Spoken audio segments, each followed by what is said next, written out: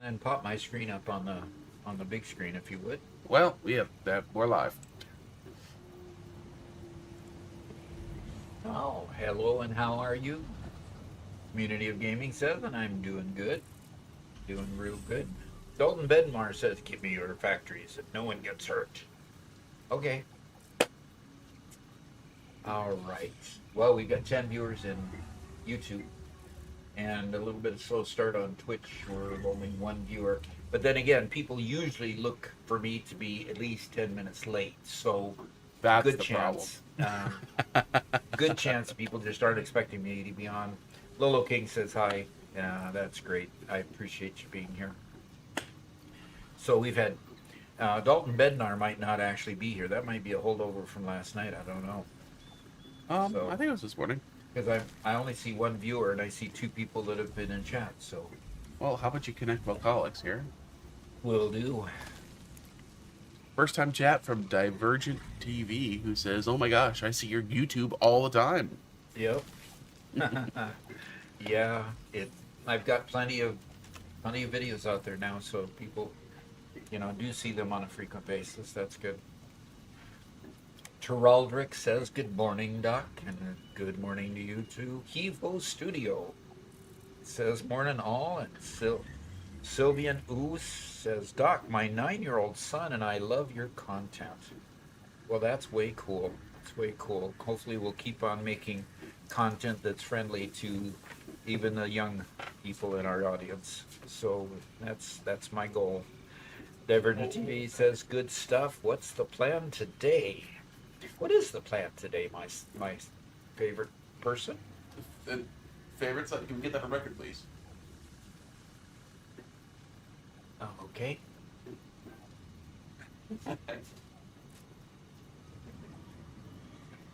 I think it's just Doc Solo. Yeah. Unless he had better plans. No, it's just Doc Solo. Can I ask, what plugin do you use to stream on YouTube and Twitch at once? Robert, why don't you let him know what technology we use? We use the website called Restream. So we actually, from OBS, only stream to Restream, and then it rebroadcasts to Twitch and YouTube. Yes, restream.io if you're looking for the actual website. If we had a little bit better internet connection, we would stream to both natively through OBS.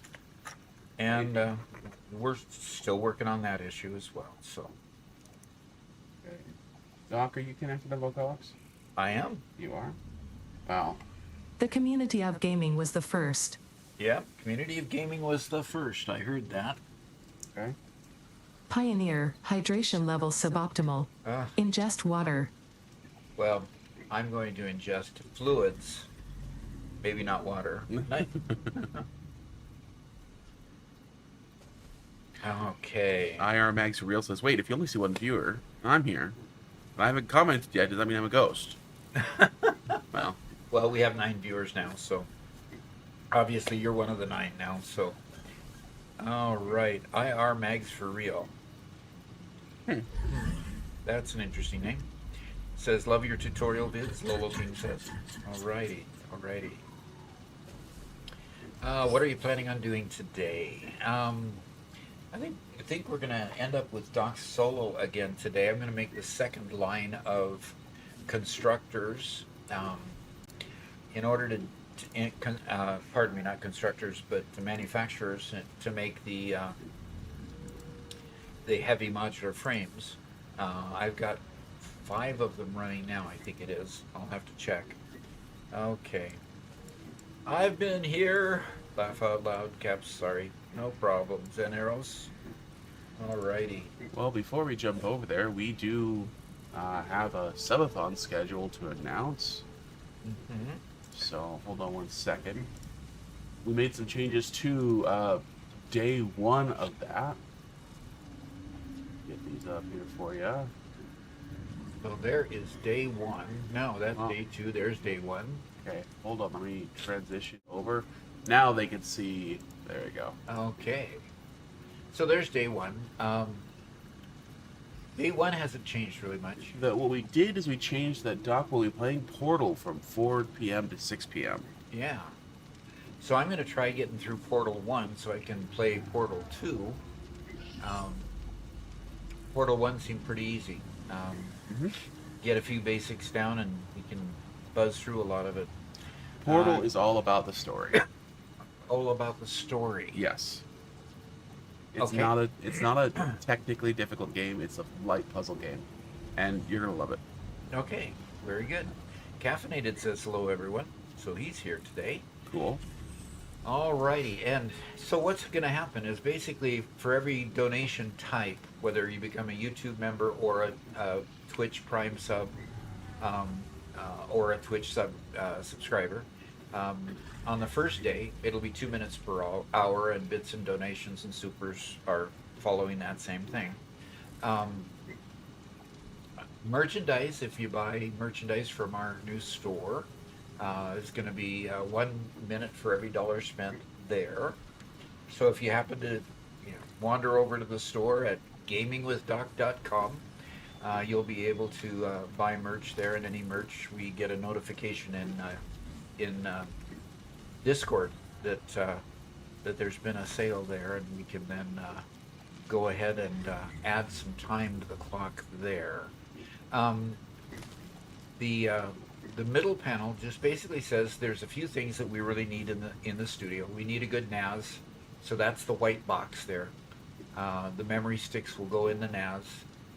Those SSD cards, not SSD, but the memory sticks anyway. That's good enough for it. APC power supply there. Uninterruptible power supply, so we don't end up with an outage like we've had in the past, where all the power goes out and then we cannot elegantly say, I'm sorry, all our power's out, we're only got a little bit of time on the UPS, so we're going to have to log off, and we can do that gracefully rather than just disappearing from cyberspace.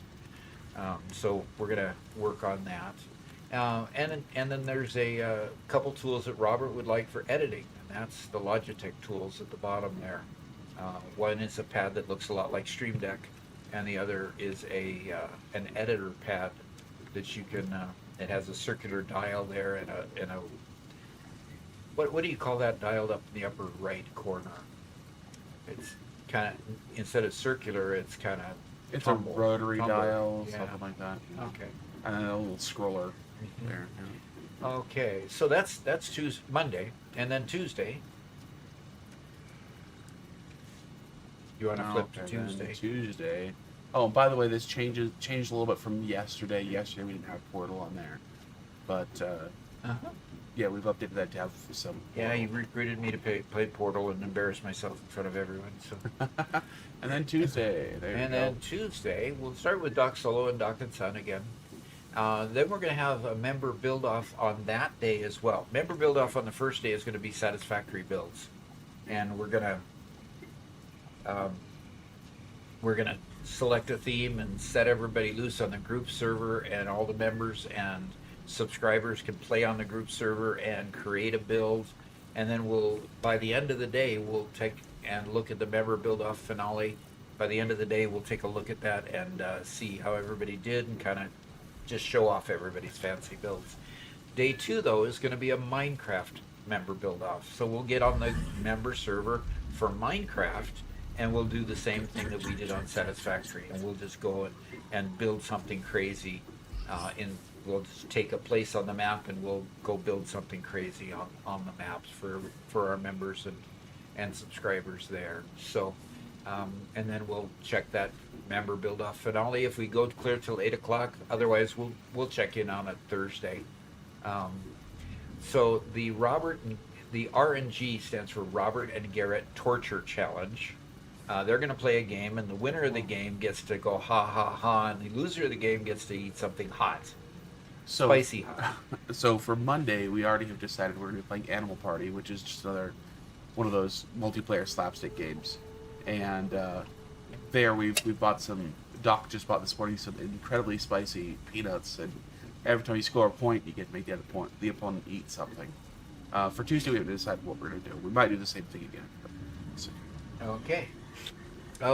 So Tuesday we just haven't chosen the challenge yet, and that'll get filled in.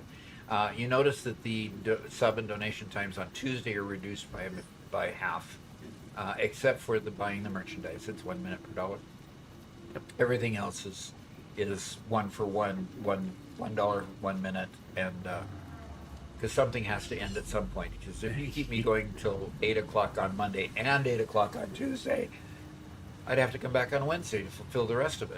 Shucks. Now, they do get 4 hours for free Monday and Tuesday. So we're going to do our totally normal streams Monday and Tuesday. Exactly. Each starting an hour earlier. And then we're going to go on from there and have more fun. Yep, and then we'll take whatever's additive from there and continue forward. So that'll be really great. So, yeah, and so if we quit before 8 on Monday, we'll come back again on Tuesday, and we'll keep adding up the minutes on Tuesday at those rates. And we'll just keep extending it on Tuesday for as long as the subscriptions and donations and memberships keep rolling in. So, all right, we've got a first-time chat from Sharpshooter410. It says, "Good morning, Doc. Hope all is well. Love watching your Satisfactory YouTube shorts. It taught me quite a bit."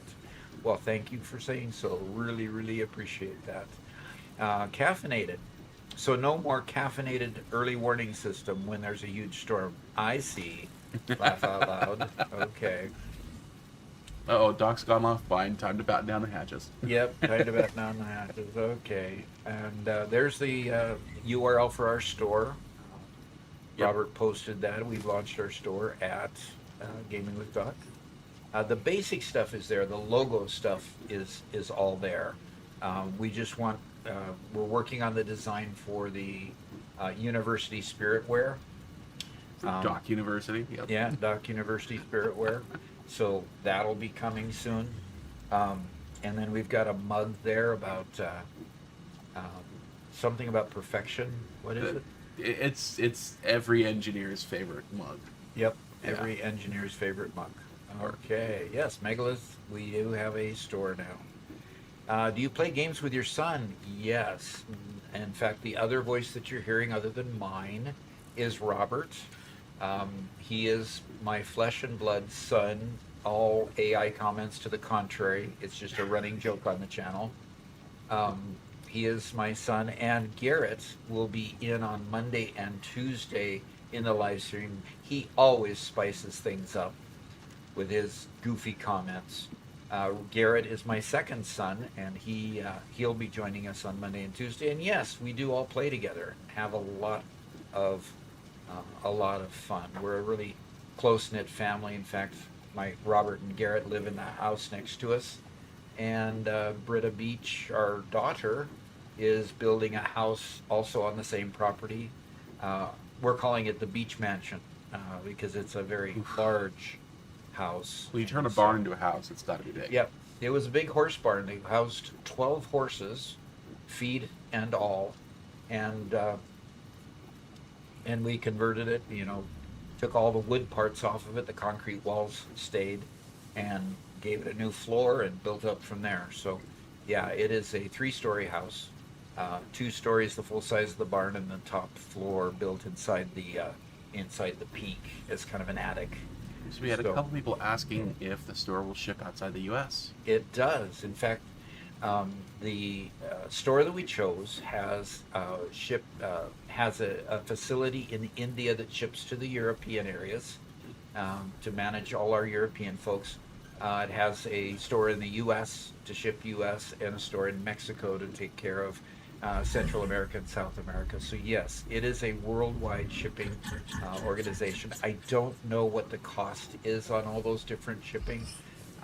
That I've not been able to get a chart about. It's probably too exotic to really understand. But yes, ships worldwide. It does ship worldwide. And like I posted there in the message, just kind of a soft launch of the store. We're gonna have at least 3 new. We have we have at least 3 more designs to go up there, if not a 4th that we're still working on for next Monday. And Teraldric says, not the con. We have that we're still working on.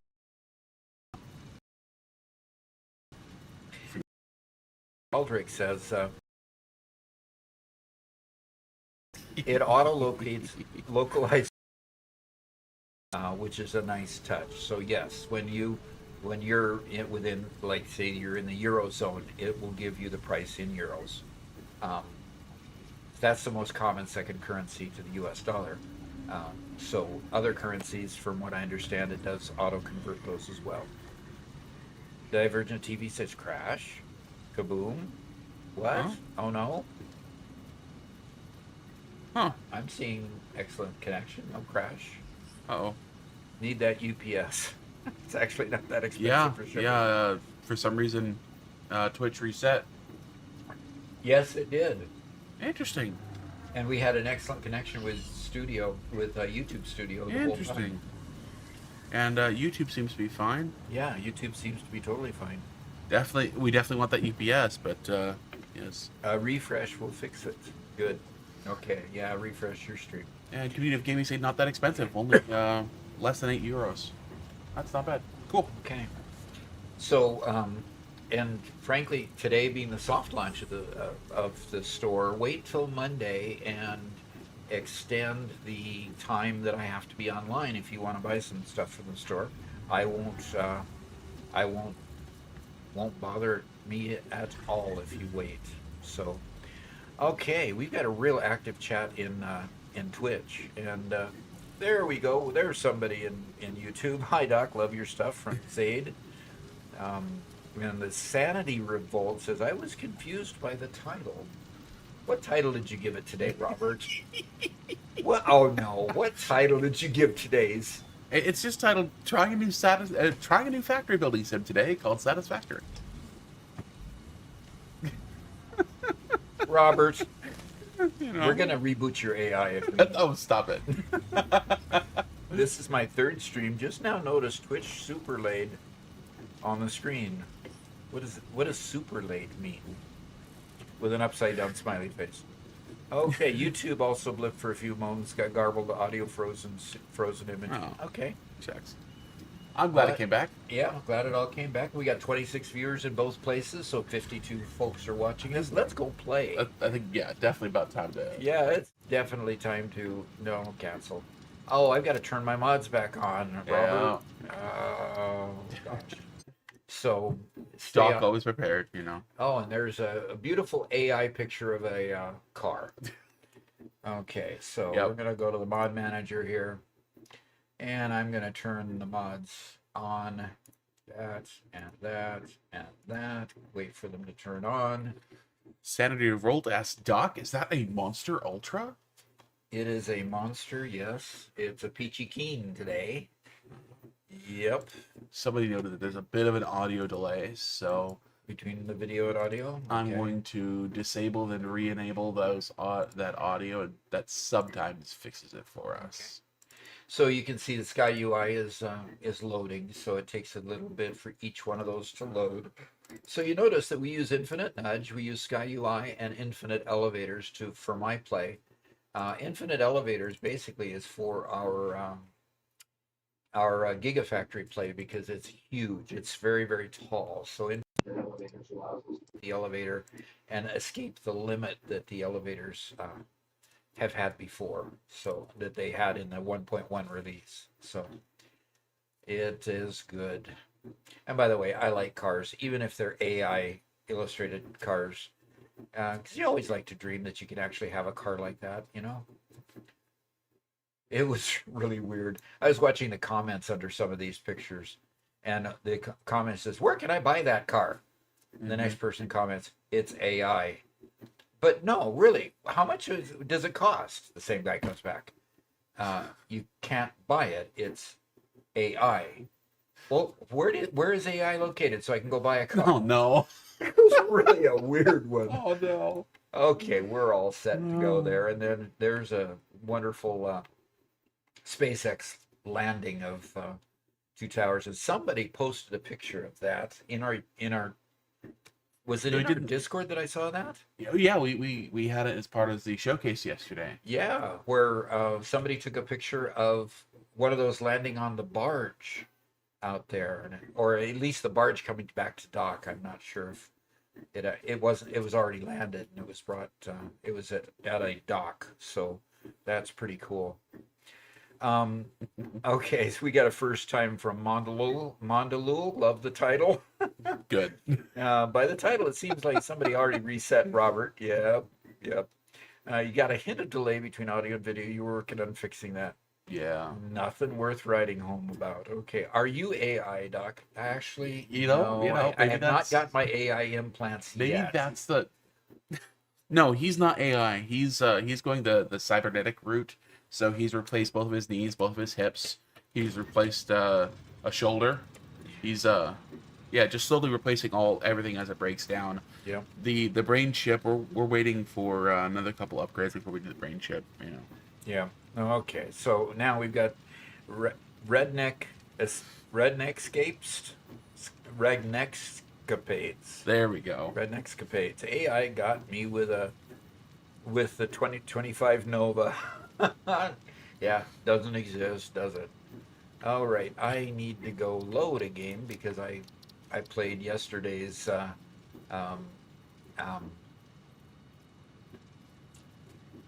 Whitestone Industries or Whitestone Industries. Yeah. Yeah, I played his version there, and so I got to load my game here. Divergent Okay. says, "Be careful near the MRI." And yes, definitely. Doc does Luckily, not do they're MRI. titanium. They're not iron. So I do have 2 knee replacements, 2 hip replacements, and a shoulder replacement so far. And there's no individual screws or anything left back in that are steel or anything. No, they're all titanium, so that they're meant to go through things like that. I did have an MRI, by the way, when they did my shoulder, and my knees and hips did fine. Okay, they just have a weird buzzing, right? Okay, so Joey said Redneckscapes is an awesome name. Redneckscapades? Yes, it is. Thanks, Joey. Alrighty. Alright. Doc is not A, but Robert is an AI. I don't know what you're talking about. I don't. Okay.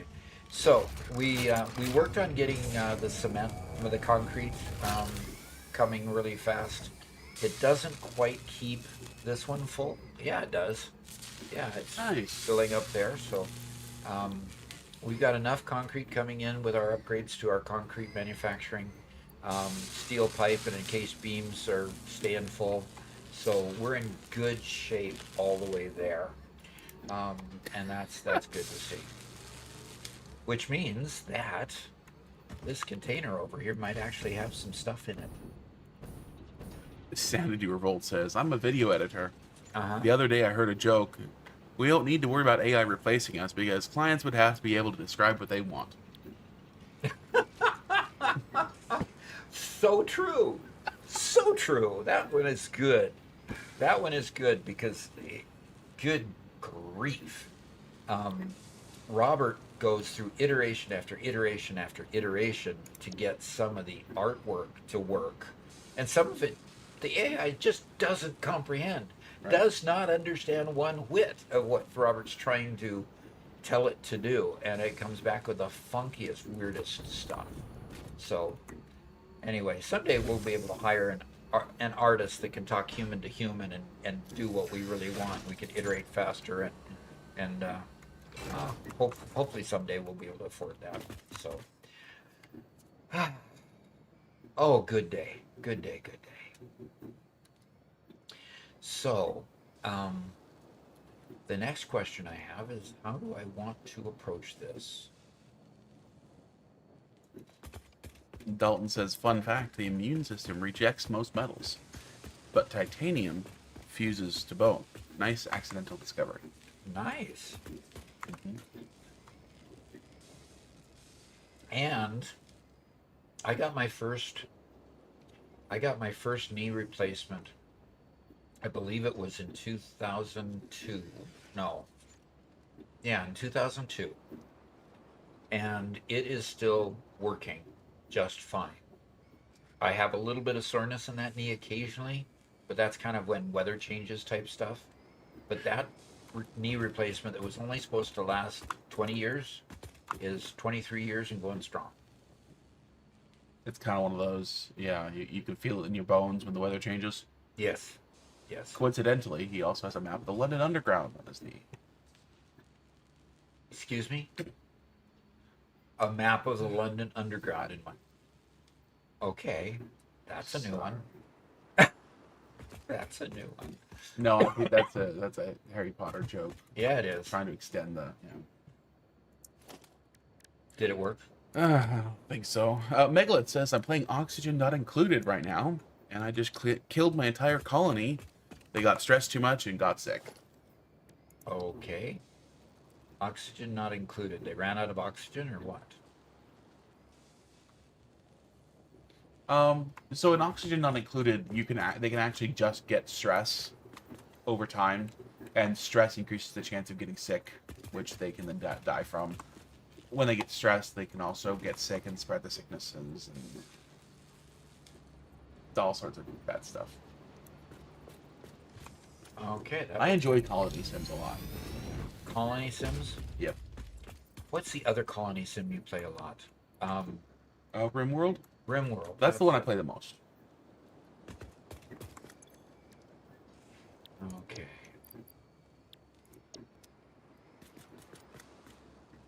Sanity Revolt says, I'm Thursday on Discord, and I know I'm new to the community, but this stream is now my go-to watch while I edit. It's great. Fantastic. Cool. I have for a very long time, had like YouTube or a stream or something in the other monitor while doing stuff. Now that I'm editing, most of my edits are just, gameplay edits for Doc.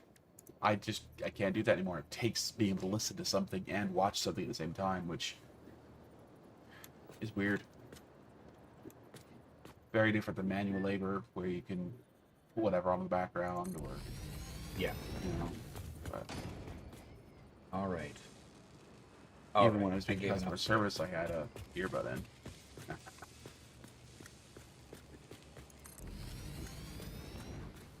Did you really? You listen to music when you're at the No, convention center? no, it was always podcasts or radio or whatever.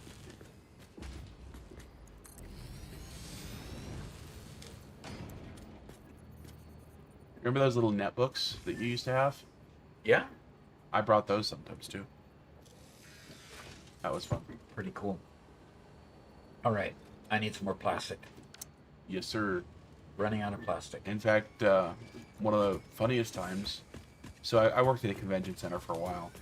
They had a wrestler reunion thing event, whatever. A wrestler reunion? Yes, as in we're talking WWE type wrestling? Yes, it wasn't WWE. It was a lower rung of some kind, but it was a whole bunch of old, washed-up guys. Oh gosh. Not a name I recognize. A bunch of old Hulks running around, huh? Yeah. However, whoever was promoting the show didn't do very much promotion, and they had some VIP tickets which sold for like a couple $100 each, and then a couple normal tickets which sold, and that was it. Like, there were more wrestlers there than viewers. Oh no. It was so sad. My job was to sit at the ticket counter. There was supposed to be 3 of us at the ticket counter taking tickets, and by like 2 hours, like basically by the time the doors opened, they sent the other people home, and I was sitting there basically in the ticket booth alone all day long because nobody was there. I mean, it was bad. We probably sold enough tickets to pay for my wages, and that's about it. It was bad. But and your wages weren't all that much back then. Nope. So needless to say, that was not a profitable venture for them. Oh, this one's the rubber. No, it was not. Sanity Revolt says the trick is to do your cut silent, then motion and graphics while watching something else. Yeah. I'm able to do about half of it silent.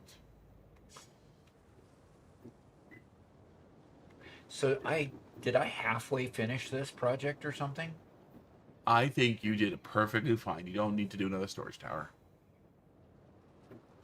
No, I don't need to do another storage tower, but I needed containers over here, and I needed plastic to do containers, and... Porter Einerson says Dwarf Fortress is close to being a great colony sim. Close to? Close. Okay. Interesting. Dwarf Fortress is one of those games that I wish I could play.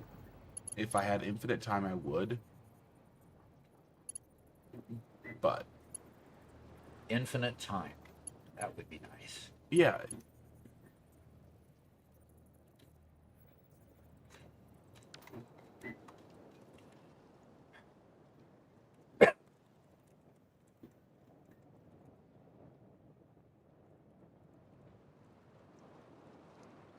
Yeah. Okay. Fine.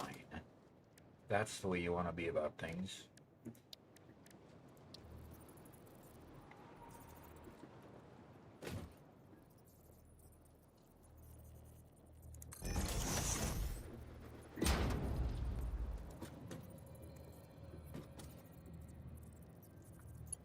Dwarf Fortress is famous for being such a complicated sim. Well, I haven't actually played it. I would like to play it, but it's known for being very complex. That's all.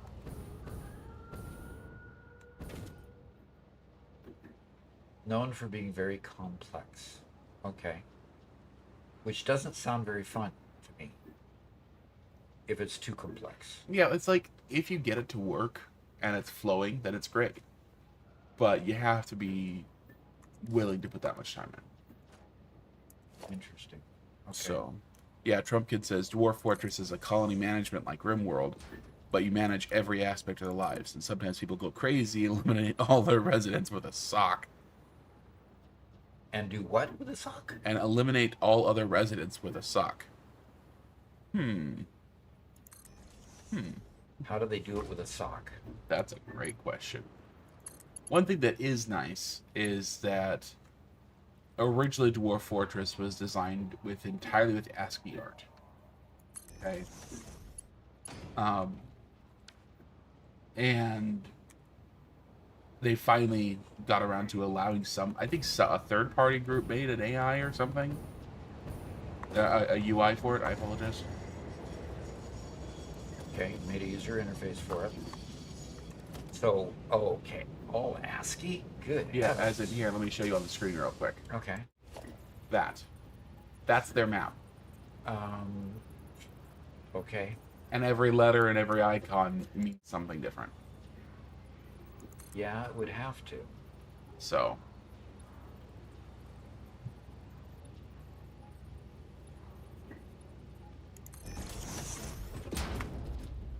So just like, Minecraft looks like it's super old, um, you know, this also looks very old, even though it's in current development. It's been in current development for a long time. The guy has this massive plan for development that's going to last. Well, okay, last I heard of the game and talked about it was like 5 years ago, but he had like a 15-year plan of all the things he wanted to do with the game. And he just keeps plugging away at it. Keeps plugging away. Okay. And maybe someday it'll get somewhere?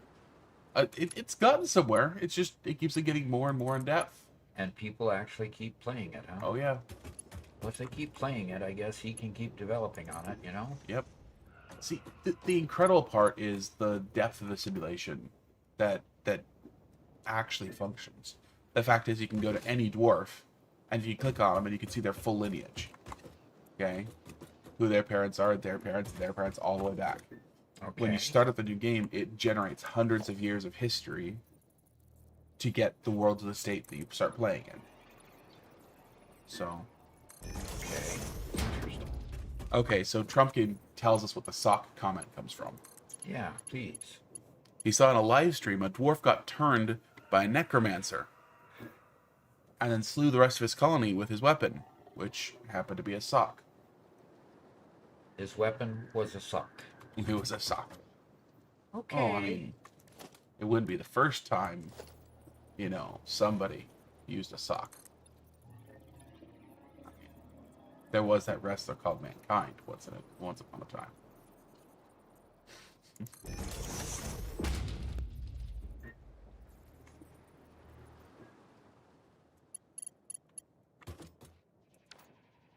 All right.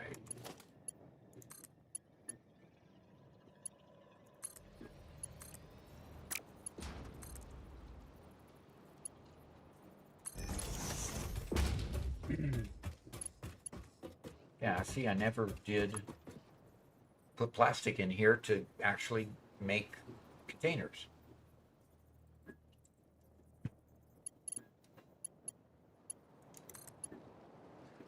Oops. Yeah, oops. That's what you're working on. Okay. Yeah, that's kind of left it in the middle. So now this is getting plastic. Now it can make containers. Awesome.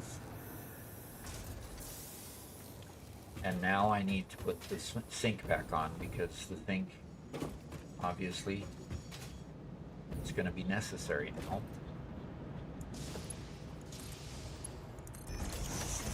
Keep stuff flowing. Keep the unpackagers flowing.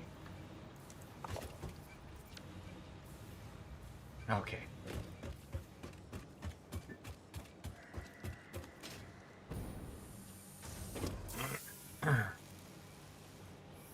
Okay, guys. Okay, you can't unpackage. Okay, come on. All right. It didn't get enough fuel because it wasn't able to unpackage. Now it's going to start getting fuel. Okay. Now it can get the packaged fuel out of there. And that one's full.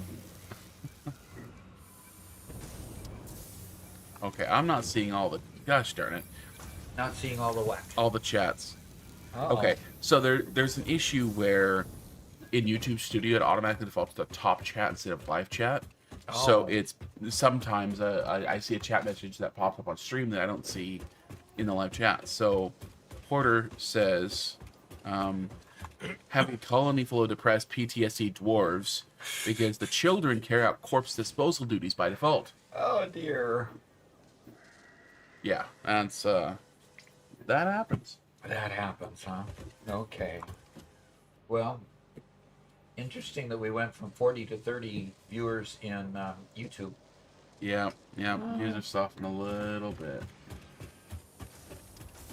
All right, let's go finish. Now that I have some plastic and I have it going into the depot as well, I can go ahead and build that last manufacturer. Then I can go figure out where I'm going to get some more cement. Concrete, pardon me. Use the proper term, Robert. Richard. gotta use the proper term for things. You know, Of concrete course. is not cement, and cement is not concrete, right? Uh-huh.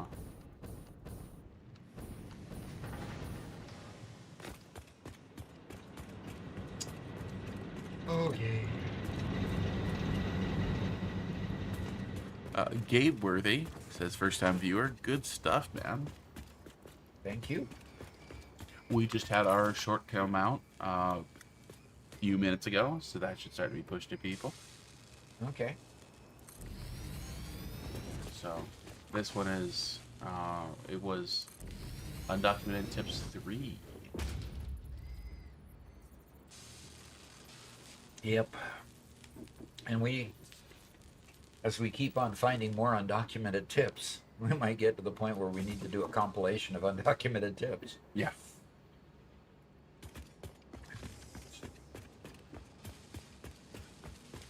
All right.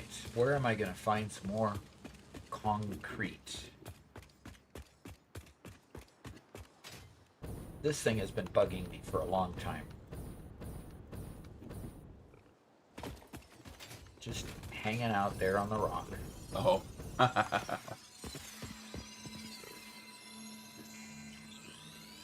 Dalton says, oh, we're weeding out the RimWorld fans.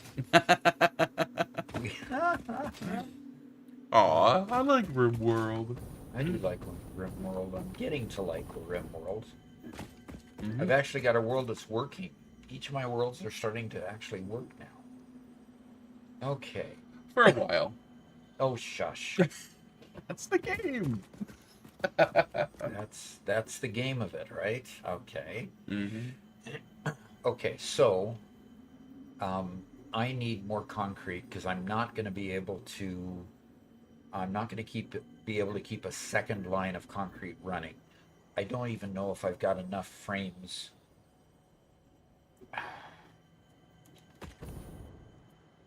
Frames and what was the other thing?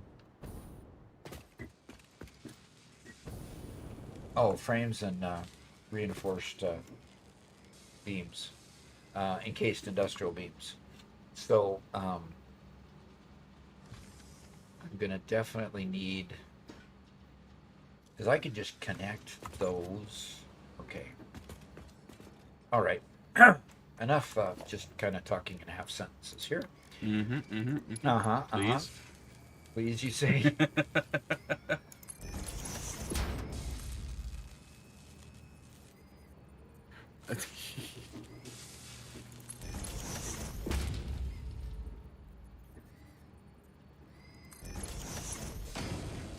Dalton says, I initially typed Factorio, but I had to target you by rewriting as RimWorld fans.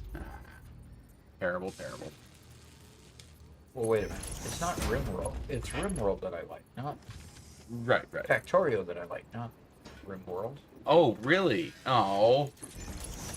Well then. And I've been playing both. Yeah. When I say not for long, I meant RimWorld. Factorio, yeah, it'll keep going. You have bugs turned off, don't you? I have what turned off? The bugs or whatever they are. Turned off? Yeah, the bugs turned off in Factorio. Right. Oh yeah. Yeah, I play peaceful. You know, those creepy things. They don't need to come and destroy I mean, they can just live happily on their own, thank you. Well, you know.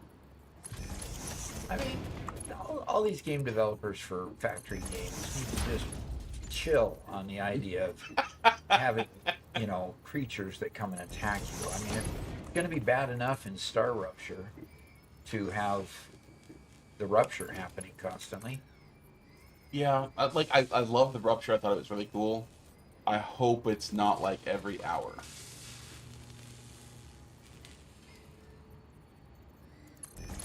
Then again, happening every hour is just like going to sleep in Minecraft or, whatever. But that can be bypassed, so we'll see how often it is. Hopefully it's not that super common.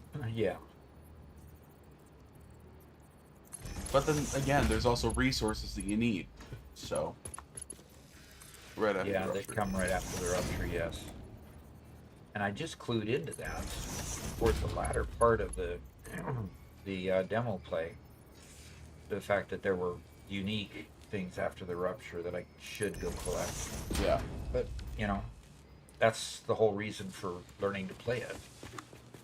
Getting the playthrough so that you could learn those things. Yep.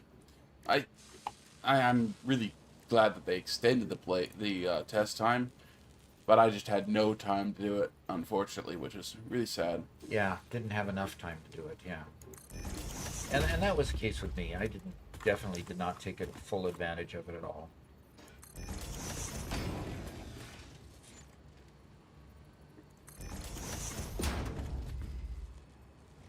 Red Escapade says, I agree with turning the hostile mobs off on Satisfactory, but the biters in Factorio stimulate heat in your circuit, and it feels like cheating.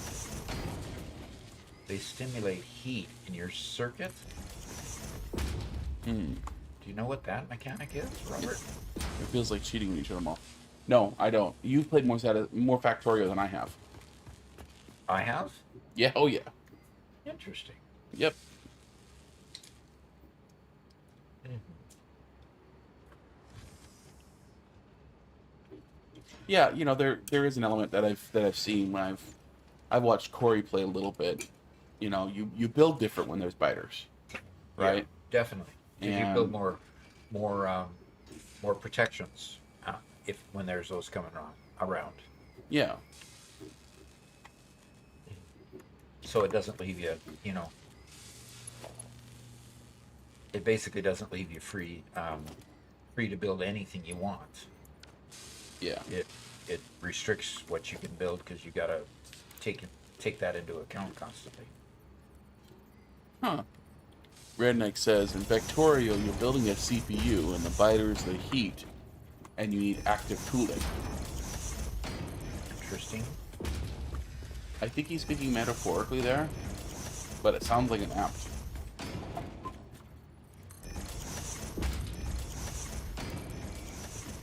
That's cool. Yeah.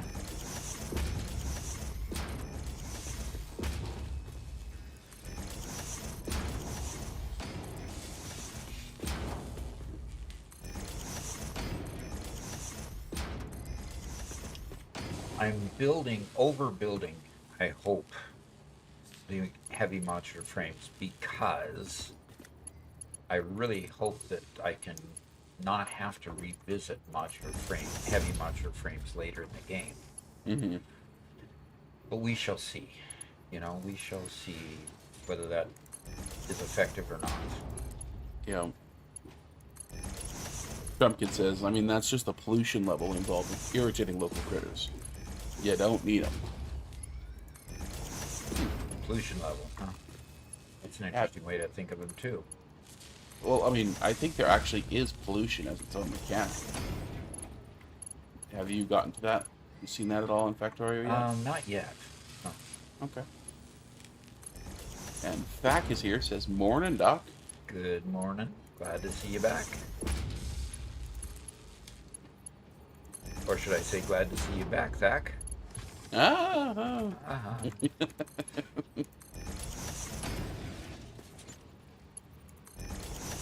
Oh, cool. I do have an audio question for everybody who's listening. We have a 3D printer running in the background behind us. Can you guys hear it?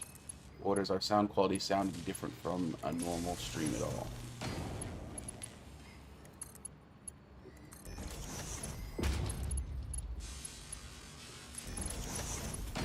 Yeah, because it's been going the whole time. And honestly, I can't hear it in my mic for hearing you, Robert. Yeah. I'm not hearing it through that mic. Interesting. So, Okay. which I thought was I thought that was kind of interesting too, because I can hear it stronger outside of your mic. Just Okay. normal ambient sounds. Dalton clarifies pollution is what attracts the bugs, Oh. which seems counterintuitive, but yeah. Okay, that makes sense. Okay. And Lexi is here. Says, "Hi, you guys." Hey, Lexi. Right after I get done building this, and funding it with concrete, I'm gonna go look for a Ethereum mine. Okay, just for you. Just for you. Not for your factory, not because you need it. You're doing it for her. Yep.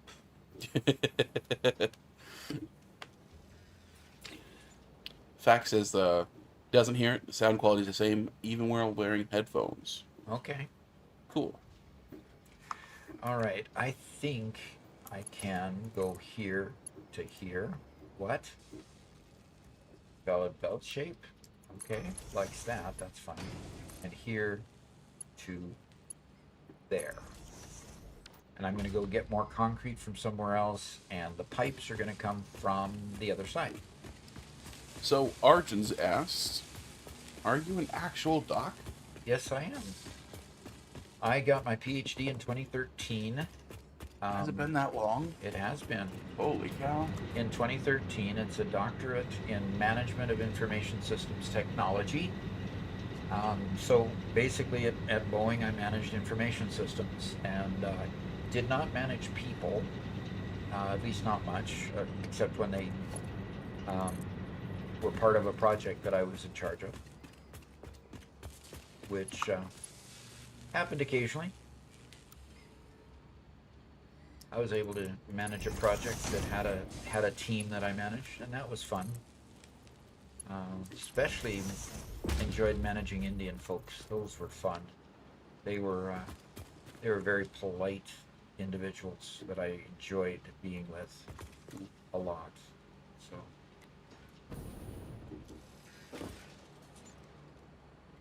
Okay. Hey Arjun, hopefully you heard his answer there. He came over to Twitch to ask the question as well.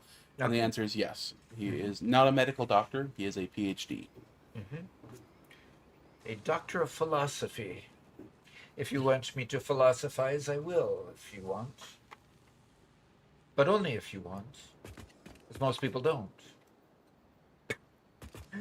Okay. Agile fine. or not That's too enough. agile, that is the question.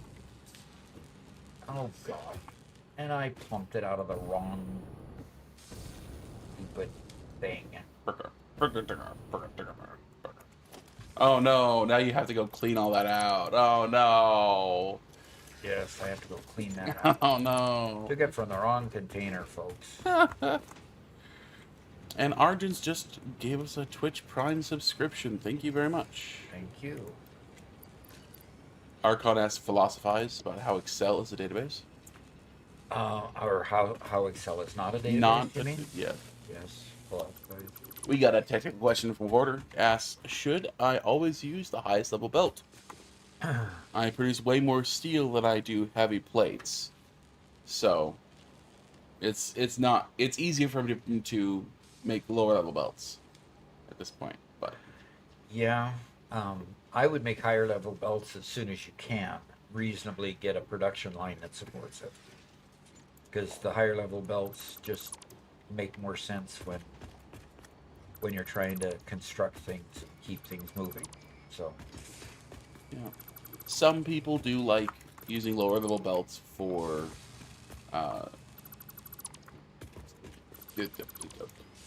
when they're trying to do some level of load balancing, or like when they're building a large manifold, you can use a lower level belt going into each machine, something like that. yep. But that's kind of a personal preference, so I think it's not necessary, but it could speed up the spin up time of your manifold. Yep. And Caffeinated says, reminder everybody that it is September, which means all subs are 30% off. For Twitch, is that it? That's it for Twitch, Yeah. which is perfect for the subathon next week. Yep. That's partly the reason why the subathon is happening next week. Mm-hmm. Sanity Revolt asks, is Obsidian a database? I do not know Obsidian. It is not a relational database. However, it is a place that stores a number of documents. The documents can be linked to each other. The documents can all have tags. You can search for documents and look at documents by tags. It's like a wiki type of thing. It's more But of on a your desktop? documentum, sort of. Documentum was the commercial-sized thing that's like what he's describing, where it's a document repository, and on the front end it gives you a meta tag search so that you can find documents based on the meta tags that were used, and if it's maintained properly, those meta tags are updated with some keyword contents as well. So that's kind of database, but not what you. Yeah, it's a document database. It's a very specialized database. It's more of a document database. Crew says it's a digital Zettelkasten. I have no idea what that is. A digital what? Zettelkasten? That is a word to Google and see what in the world it means. Alexander_Petrova said, "Hey Doc 8, I hear Caterium increased factory efficiency by 75%, so not doing so will have negative effects like the revocation of privileges for Butterfingers and Doggo Cuddles." Okay. I'll repent tomorrow. Tomorrow? On your day off? Oh, that's the day off? Oh, shucks.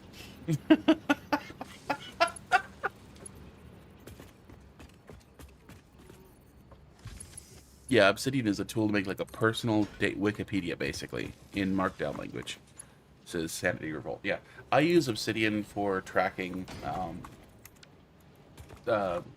my game of Call of Cthulhu with Garrett and one of his friends. You're gonna have to delete that. Ooh, you might have gotten away with that. Probably.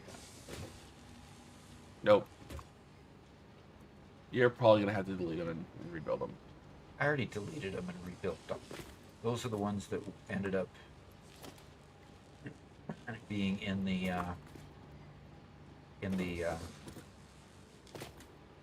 splitter. So Zettelkasten is the German word for second brain. Cool. Yeah, I've seen a lot of people use Obsidian for stuff like that. It's an all around great note-taking app that allows you to take a lot of notes, keep them collated, get a lot of stuff out of your brain. So you've heard of it? You heard of Obsidian before too? Yep, I've used it. Oh, interesting. Yep. And frankly, the way it handles metadata and allows a search, it is more of a flat file database, but it's a database that contains hundreds of thousands of meta tags that you can search, I assume. Yeah, and if it's all anything stuff. like Documentum. Oh, it's all self-described tags at the top of the page. You put in a hashtag and it becomes known by that hashtag. And okay, so it doesn't provide the search inside the document, pull out tags. Correct. It does not automatically find them. Okay, so as long as you meta tag it accurately, you will find that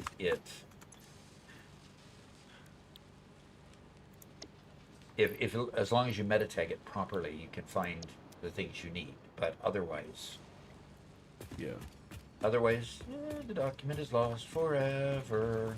So, Thack asks, are the 1 hour of game time certificates meant for review of our factory area and improvement suggestions, or something else? Yes, and yes.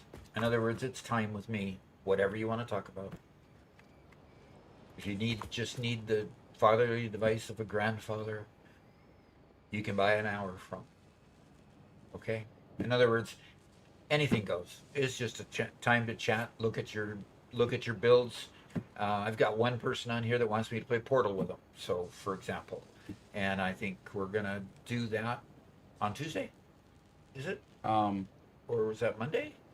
That's Maybe. going to be Space Engineers. Space Engineers, yeah. Monday. One person wants to play Space Engineers with me real bad. We're gonna do it on Monday, right? Or is that Tuesday? Tuesday during the subathon. On a Tuesday during the subathon. Yeah. So, but that's that kind of thing. That's that kind of thing. Yeah, I'll play whatever game you want me to play. There's other users that have bugged me to play Dune, so we're gonna do that on Monday, and I'm gonna get gobbled by the sandworm a million times, I'll bet. Because I have no clue how to do any of that at this point. So anyway. Yep. So yeah, it's just time to have fun and hang out. Anything That's the whole goes. point. Yep. Anything goes is stuff that Doc wouldn't do with a 9-year-old. Right. So Megalith asks, Doom? Doom. No, Dune. Dune Awakening. D-U-N-E. That's what I said. I was Yes. saying No, Doom. I'm correcting Megalith. Megalith Okay. asks Doom. D-O-O-M. No. D-U-N-E. The new Doom is a little bit more graphically intense than the old one. Really? It's a little bit more, just a wee bit more. Okay. I'd love to see Wolfenstein 3D done in good graphics. Oh, they I mean, that was the first of its genre, the Wolfenstein 3D. It created all kinds of furor among all the yeah. people out there. Well, Doc, I could show you a trailer for the What latest happened to my Wolfenstein. monitor? Okay. My monitor just went blank for some reason. For a moment. Yeah. Yeah. That was but- on my side, guys, not Twitch or YouTube. So Catherine says, "Oh boy, do I have news for you about Wolfenstein." oh, do you? Was it redone? They have new Wolfenstein games. Oh, they do. Boy, Yeah. I haven't. Obviously, you can tell I have not checked those out. No. So, Wolfenstein has gone a lot the same way that Doom has. getting even more graphical, Uh-huh. graphic, should I say? It's an intense game. Yeah. Okay. Have I put the thermal for the subathon on Discord somewhere? I have not yet. I'll go ahead and post that over there, though. That would probably be a good thing to do. And that reminds me, if you haven't investigated our Discord, we've got quite a community of well over 2,000 people that have joined our Discord. Some just hang out, some actually live stream there and get together with buddies and friends and hang out and live stream together and get questions answered and comments. That's a whole lot of good things going on over there if you want to. And in fact, we've got the Nightbot posting the URL for the Discord frequently in Twitch. Robert has to manually do it in YouTube still, I believe. Yeah, although yesterday, today, it's been failing. I've seen it post every once in a while, but for some reason, Yeah, I saw it post toward the beginning of the stream. yeah. So I need to double check that, but here I'll post it there. Yeah. Yeah. So our Discord is where things happen. Discord is where our members find out what the server password is for the day and are able to go in and enjoy playing with us. Oh, Kitty Cat decided to join me. She's taking her perch right in her coveted spot here. This is Callie. She's my cat. She's my good kitty. Okay, she's a long hair calico cat. Redeemed cat. Okay. Warning, unauthorized feline detected. Cease interactions with biological life forms I'll that get form back to emotional work. attachments. I'll get back to work. Okay. And Brosman's just resubscribed again All right. on Twitch. Thank you very much. And you're a 2-month subscriber. That's cool. That is way cool. Thank you. And Arjun says, your profile looks a bit like the guy from Up. Yes, it does. I have been accused of that before. Yes. Nutritional protocol update. You are now authorized to consume 1 Butterfinger. This is not a reward. It is a calculated morale adjustment. Do not attempt to exceed the quota. Consequences will be both immediate and sticky. So for those of you who don't understand the Butterfinger joke, Butterfinger is by far my favorite candy bar.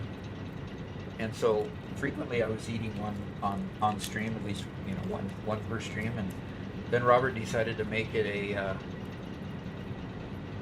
something that you could use your points to have meat consumed. Um, oh, and we have our benchy. We printed this morning. This is what was printing on my 3D printer this morning.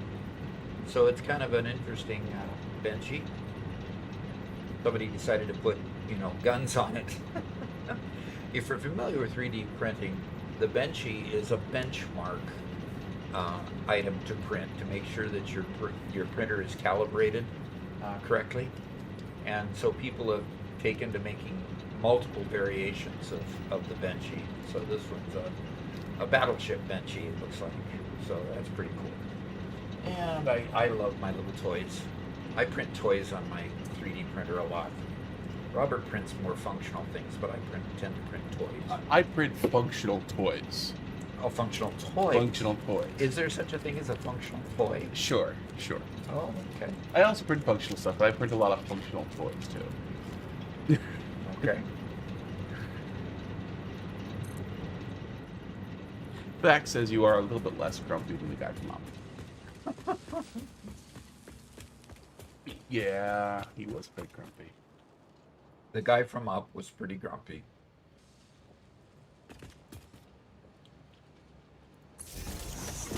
So that was our test to see how, because we noticed that there is a quiet mode on Doc's new printer, and we wanted to see if we could print while we were streaming without it interfering too much, and it looks like we were successful. So happy about that.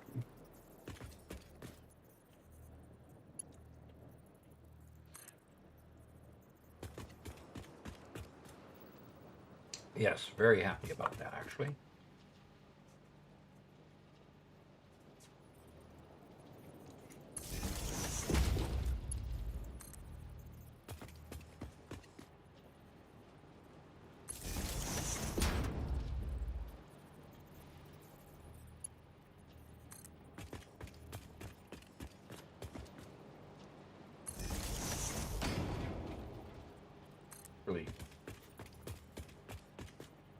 Really too bad I haven't found a Caterium mine yet and unlocked the higher level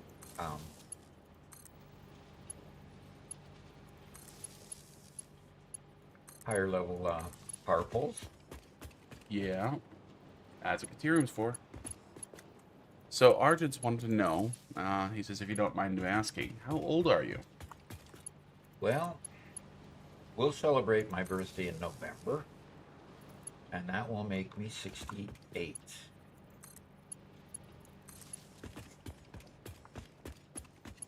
So, I'm a 50s looking 68, right? Sure. And by the way, nobody's commented on this little guy yet. And this is the second stream I've worn it. He's Anybody super proud guess of what that is? Johnny Silverhand says, you're a handsome young man. Thank you. Okay. Modular frames and encased industrial beams have not made it this far for some reason. Okay, does that mean I've got missing a conveyor someplace? Well, Steel pipes made it. both of your moderators have proven their mettle. They both guessed that this is definitely a factory card. Okay. Yep. It's from the pins. You know, that one might be the only one that has a formula in it. That's one. Okay. Very good.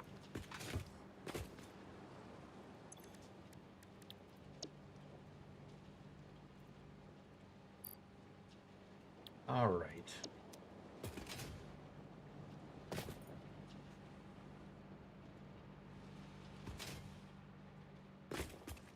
Factory cards, yes. This came from the package that, gosh, what was the name of that company? Heroic Replica sent. That is their Satisfactory package. Okay, so Satisfactory, they support Satisfactory in their replica items. You'll find a Lego cart like this in their package, in their big package, and several other items. So a set of these pins there a set of these pins was in the package, as well as a lot of other pins in the package, and stickers and stuff you can decorate your laptops with and so forth. So to answer the age question, he's so old that he designed the Wright brothers plane. He got bought out by Boeing. Yeah, I got bought out by Boeing. That's why I can play computer games in my retirement. Yep. Okay. So Arjun's Okay, asked we how got- old you were, Uh-huh. because he'd like to know what advice you have received that you will never forget.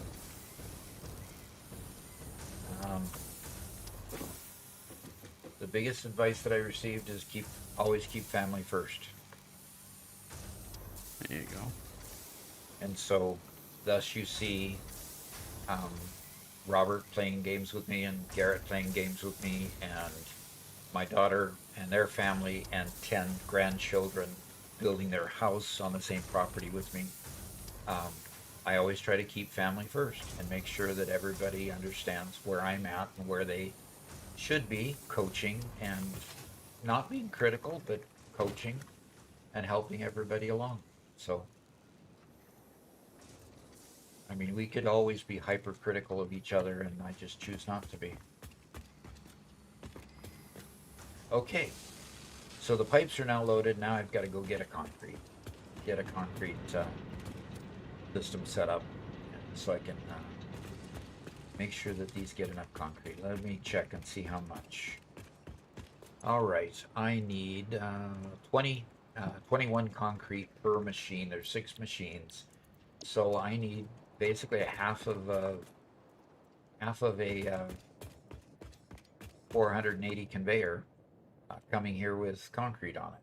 So let's do a little searching here. We'll see where we can find a limestone mine out this direction. Caffeinate says, everybody mark down Boeing on your little bingo cards. Yep, Boeing has been mentioned. Oscar says his advice would be don't date crazy. Well, this is interesting. I bet you it's underground. Yeah, I bet you we've got a... Oh, and it disappears the closer I get to it. Okay, fine. Of course. Yeah, there must be a tunnel around here. You know, Doc, Caffeinated asked when the factory carts will be finished. I think I'm going to sit down and start tinkering on that. Okay. If you're all right with it. I am totally okay with it. I just got discouraged with it because every new piece I put on, disconnected an old piece. And it just was frustrating.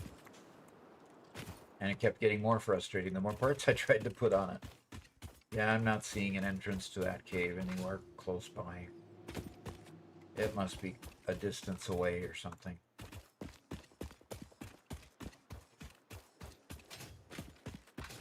Okay, so the limestone mine, yeah, it's there, right under that rock.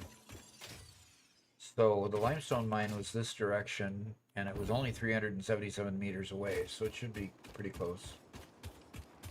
Okay, so for anybody who wanted to see the subathon schedule that starts on Monday, it is now posted in the Discord underneath the schedule channel. I'm still adding some more information to it, but the basics are there.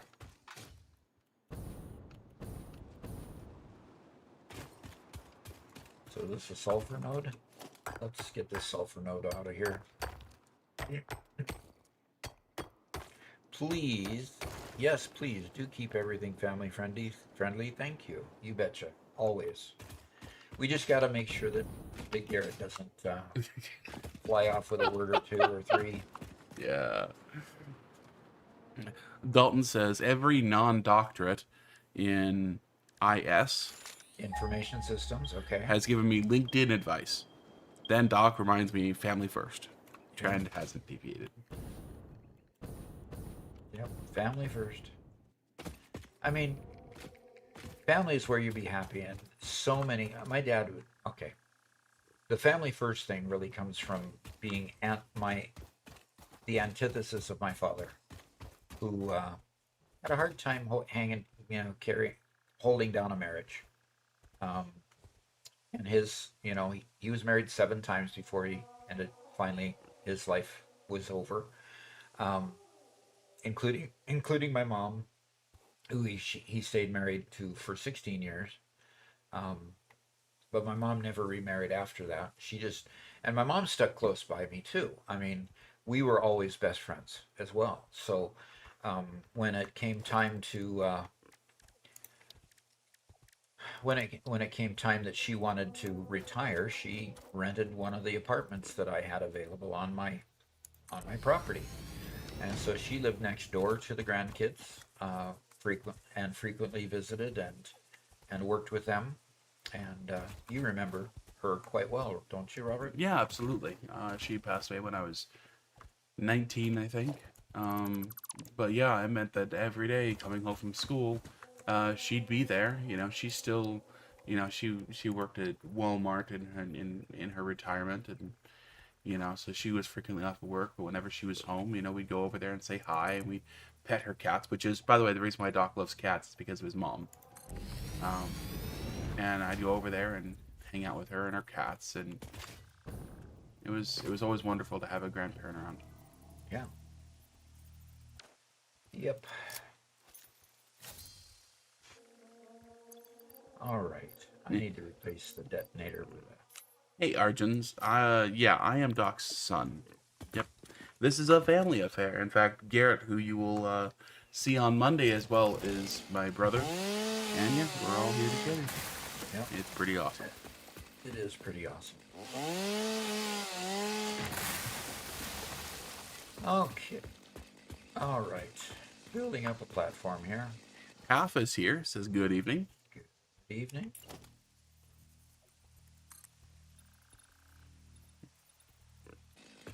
Hang with us, guys.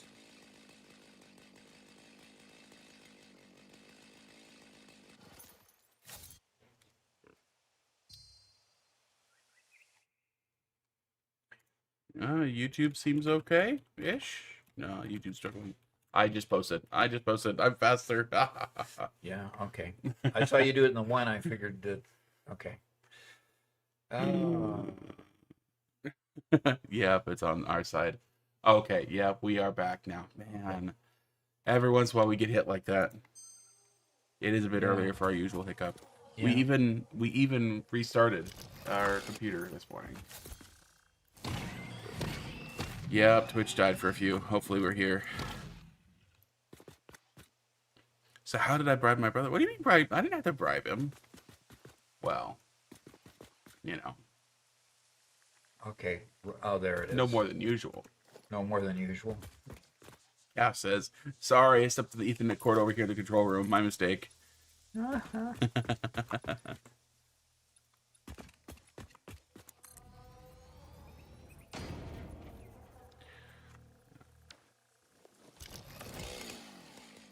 So Gongrim asks, does the time purchase include Robert? Mine is a separate one. So There are two, yes. yep. One for Robert, one for me. So And you those- can specify who. And those time purchases are entirely off stream. Yep. Okay. All right, let's put the miner down here because I'm losing track of where the miner should go. All right, and there's where the miner should go. And what direction do I want that miner pointed? Brosman's asked, still going to play on the member server? Oh, yeah. Yeah. And in fact, if you want to go on the member server, we can do that too. Play there. Or we can play a multiplayer game. Whatever you like. Or just hang out. Whatever you want. Yep. Now, this one's going to do 120. That must have been a pure node. Isn't 120 a pure node, Robert?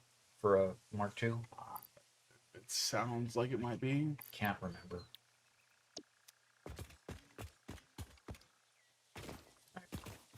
Yeah, it's a normal node. It's a normal. Okay, and Zammer got that it was a normal as well. So. Hey, Zach, how's it going?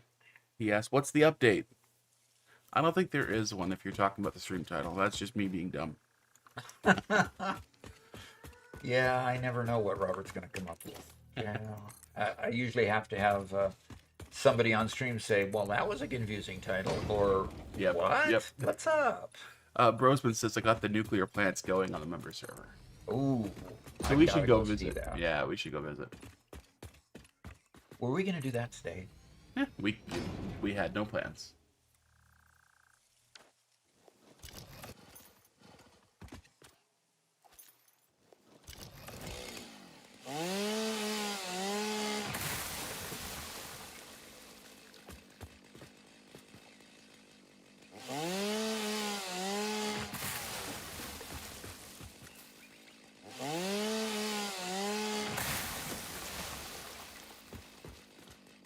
Okay.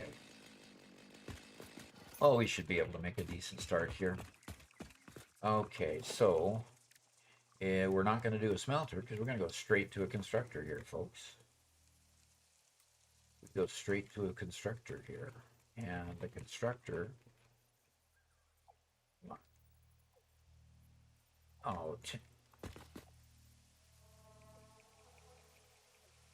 no, is that because it's not powered or something? There it goes. There it goes. Okay. H.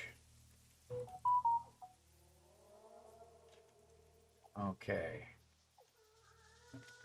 There.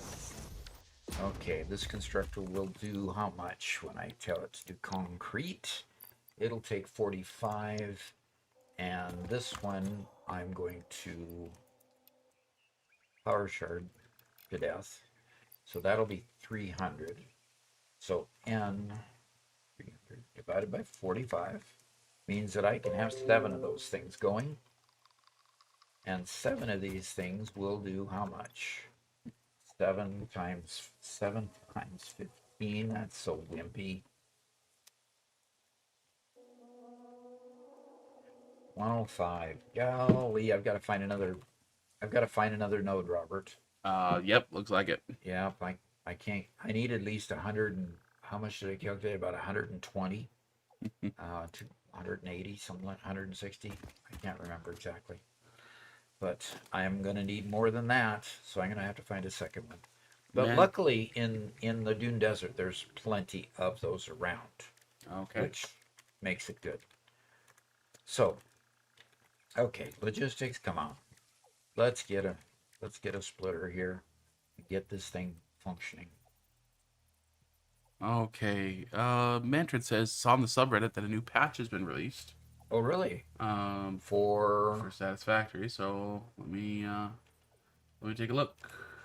I must need to get power to these things because it's not giving me the lines that tell me where it's lined up. So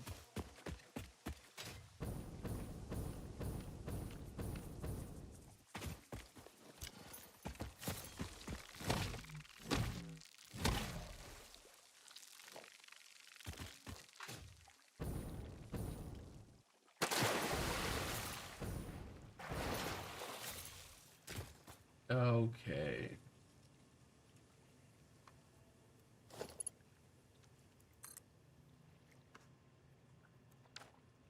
Bug fixes. Fix disconnections in multiplayer when multiple people interact with the boombox.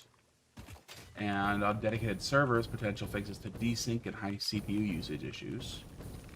And updated localizations. Okay. Quick patch. okay, so we can work without the patch for now, right? Yeah. Yeah, it's nothing. Cool.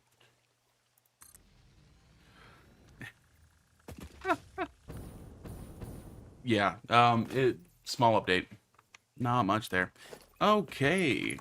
The Oscar says I should get Doc to play Helldivers 2. Helldivers? Oh boy. That sounds like an interesting genre, I guess. Yeah, gameplay wise, you're a space marine type character and you drop in on planets and you shoot and kill a whole bunch of bugs and complete a small mission and leave again. It's not really your genre. Those got to turn around.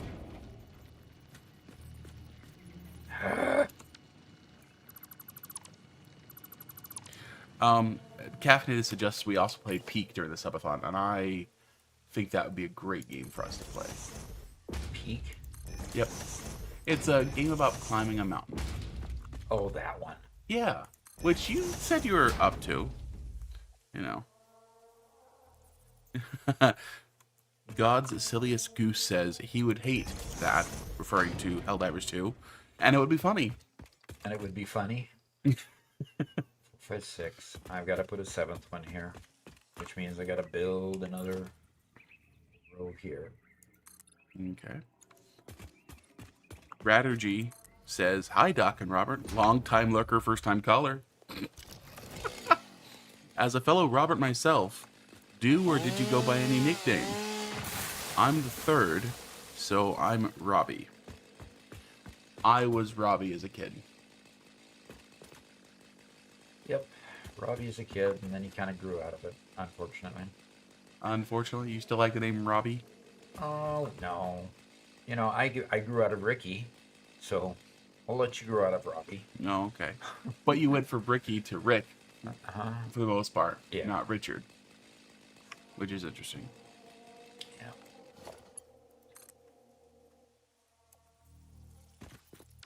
Okay, come on.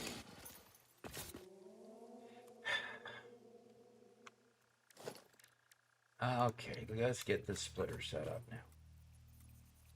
Cool. So Half says, about that job application, I said yes to the contract, and it starts, and they start a new job on Tuesday. Okay, well that's cool. That is awesome. Congratulations. Okay, why am I not getting my lines here? Well, first off, spin it.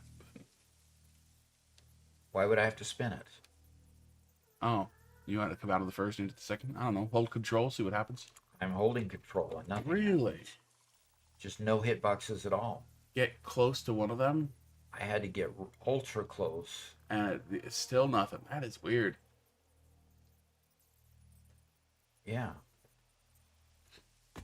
Totally weird. I have to line it up this way. Cornman says, if I got $1 every time I said a really stupid joke, it'd be a weird way of making money. But you'd make it frequently.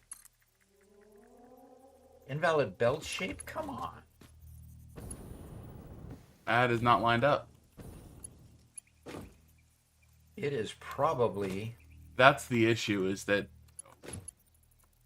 the miner's not on the world grid. So The miner is on the... just on the node. It's on the node. So just and take it it's- off of straight and it'll go in just fine.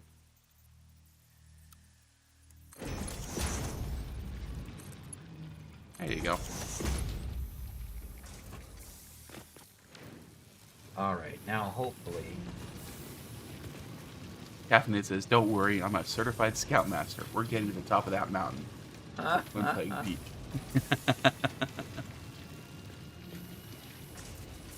The Copper Boar says, isn't Helldivers and Satisfactory the same game? Just in Helldivers, the petroleum is a little bit more aggressive. Petroleum? Yeah, it's not linking Weird. to anything here. Yeah. You're going to have to play as H and nudge them all. Probably because I lined this machine up with that. And then I placed all these machines lined up with that. So everything's based on where the position of this was.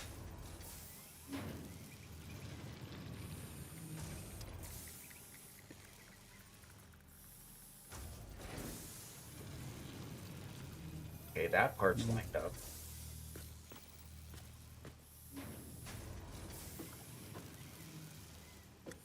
And how is this lined up? Okay. Center of that. Why is this so weird? Well, I'm just Yeah, gonna put it there. That should be right. It's gonna be close anyway. Yep.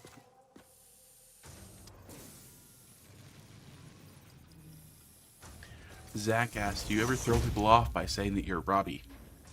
No. Nope, I left that name quite a while ago.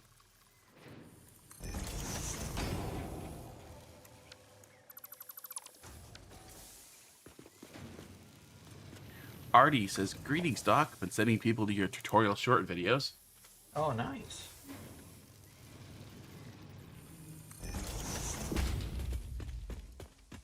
Good. That helps the channel. It really does.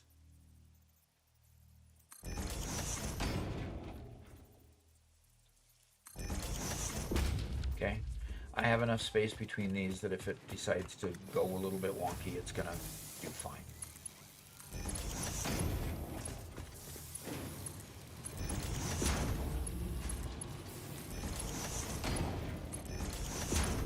Alright, let's get these hooked up here and go find another limestone mine and do the same.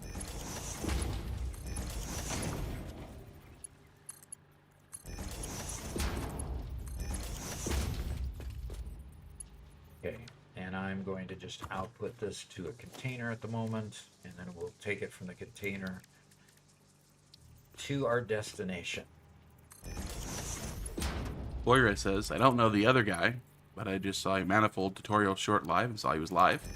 Enjoying the relaxing vibes." Very good, very good. Yeah, we're kind of chill. I don't scream and yell and get all excited. I just build things. You might fall asleep sometimes. No, you don't want people to do that.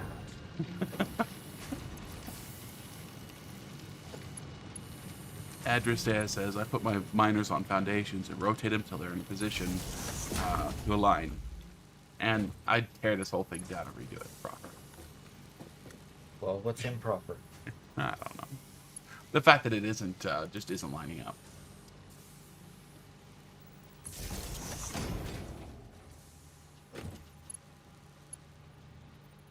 What? Huh. That's not where I thought I put it. Oh. Okay. Why is it snapping to you? Yeah, You hitting a weird button. I'm hitting a weird button. Oh.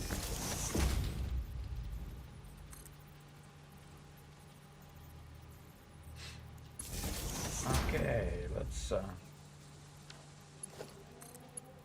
there. There. There.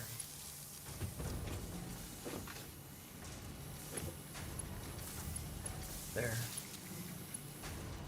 And to that one. Alright, start making stuff. Alright, what are you feeding limestone to the container for? Because I goofed. Oh, Okay. what a goof. Yeah. What a goof. Okay. Can't survive for nothing. Nope. Oh, what a goof you call me. Arjun's asks if you could give yourself one piece of advice to your younger self, what would that be? Get education first. Oh. Not second, third. Not when you're forced to. Huh.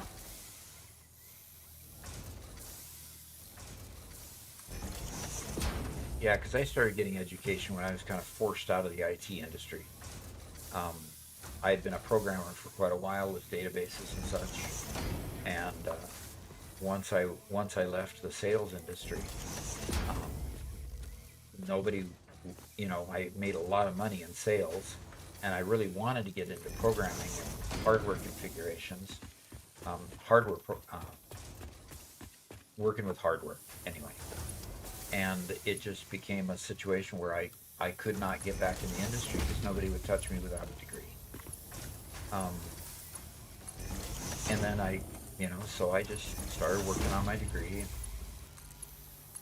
Thankfully got hired in Boeing with just an associate's degree. Gosh, I just felt so lucky that way.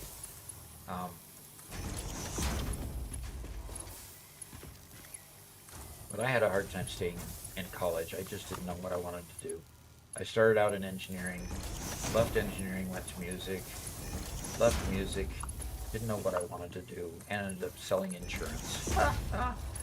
Oh, and had quite a career selling insurance until the company nearly went belly up. Yeah. And basically canceled most of my book of business. So I went from, at that time $40,000 a year down to $20,000 the next year. You know, try to work a budget on that. I dare you. I mean, it's just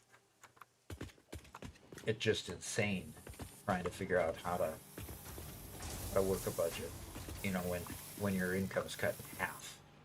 And so I left them, tried to go to a broker, insurance broker, selling. You know, I sold commercial insurance basically, and finally just got forced back into school.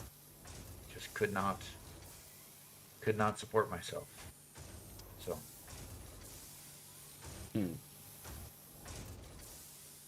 And not necessarily in all that in that order.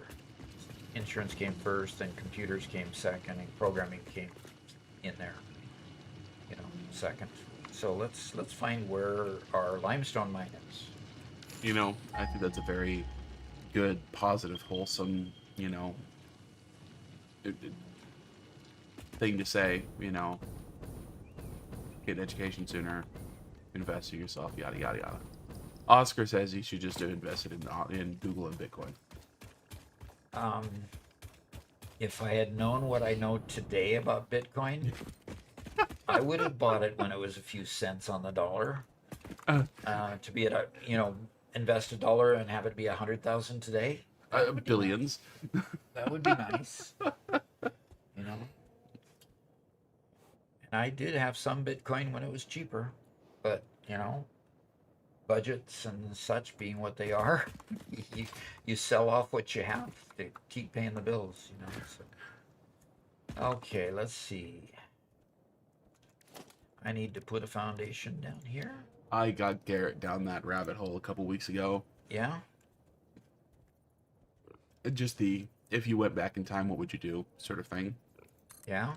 That's something my brain has gone to frequently, you know, over the years. Just every once in a while, kind of strikes me for a day or two of what would I do differently and all that kind of stuff. Garrett took it way too literally and way too deep. And it was like, okay, I'm going to plan. If I go back to 2005, what would I do? If I went back to 1995, okay, this is what was going on in 1995. This is what I would invest in. Like, you went down the rabbit hole on the whole thing. A big rabbit hole. A super deep rabbit hole. I mean, Garrett the writer, you know, that's just what he does when he has an idea. And soon he had like a whole plan of the companies he'd invest in, why he'd invest in them, who he'd have to recruit at what time to get him the seed money to do these investments. Because, you know, Garrett was born in 94, right? So it's not like he...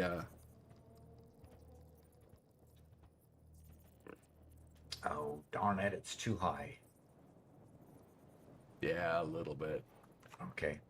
So in other words, what I have to do is I have to cut it out, put it down there, and then, you know, nudge it up. Well, actually, just jump down, and you can get it to lock into underneath. Oh, okay. And nudge it up. Hit the wrong button. So, oh, okay. Do it that way. Yep, and just press H, and then you can nudge it up. H, and I can also turn it, right? Yep.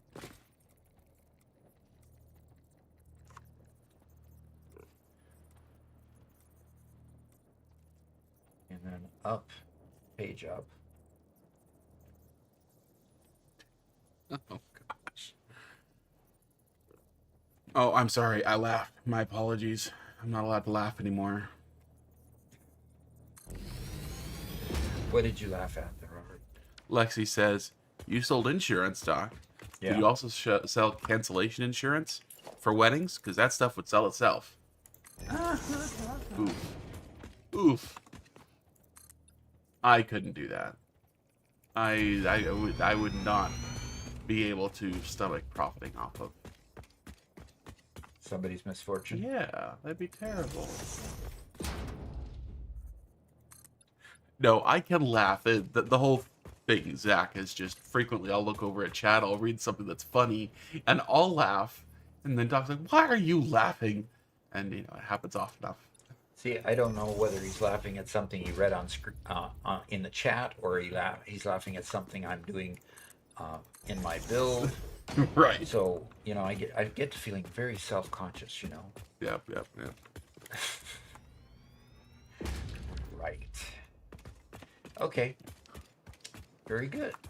Okay, so Moldy Crick So says, so how are you turning it while in nudge mode, and especially so little at a time?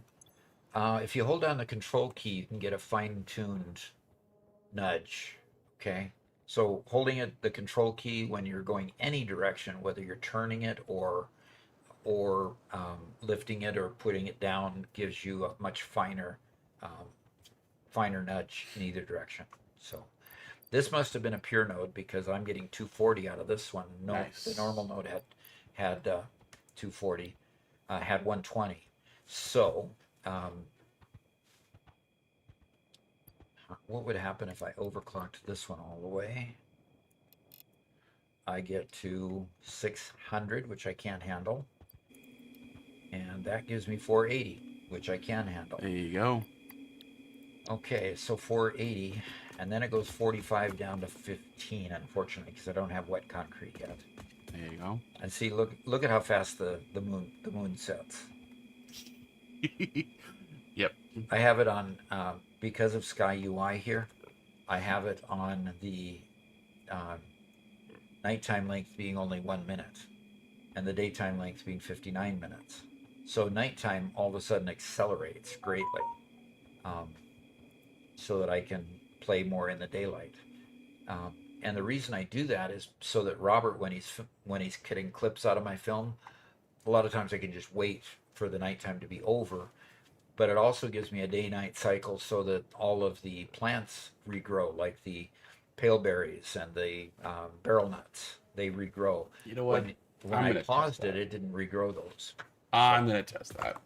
You are going to test that? I already did. You don't believe my test? I don't believe your test because it was not scientifically sound. Oh. He who's never written a dissertation. I've edited one. Unfortunately. He was a meanie, too.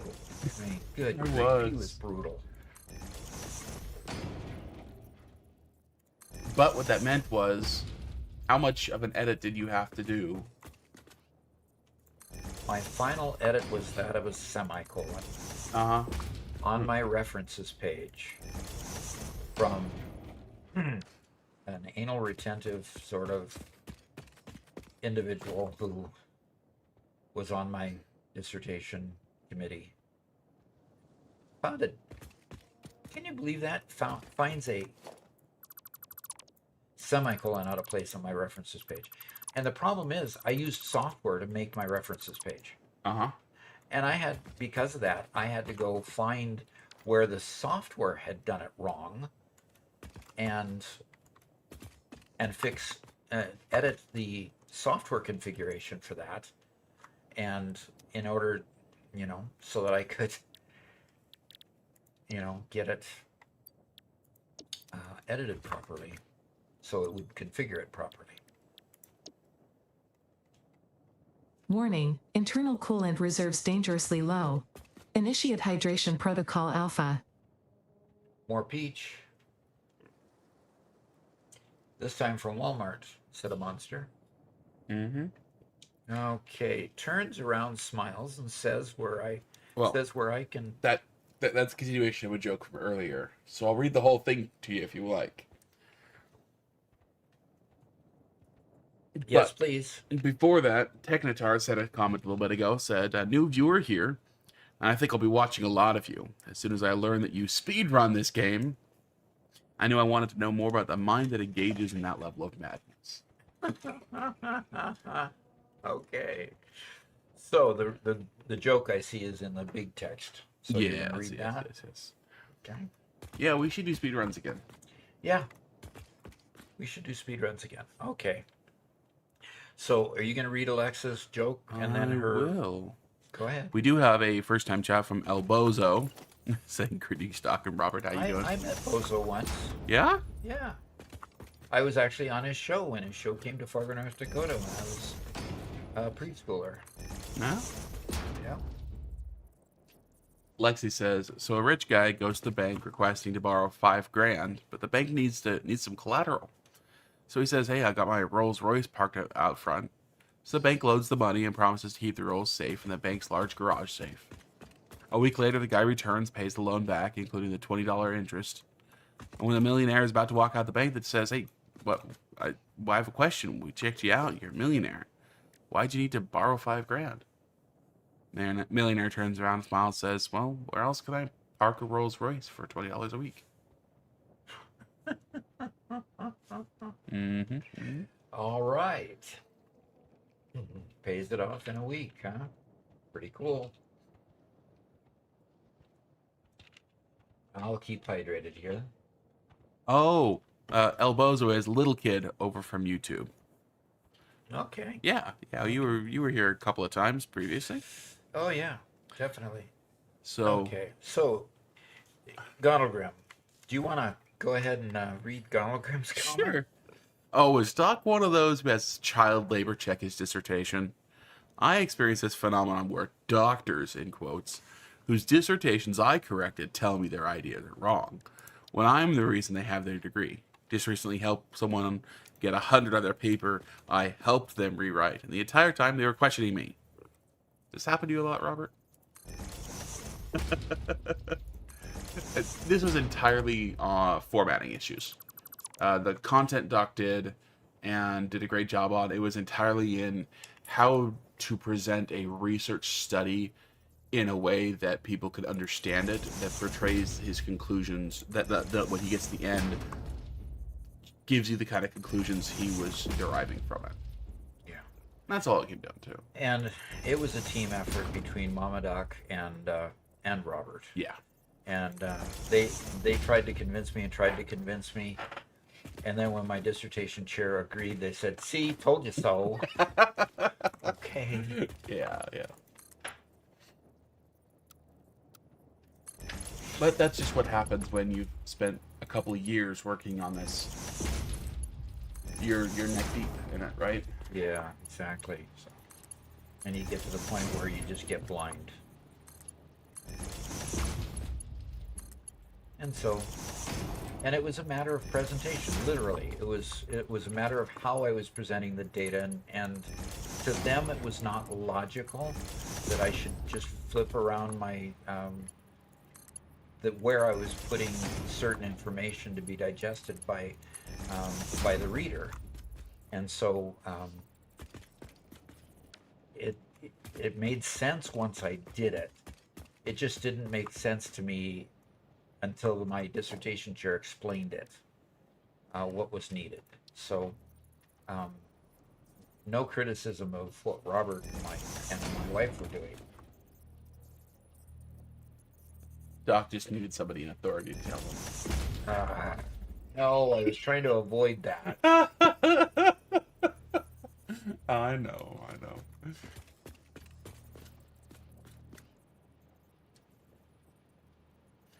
And I am just joking when I say that. El Bozo asks, "So Doc, what are you making today?" Right now, I'm getting concrete to finish my my heavy modular frames line. I will say, what are you doing to avoid making a Ethereum line today? I am just finishing this up, and then I'm gonna go find that Ethereum line, and I'm gonna go get it. Boy, are you channeling Lexi? I'm just having fun. Okay.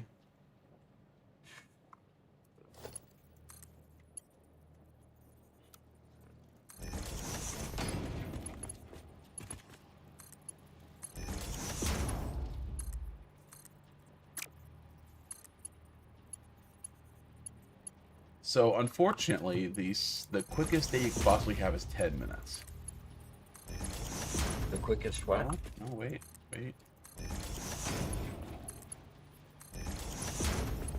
Weird, it wasn't letting me do that before. No, I'm having 2-minute days. I had to fiddle with it for a while before I got 1-minute nights. You're having 2-minute days? 1-minute day, 1-minute night. And what is the rest of the time being used for? That's it. I'm just having it go as fast as possible to prove that in 6 minutes this is not going to regenerate, okay? So let me pop to my stream for a second, okay? Control L. Close that. Control L, okay? We have a total day length of 2 minutes. Okay? And I just picked this, and we will see if it comes back in 6 minutes. Okay, why are you disputing? You read on the wiki how often they Right, regenerate. but what they did not say, because we're using a mod to change the time, they did not say if it was tied to the number of minutes passing or the day-night cycle, which would be modified. That's what I'm testing. Okay. Yep, that's all. Well, give us an update when it happens. Lexi says, Doc, I could donate an hour to the stream so you can build a Caterium plant. On Monday, you sure can. If I don't get to it before Monday, I mean, if it passes on Thursday and I'm still not building that Caterium mine, you could certainly chastise me and add an hour. And Guttlegrim has asked if Doc has played No Man's Sky.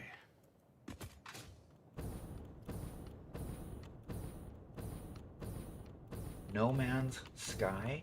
Yeah. No, haven't heard of it. No Man's Sky is an incredible story.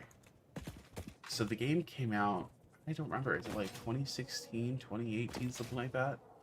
And it was promised to be a game where you can hop at a ship and fly to one of an infinite number of procedurally generated worlds and go out and explore them and build bases and, harvest resources and a whole bunch of stuff.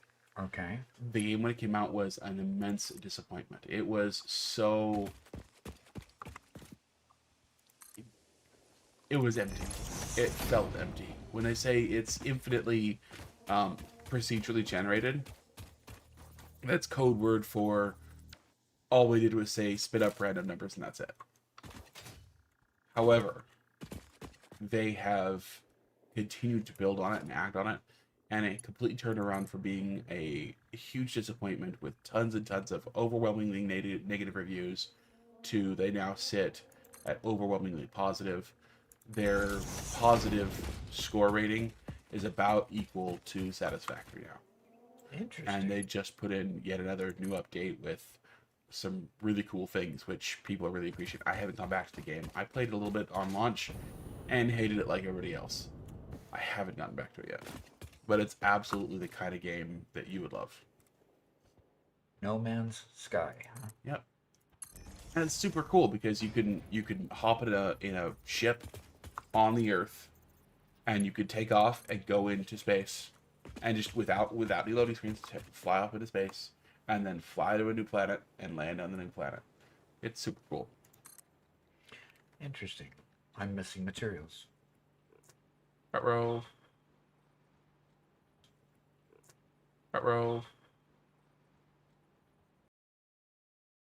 Look like... Doesn't look like the depot's loading. No. Okay, Adrustea, you can do no conveyors now, because I can't do conveyors. Good timing. Good timing. Half asks Star Trek versus Star Wars versus The Expanse. Star Trek all the way, because they ruined Star Wars.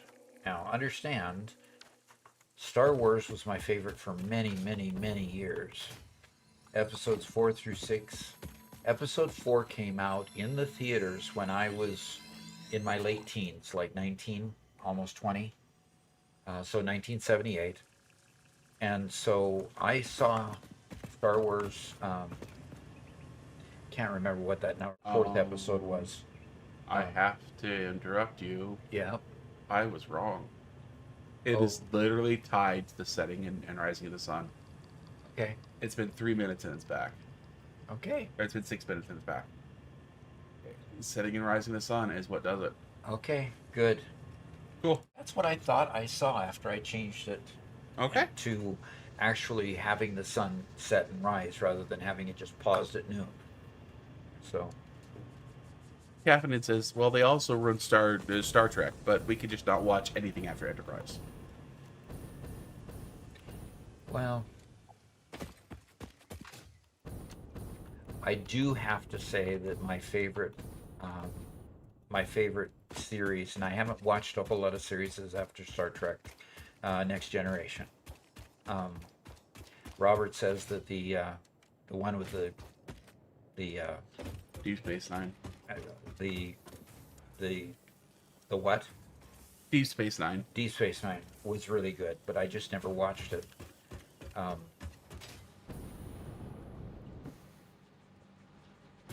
so Yeah, looks like the stream glitched again. okay, Yeah. so this is what's happened. Is this plant over here is not keeping up, therefore this isn't getting full, therefore Yeah. the depot isn't getting stuff. Fun. And why? Okay, and it's starved for steel. Ah. Starved for steel. Caffeinated says, Deep Space Nine is quite good. Voyager is good filler. And Enterprise is fun.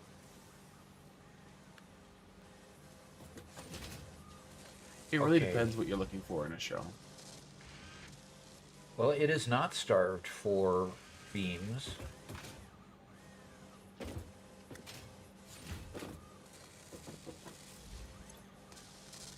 This one's full. That one is not. Why would one be full and the other one not have anything? Because they're not connected. Why did it take so doggone long to figure out that that wasn't connected? Nor this one. By golly. By golly gee whiz, folks. There's some argument about whether Strange New Worlds is good between Archon and Caffeinated.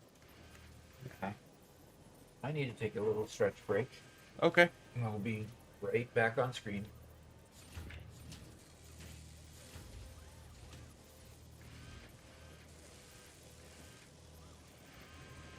Yeah, we'll take a bit of a break there. Yeah, I do want to get back to No Man's Sky. There are so many games I want to play. And some, very generous people have donated me a couple of games as well as Doc that I also really want to play. I have Enshrouded now. That's on my list. As well as, what was the other game? Oh, yeah, Space Engineers. Want to get to. And Gonogrim says, why not play No Man's Sky on the subathon?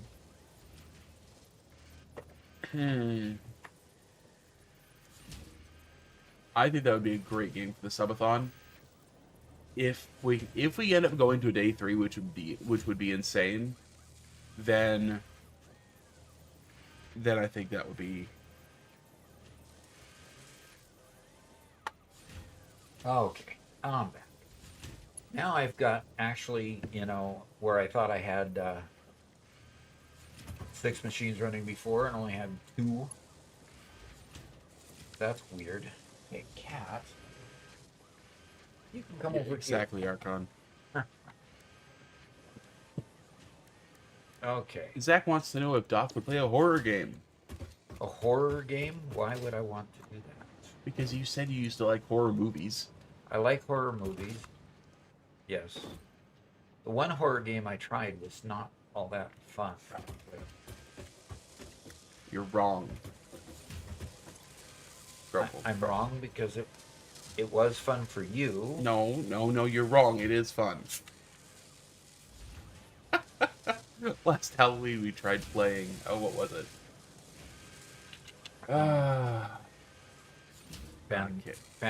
Phasmagoria? Phasmophobia. We played Phasmophobia, and Doc gave it like 30 minutes.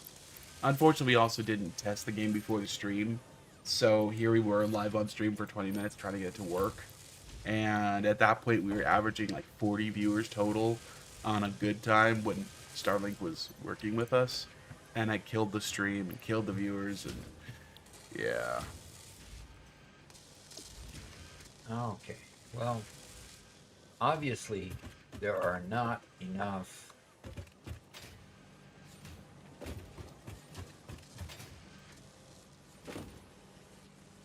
Well, those are all. Well, that's going to keep going full tilt for a while because these containers were obviously full.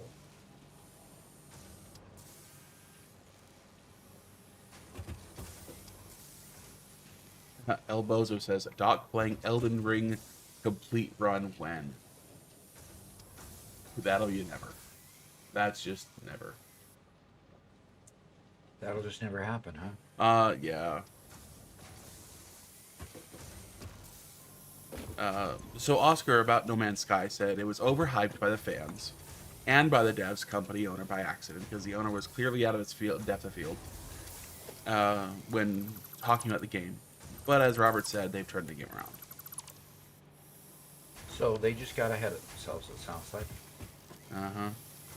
And Technitar says No Man's Sky is really good, though unfortunately its replay value is not all that high unless you're really into building. If you're susceptible to seeing the procedural generation, it gets stale pretty fast. But a playthrough of the main story is absolutely worth it. Okay.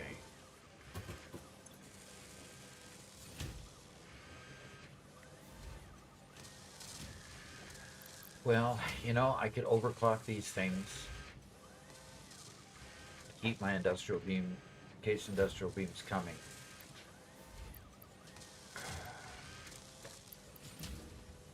Get reluctant to do that. I think that's going to drain my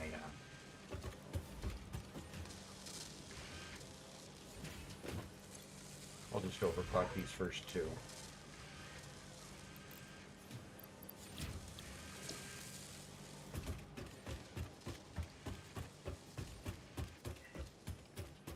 Because I'm trying to keep two.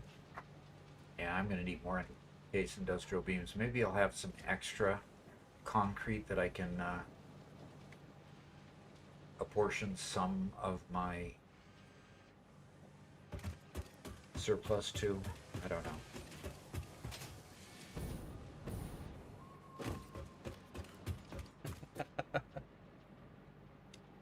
Caffeinated says Devour would probably be a better starter horror game for Doc and friends. Devourer? Devour. It's much more straightforward than Phasmo, or maybe Escape the Backrooms. Garrett enjoys the backroom. No, he hates the backrooms concept, but he's played it. Okay.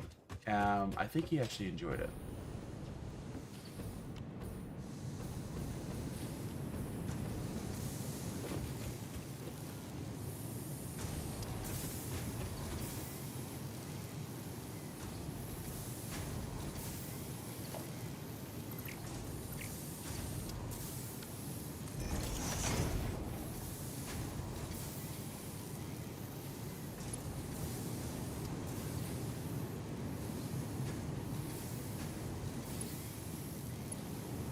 Oscar wants him to play Assassin's Creed or Hitman.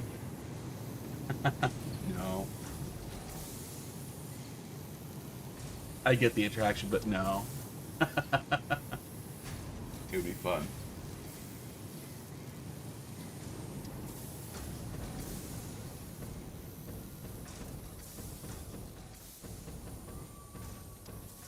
Well, my Archon said while you were taking a stretch break, there's just too many games, not enough time in life. That's true. Also too many books and crafts and everything else. So true.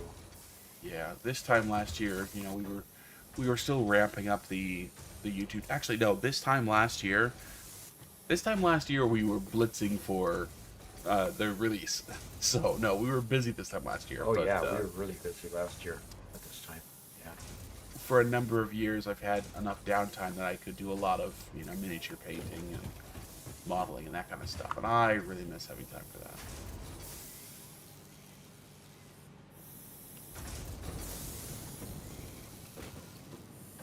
I'm just looking at the health of these systems here.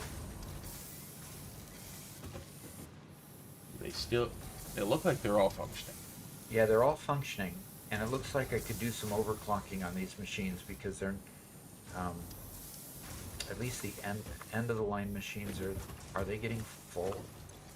No, they're being starved a bit still. No, okay. What I really need is more encased industrial beams so I can make Mark IV belts. Yeah. I think... Well, the question is, are you starting to get some? Yeah, look, there you're getting some. Yeah, it's been increasing as I've been working on it. So you should have a decent number of the depot now. Well, they don't... Oh, should... Oh, that's right. I've got some going to the depot now, where I wasn't before. So let's go take a look at that. Okay, 4. Oh. Okay. So, you know, the depot's just Where not... are they going to then? They're going to the heavy modular frame line. Oh. So this is going over to the heavy modular frame line. Oh, gosh. And so basically it's mostly just passing through here, and Yeah. it's not getting up into the depot except occasionally. Okay, so I think it was Caffeinated who first pointed this out. But if you're putting things into a storage container, the industrial storage container, Uh-huh. one at a time, there's only ever one in there, it will always come out the bottom port. Uh-huh. It will only split bottom and top if there's more than one at a time in there. More than one at a time in there. Yeah. What does one at a time mean? More than one. Like, right now, the input volume is the exact same as the output volume. Right. Which means there's never any being stored in the container. Right. And so Which means it will always come out the bottom one. Yep. Okay, that makes sense. Yep. Totally makes sense. Okay. That's going to go into another undocumented tip. Yeah, there you go.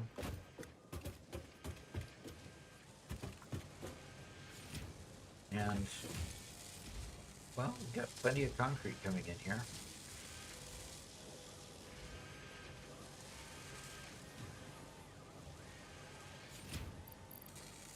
I think that's all I'm going to be able to get out of this over here, though.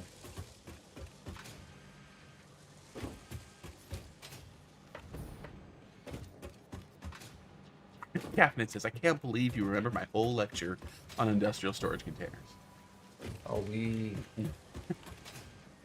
just to give you an idea, I never took notes as a student, ever. I remember.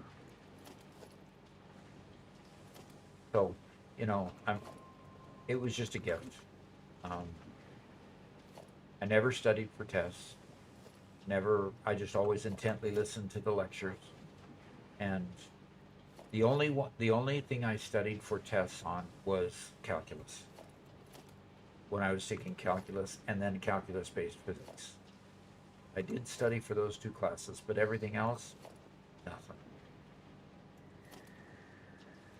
Depending on the class, I had to take notes. Like my history class, I took notes and then threw them away. And you took notes for the idea that if I wrote it and heard it, it would solidify more. Yep. And that was just a class where it was just like, in 1603, so-and-so did this, you know? Yeah, the old bachelor's level stuff where all you're doing is memorizing and regurgitating on a test. Yeah. It was actually associate's level at that point, but... Yeah, same thing, yeah. Okay, we do have a technical question from... Oh, good. My first technical question of the day. Ah, you had some early on. Did I? Yeah, from El Bozo here. He says, Doc or Robert, do you recommend turning oil into polymer and then into rubber and plastic? Or the oil itself straight into rubber and plastic? And then why? I always take the oil and put it straight into fuel and then the residual oil and rubber and plastic. Yeah. Because I always need rubber and plastic. Nowhere uses polymer. Why process it twice unless you have to have that as a byproduct? And then you can turn it into plastic or whatever you want. But I didn't find much use for polymer at all. So, okay, I've got to go get these conveyors over here to get the concrete coming. And then once I get the concrete coming, I can start working on my Ethereum mine and getting Caterium coming. Okay. Caffeinated says, thanks to dyslexia, I've never studied. I just hope that I absorb the knowledge during class. Okay. And that works when you have an instructor who wants to teach. Yeah. Garrett apparently, and I don't know if this was the way that school worked or whatever, had so many teachers that basically said, "Okay, here's your guys' assignments. I'm here if you have any questions." And if you're not a book learner, that just kills you as far as classwork goes. Yeah, And frankly, I ended up being a book learner too later on. I'd much rather read a book yeah. and get the answers and get the information.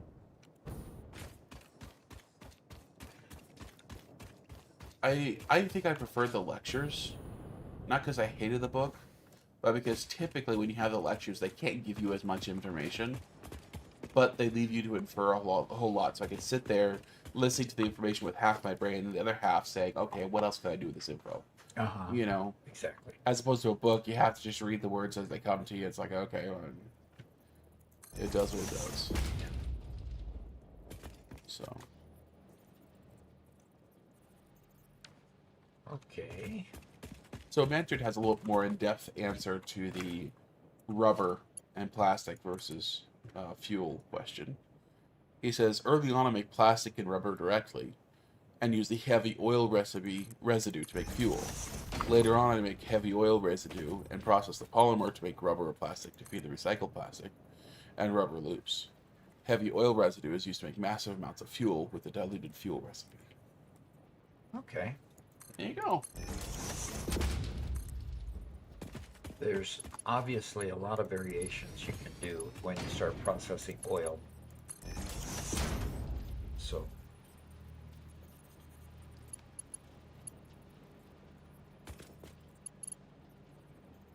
I never powered these things up. They were supposed to be working this whole time. Oh, by golly. Gosh, yard constructors Yes. not working. Fire them. Fire them all.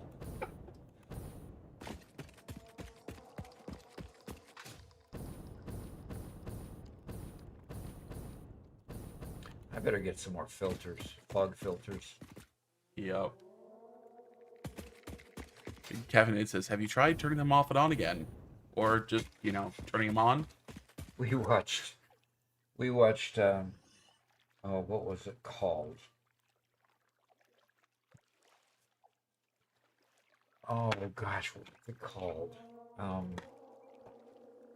I'd have to go look what it was called. It's one of the movies we bought because we like it so much, and so we watched it again last night. Who's the tough guy that played in Moana? Oh, The Rock? The Rock. Yeah, it had The Rock saving his family from a towering inferno. Oh, But that one, yeah. critics hated that movie. Who but did? it was just, critics did. It got horrible critic reviews. They But don't know what they're talking about half the time. it was a dumb summer flick that was fun. It was. That's all it was. That's literally all it was. And so yes, we love that movie together, and so we. I would probably not try to open that one too soon, Robert. Okay, yeah. I shook it up for you later. Ah, okay. Anyway, so at the beginning of the movie, The Rock, the character The Rock was playing, and his wife were joking around, and she would ask him to fix her phone, and he says, "Oh, just turn it off and on." And she says, "But if I turn it off and on, it won't work. But if you do it, you get the self gratification of fixing it and telling me how nice it is that you could get it fixed." In other words, she was just placating him. It was just funny. And at the end of the movie, that becomes a critical piece of the movie when she turns the security system Off and on again. off and on again Oh, in great. order to get the fire suppression system to turn back on. It's such a simple concept in movie Yep. and story writing Yep. to foretell the end like that, and it works so well. It makes you feel so good. But I caught that at the beginning. yeah, Yeah. it's the same reason why when you have preschoolers watching TV and they repeat the same thing 5 times in a row, it's the same part of your brain. Yeah. That's your kindergarten brain. I'll be right back. Okay.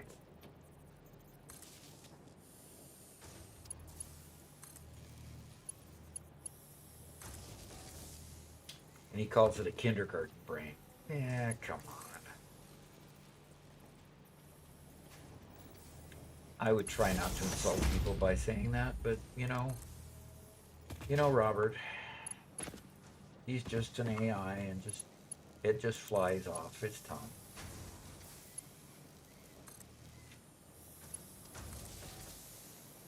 All right, so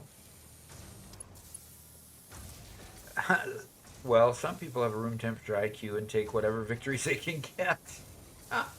Oh gosh. Oh my.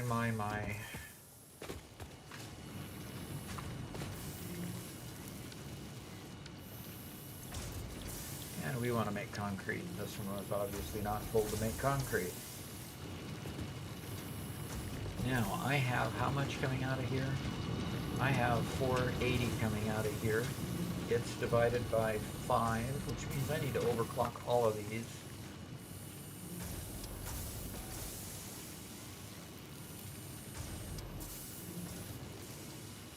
$112. Nope. Okay. Overclock each of these by 200%, and that should work just fine. That's right, I overclocked that one by 200%, so these ought to work fine if they're overclocked by 200% as well.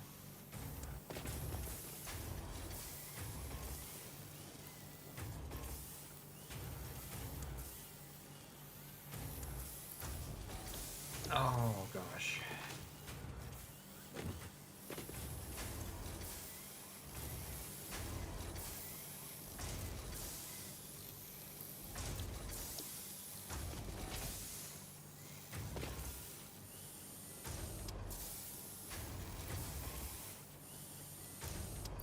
Okay, getting those overclocked. Robert, by the way, is AFK. Away without, that's kind of terminology for away without leave, we need to give him a hard time when he comes back. So, because honestly, some people that have failed in the startup sequence get another chance to not fail if you start it up again.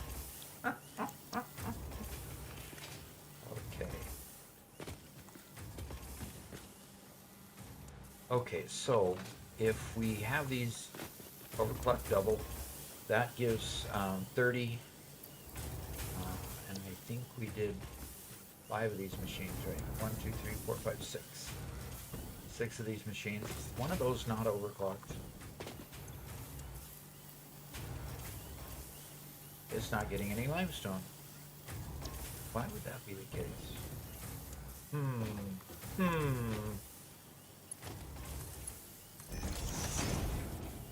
Amazing how that can happen in the middle of a line.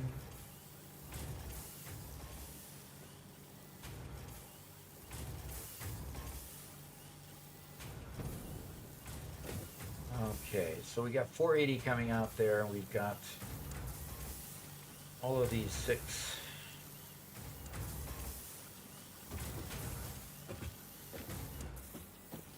Each of these 6 using 90 per minute. Oh, that's a little bit more than 480.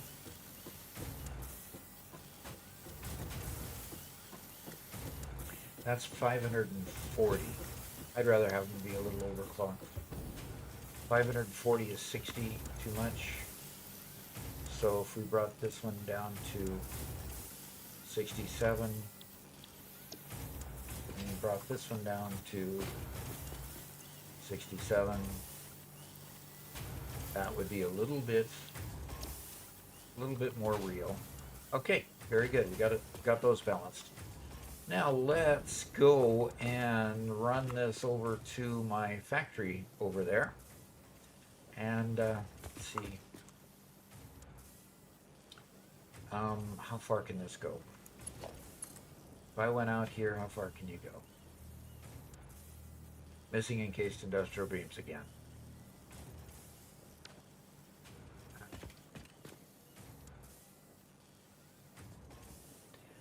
All right.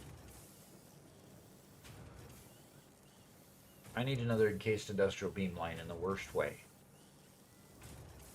So obviously things are starting to break down simply because I have overutilized some of my resources, especially that encased industrial beam line, and the beams that are being made are not quite, robust enough, and then that's taking from the concrete line that's funding the other side of this concrete line. So um, a little bit of a challenge there. So we're gonna have to see.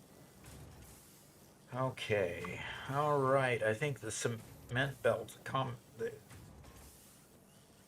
the cement belt is set the wrong way.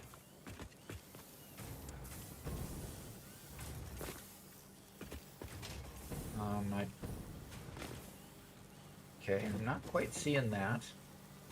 Yep.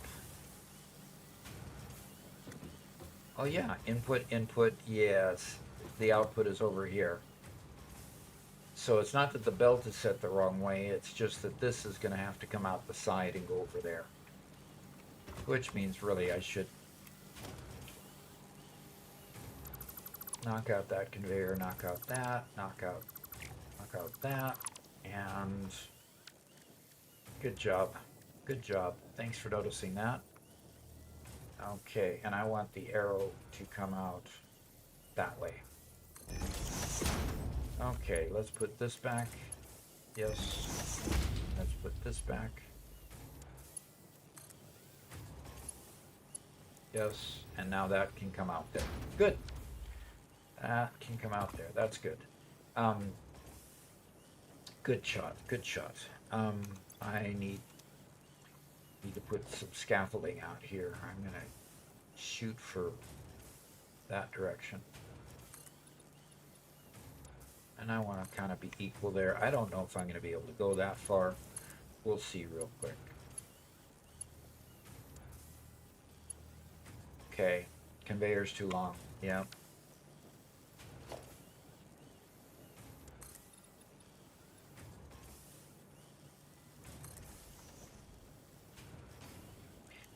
And I need more industrial beams, so I'm not going to be able to get this line done until I get industrial beams going again. Okay, and I need some smart splitters in the worst way, because I've got probably more pipe than I need to make over here, and I could probably repurpose a bit of the this pipeline to make some beams, and so and these are all empty. Oh dear. Yeah, those are all empty.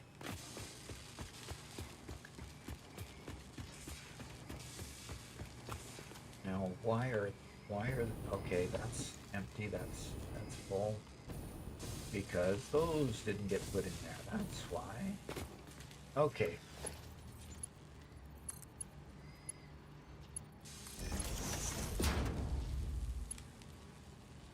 Oh, no beam stuff. Got it. Ah! Okay. All right.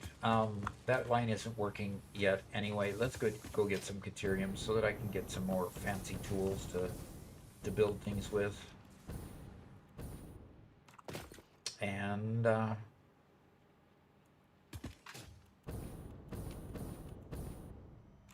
could probably actually find this. Actually, I don't want to search for iron. I want to search for Caterium. It's way off in the distance that direction as far as I can remember. Okay, there it is. And that one, no. Caterium mine, 625 meters that direction?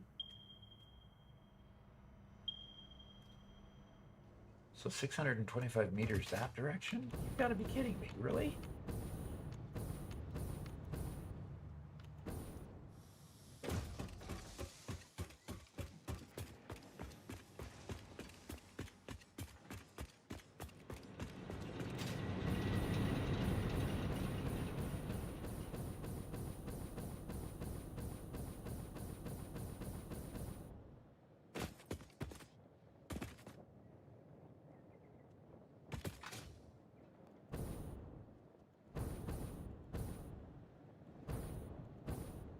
Oh, this would be perfect for a drone.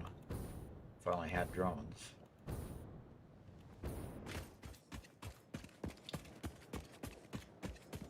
Okay, a glittering bright Caterium mine underneath a rock. So let's go ahead and get my detonator out here and see what I can do. All right, loading and throwing and blowing up. Okay, that's gone. All right, let's put a mine on that. I'm missing encased industrial beams. I can't even do these stupid things.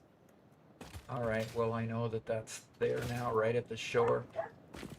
I'm starved for encased industrial beams so badly I can't do conveyors, I can't do miners, I get on and on and on. I've got my Caterium mine here, so I'm making Lexi happy. Good. Behind your steel factory, you found it 2 weeks ago. Behind my steel factory? Is this the one that you meant? It sounds to me like the moment you tried doing Caterium, everything fell apart. Something like that, I guess. Are you just niggling Lexi with that one? I think so. Yes. Okay, so what did I miss? You missed me being starved and not being able to make these conveyors, and I found a break in the conveyors in my steel factory and couldn't make conveyors. I mean, it's being starved for encased industrial beams, and part of that starvation happened with making this steel line to make heavy industrial frames, heavy modular frames, pardon me. So my heavy modular frames line are the fault in this whole issue. Okay. Not Lexi. Not her Lexi, fault. no. Oh, It's not her. I guess I just assumed it was her fault. Yeah, you know what Thurman could do for you. Oh. So, did you read the comment from Deadheart? I was not keeping up on comments very well. Oh, okay. He says, thanks to the tutorials, I don't get to play much, but when I do, I always check out your videos. All right. Very good. Appreciate you coming and saying hi. And Rex popped in. Okay. Hey, we didn't see you yesterday, but we saw the pictures of your puppy again, having some time hanging out with all of his siblings. That was cool. So Rex said, "Power's out, fires everywhere. My dog's scared, but Doc saves the day." Oh boy. Okay, fire is out. Is there a story behind that? Yeah.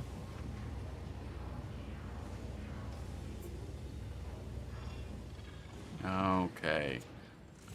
You gotta scroll up on Twitch. There was quite a bit of conversation here.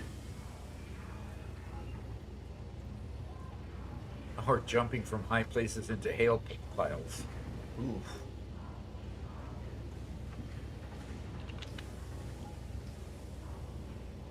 Okay, so we've got all the ones that are in this container loading up into the industrial depot. So I'm going to go drop off a bunch of turbo fuel stuff. So I don't need to go hunting right now and building that power plant right now. Elbozo had a good series of questions. Kind of a bit of a back and forth here, but I'll posit it to you and see what you have to say. Okay. He says, why does turning machines off and on actually fix them sometimes? Like, honestly, why would it fail if the machine? If there's a mistake in the code, shouldn't it always fail? Yeah, that's a good question. That is a very good question. But some things always seem to fail at certain times. I don't know. I don't have a good explanation for why. Definitely. Mm-hmm.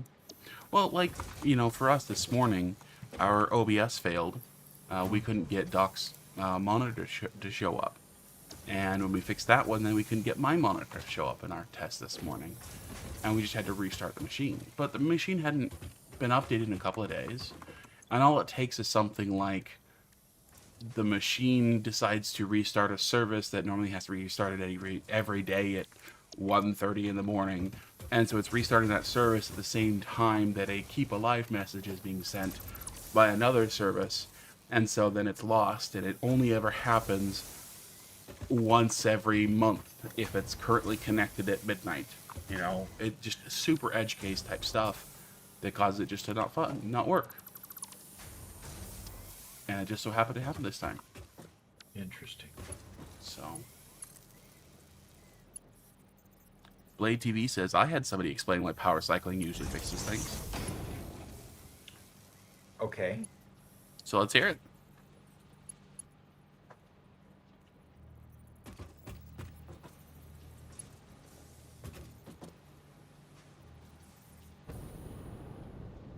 So what you working on now? Well, I'm trying to figure out what I did here. I've got 2 containers here. The ones you're standing on are for slugs. This is for slugs? Yeah. Oh, that's why. Those ones, I don't know what those are for. Yeah, these are your slug machines. Oh, this is just the container that holds the, okay, that's just the container that holds the, it's the pass-through for that. So I'm gonna drop all this stuff in there. Nice. Mega Meaty Bacon Man has a question. Okay. And? Well, let's go for it. That's right, we were going to try to set things up so we could tour his world today. Today? I thought that was gonna be next week. Well, next week's the subathon. Or next month? We could do it next month if you'd rather. Yeah. Bacon. Okay, this'll give me the gas obelisk. Missing materials. What am I missing? 3. 3. Bacon says, why was Robert AFK for so long? Was it because he was rebooting because of the errors? Probably. He needed time to recharge. Bacon says he's happy to wait for a month because it'll give him time to cook up more spaghetti. Okay. Sounds good.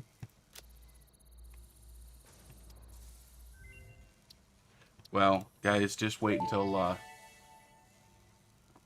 Gas Nobelisk unlocked. Chase away creatures with a damaging cloud of gas. Note: also harms unwary pioneers. Not for recreational use. So how do you use gas obelisks? they're worthless. Oh, they are, huh? I mean, you throw it, it creates a gas cloud that damages things. Okay. Got the inhaler unlocked. Don't.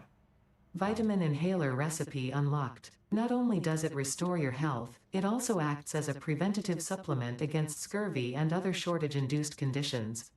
Unfortunately, it does not improve aesthetics, but Pioneer helmets are built to withstand extreme circumstances. All right.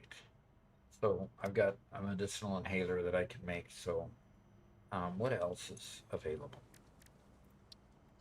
Did you unlock the power poles? I need Caterium to do that, and I need a miner to do that. Oh. You know, and I couldn't make you the just need miner quick wire. because I didn't have enough. But I now have enough because I basically disconnected it from my steel pipe. Pardon me, from my heavy modular frames line, so that they accumulate here, so I can make the rest of the stuff I need for my heavy modular frame line. Okay. It's a circular pattern again. Yeah. So Okay, so Blade has the explanation of power cycling. He says they explain it kind of like walking home from somewhere or to somewhere with a map or GPS.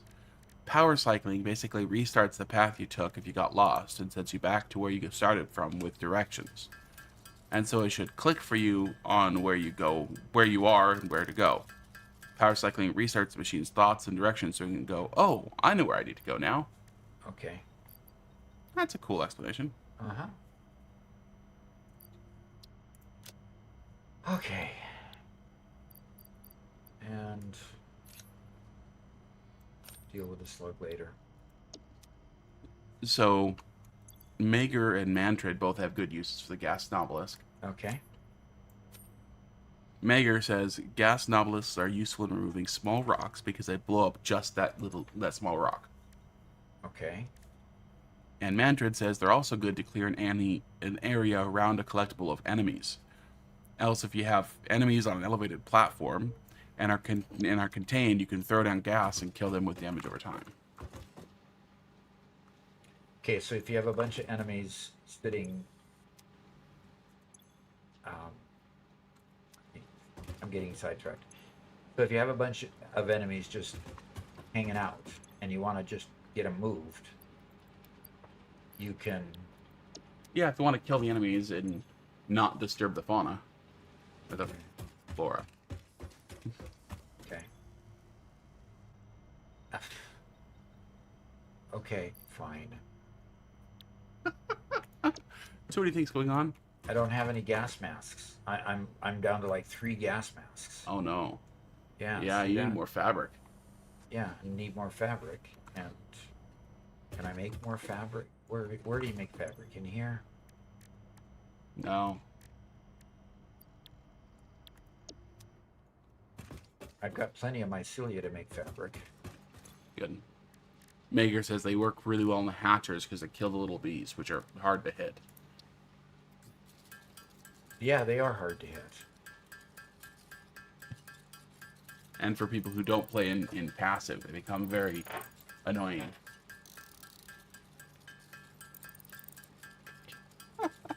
And El Bozo says, I planned my factories in Notepad until I remembered the Satisfactory planner exists. Yeah, I can see that. When I first started playing Satisfactory, that's all I did. I used Excel and planned a whole bunch. And that's actually what prompted you to stop playing there for a while. Yep. Because it just got too complex in a spreadsheet. Uh-huh.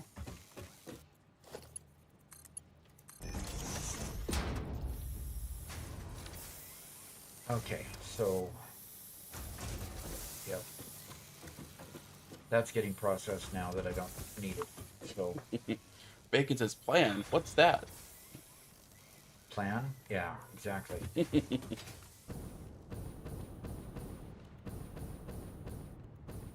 So I'm going to go back down there and get that deuterium mine. And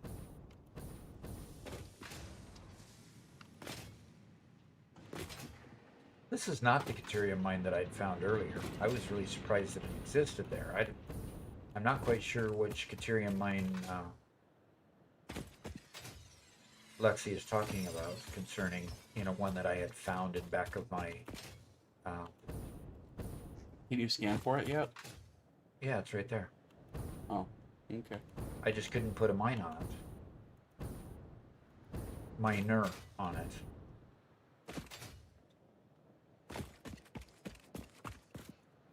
Alright.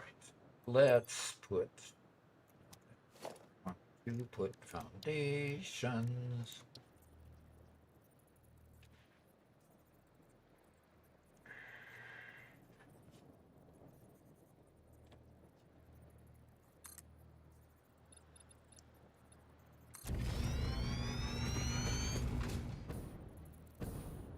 So, what level mine is this? It's a pure. Oof. Nice. Oof. Nice.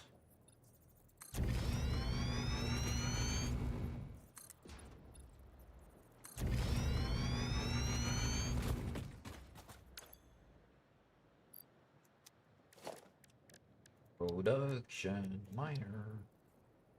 Okay. Good. It's going to attach just fine at that level. I'm going to have it pointed that direction.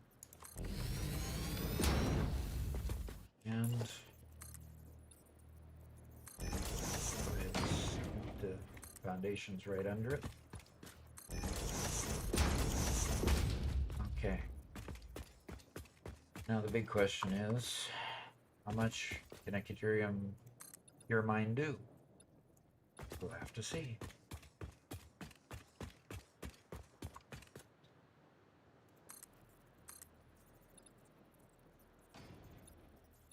They got this stuff up there. So while Doc's building that, I'm going to do a bit of a Okay. plug, guys, for those of you who are watching. Doc's subathon's happening next Monday and potentially Tuesday, depending on how long it runs. And here is the Monday schedule. We're going to be starting at 8 a.m., which is about an hour earlier than normal schedule. The first 4 hours are going to be our normal stream, but we will continue as long as there are donations. In general, any donations, subscriptions, anything, add about 2 minutes per dollar spent. These are, of course, U.S. prices. Prices will vary in your area, of course. Um, so a tier 1 sub will add 10 minutes to the timer on one day. We're going to play Satisfactory for the first 4 hours. We're going to launch a member build off for that day. So we're going to tell you guys the theme, and those of us who are those who are members on YouTube or subscribers on Twitch can jump into the member server and can go and build something, which Doc's going to judge at the end of the day and declare a winner. We're also going to unveil all the rest of our new designs for our merch store. There's one specifically themed for Garrett and themed for me.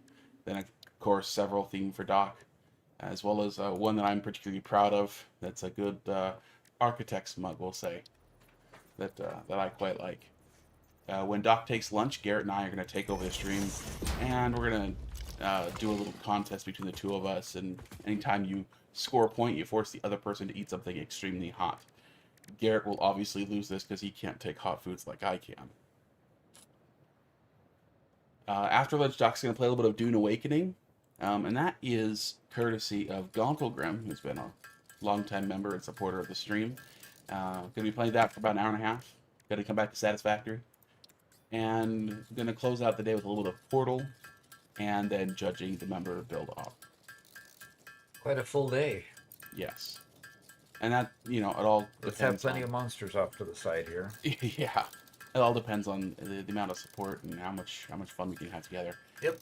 And like Doc said this morning, the purpose is to upgrade our setup here. We need a UPS to support the stream. You guys have seen sometimes when we've lost power here, it kind of sucks. And so we want to be able to get a couple of UPSs to make sure that even if the power goes out, the stream could stay live for another 5 or 10 minutes afterwards while we close things down. Or perhaps get a generator running, because we do have some small generators that do have enough juice for a few things. And as well as to get ourselves a NAS in order to just improve our editing times. Okay? Yep, and yep. And then Tuesday, mostly the same. The things that change on Tuesday. You want to change The mouse will move. Ugh, there we go. For Tuesday, the only thing that changes is we're going to play Space Engineers and Minecraft instead of Dune and Portal. And the member build off will be in Minecraft instead of Satisfactory again on our member server. That'll be fun. The Space Engineers portion will be playing with Caffeinated, which is going to be a whole lot of fun. He's been one of our moderators for a very long time, and he's going to be showing Doc the ropes. On Tuesday, donation times are halved from Monday, so $1 for 1 minute, approximately. So, yeah, that's what the subathon's going to be. Hopefully that's enough different activities. They're kind of fun to see Doc try new things, and hopefully have some good fun and raise some money to improve the stream long term for everybody. And do remember that as we play other games, we still will be able to answer questions about Satisfactory along the way. Oh yeah, absolutely. This is still a Satisfactory channel as much as we want Doc to have some fun playing some other stuff. Yep. Alrighty, we're Corn going to Man. melt some of this stuff. Cornman says, I don't have a UPS, but I do have a spare FedEx y'all can have. Very good. Yeah. How fast? Follow up on the power outage. Do you guys have a lot of power delivery problems? We are out in the country, yes. And the electricity is provided to us by power poles. And we had a tornado rip through about a mile from us. And it knocked down just in the little town of Wentworth, which we're in the same mail district as Wentworth, but I'm about a mile north of it. We drove through the center of town, and there were about 7 poles just on their main street that were just knocked over, just sheared in half. Um, a few houses got damaged and stuff too. So it was kind of like an F2 tornado. It wasn't huge, It was but super minor. No deaths. no injuries, no deaths. Knocked down nearly 300 poles, though. Yeah, 300 total in the. It was 300 total poles. Yeah. So, um, We live in but Tornado Alley. That's the problem with our area though is we're one of those stragglers that they'll get power fixed for larger groups. One thing getting larger groups, and then they go to get smaller groups and smaller groups and smaller groups. What was it? We were out on Tuesday and we didn't get it back till Friday. yeah. So But that's the third power outage we've had yeah. since moving here. So we're learning About a year ago. how to cope with things like that. So, and one of those learning to cope is learning that we need generators and UPS devices to kind of keep things going.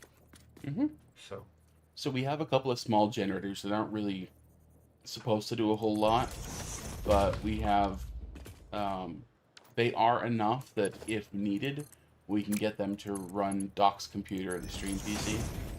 You know, so we can run a stream on that. Yep. Hey, can I suggest something, Doc? can you suggest something? Instead of laying those splitters like that, run a line in straight mode from that splitter to the last one on the list. And then you have your perfect line you can snap your splitters to. Do half of the work in putting them Yeah. together if I can just line this one up with the other one, which Well, and you don't even have to line it up. Just use conveyor in straight mode.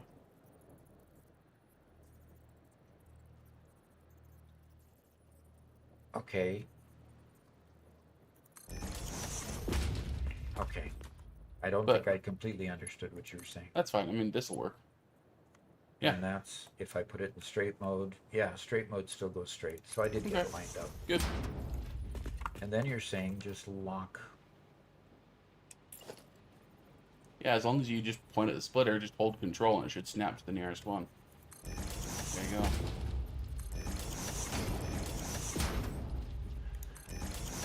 Interesting. Okay.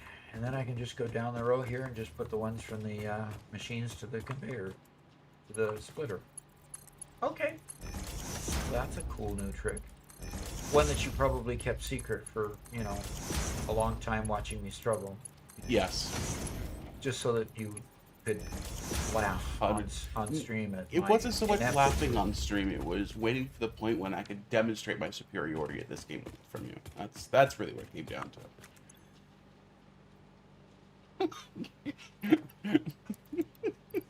You can't say it.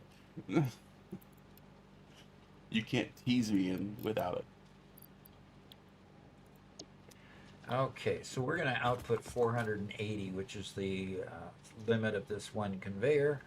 And then we're going to figure out how many smelters that we need and to make deuterium ingots.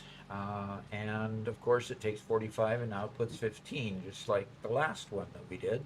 Mm-hmm. So if we go here, 480 divided by 45, we can make 11 of them again. Okay, so we'll put 11 of them in a row. So we've got the first 6, we need 5 more. And I'm just gonna put them, I'm gonna make it a 2-sided manifold here. Sounds good to me. So Megger says, I have lightning storms. Sometimes it knocks out several miles of our power lines. I feel you. Yeah.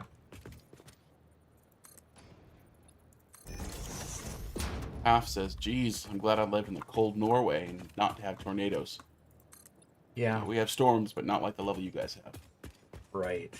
And I mean, we live inland, so we escape the big storms that come in the form of hurricanes Yeah. that are sometimes miles wide and have 100-mile-per-hour winds hitting the coastlines, going over Florida and so forth. So we escaped those, but boy, in the battle between spring and summer, and the battle between summer and fall, we get those two colliding, wanting to have a contest, I guess, and that just causes issues.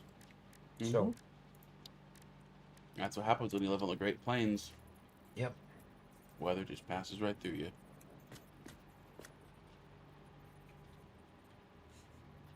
Zach says, I had an F4 tornado in my area like 3 or 4 years ago. No deaths, but my high school was gone. Totally wiped out.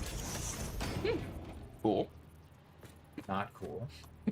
Oh, he might have thought it was cool at the time. Oh, I'm sure. Yeah. Okay, I ended up putting 6 here, and I can only sport 11. So I'm gonna discontinue that one. And Caffeinated says, yeah, but you get to heal their wooers here in Tornado Alley. That's pretty cool. Yeah, the tests every morning. Doc, am I just sleeping in every day? But I haven't heard any of those tests here. I have not heard a tornado siren here at all.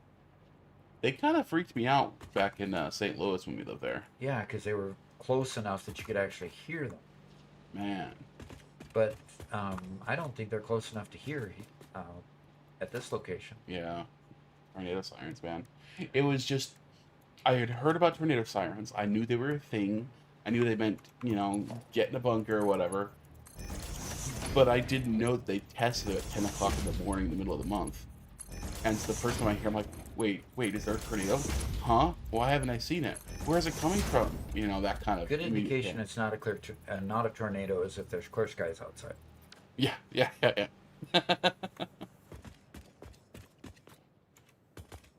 Oscar says, Doc, you wouldn't have power outages if you let your fans build a village on your land with a power plant based on us running on hamster wheels. So bring Timberborn over here? Yeah. There we go. Okay. Gonagrim says, yeah, I could pack up and run away from a hurricane, which I have when I have a week's notice. Only thing you can do with a tornado is tuck and hide with seconds spared. Exactly. Because you don't know when they're going to pop up until they're on your doorstep. Oh, man. When we had our big power outage, the power outage hit us before the storm hit us. And so when the power outage hit, we just ran inside. It was just starting to rain. And I was like, okay, it started to rain, but it's heavy rain. So we run inside, we go to the basement. A little bit later, was it that same storm? But there's another one. Oh yeah, different storm. I was going to get Garrett to say, hey Garrett, we need to go to Mom's and Dad's house because they have a basement. So you have to hunker down here at home. And I run to Garrett's house, heavy winds, that's it. I come back and it is torrential. It's hard to walk forward in level wind and rain. Yep. Where your back is completely dry and your front is completely soaked because of the rain. Yeah, that level. And then 5 minutes later it was over. Which is really, really quite strange, actually. Yep. Andy Yum Yum says, Doc, you're looking very handsome today. Oh, well, thank you. Wearing my Fix-It Factory cart pin. Mm-hmm. That's what makes the difference. It's the pin.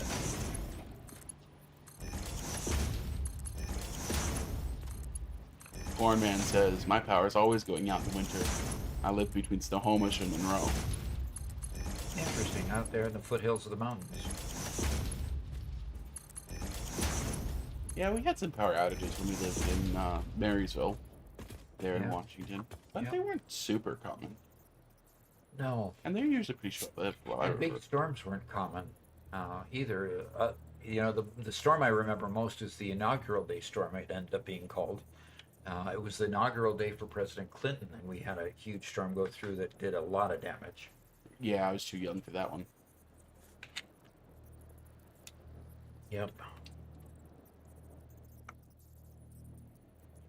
So, yeah.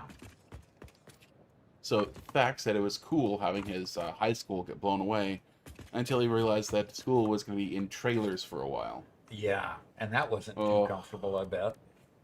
the school trailers were horrible. All of our high schools were overfilled, and I only had to be in a trailer for a short time. But I think one of my older sisters was in a trailer for several classes for her entire time, and they never had enough air conditioning.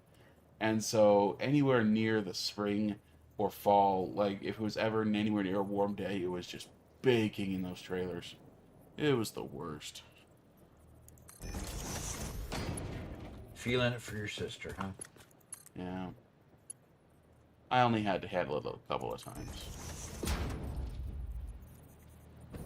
Back says, the small town near our farm uses the tornado siren to call for the volunteer fire department members as well. Interesting. That's cool. He says we can sit on our porch in our farm and watch tornadoes in the distance sometimes. Yeah, Woof. there's always a story told about my dad when they lived in Fargo. My dad was just enamored with weather, I guess.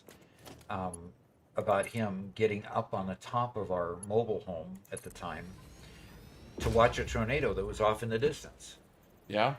And he was so badly criticized by every member of our family. Just, Yeah. are you nuts? You know, type of deal. So anyway, no, he was just young. I can empathize with, him being just young. Not nuts, just a little on the stupid side because we do stupid things when we're young. Yeah. But heck, I'd be tempted. Honestly, I've been tempted to go out and say, hey, the tornado's not on top of us yet. Why are we hunkering down in the basement? Mm-hmm. You know?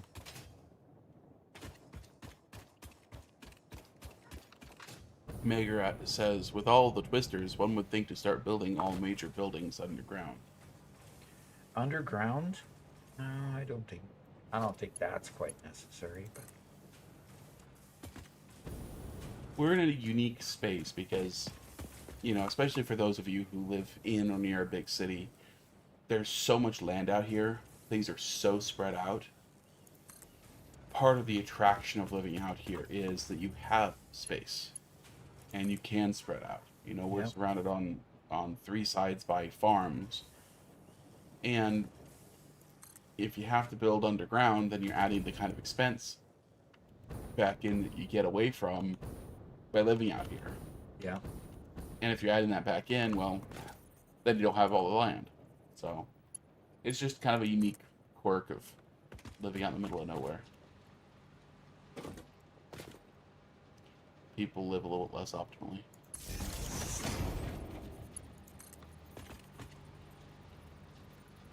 Caffeinated says, we had Snowmageddon in Maryland growing up. Pretty bad. Snowed for 3 days. Great for sledding. I can imagine. Kids loved it. Sure.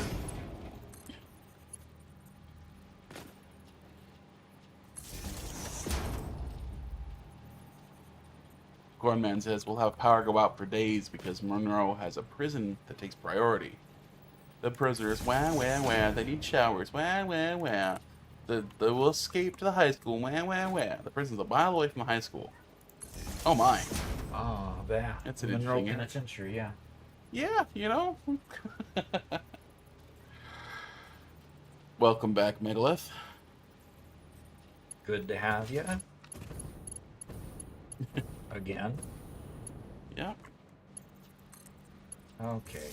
In response to your story, Thack says, thank goodness I did the stupid stuff before camera phones. Yep. Kids these days aren't any dumber than the rest. They just unfortunately get it to record it for all of posterity. That is so true. Okay, how did that happen? You already connected. We watched you connected. You watched me connect it twice, right? I watched you connected the first time.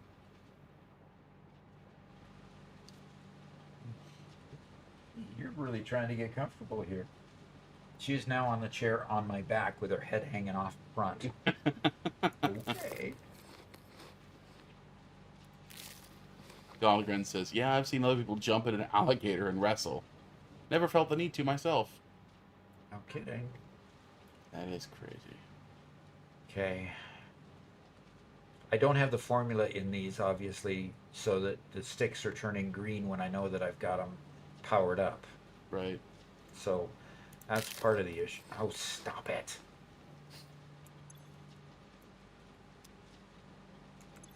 So we got a bunch of new people joining all at once. Vinicius and Cavish both popped in, as well as Dark. And Dark has it said, Doc, I used your fuel generator plan from tip 57 for my playthrough. Lots of power for the time being. Thank you.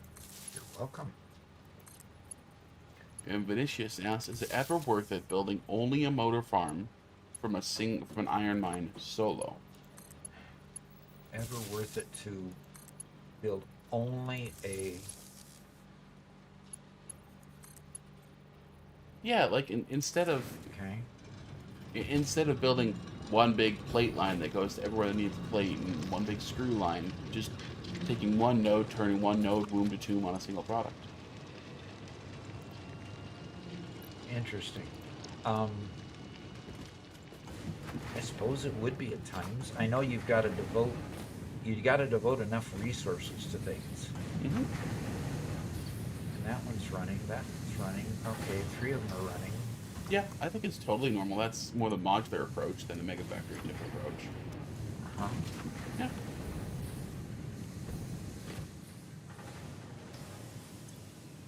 Yeah, these didn't get...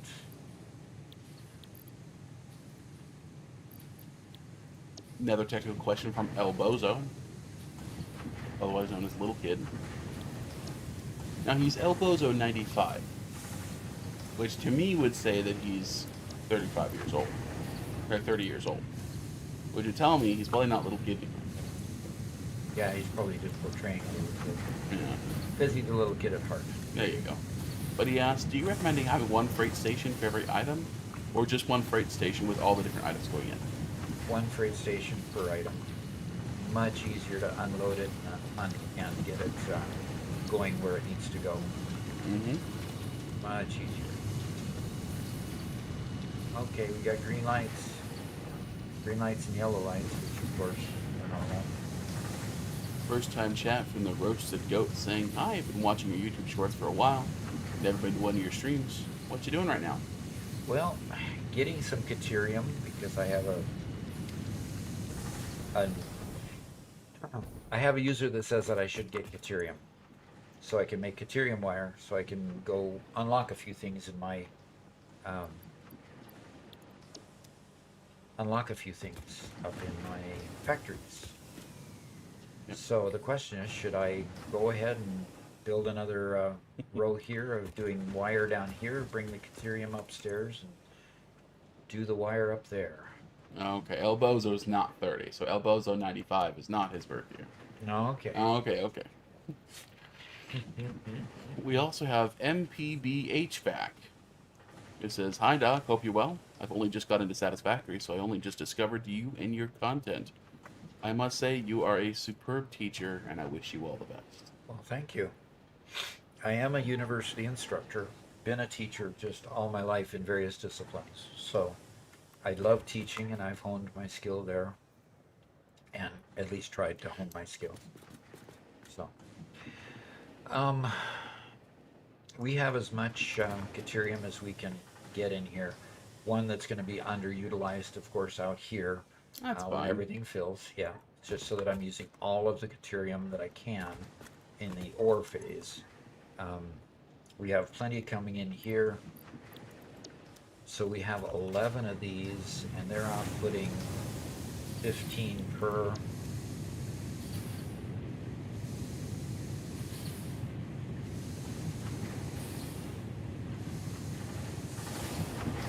Okay, 165 per minute.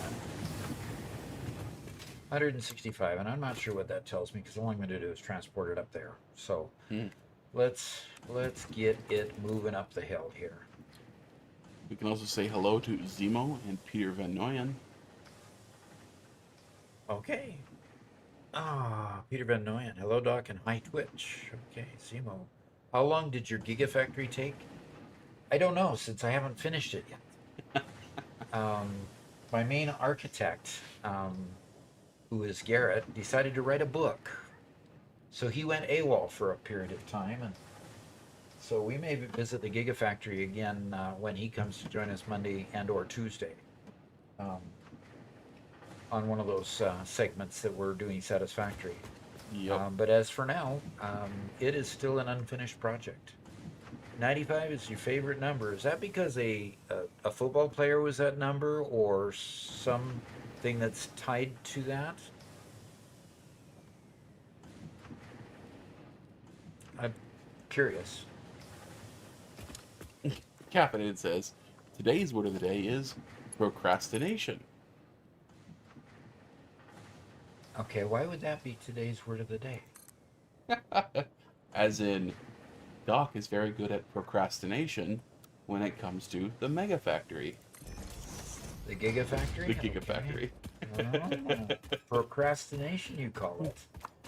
That wasn't a very nice comment. But not wrong. But not. You're gonna say that that's not wrong on the staff. I'm gonna take a quick stretch break. Okay. Sounds good.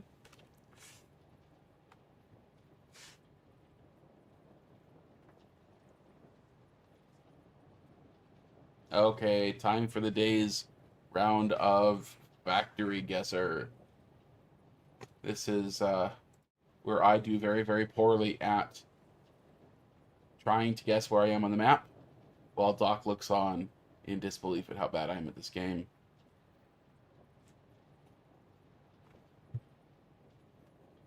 Okay, gosh darn it.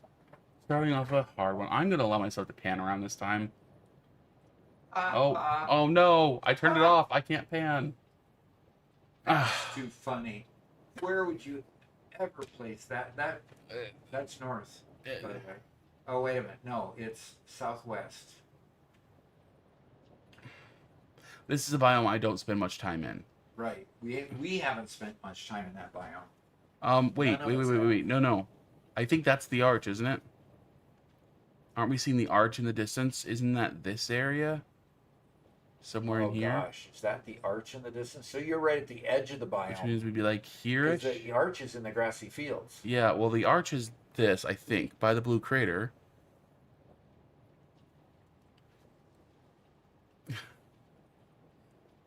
I think so. I think we're somewhere. Yeah, and Caffeine's saying by the blue crater. So, yeah, I'm thinking we're somewhere in here.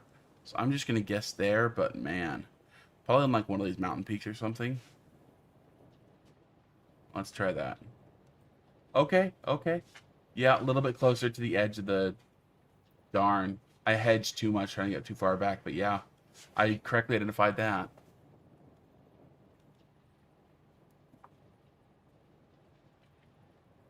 Okay. Oh, really?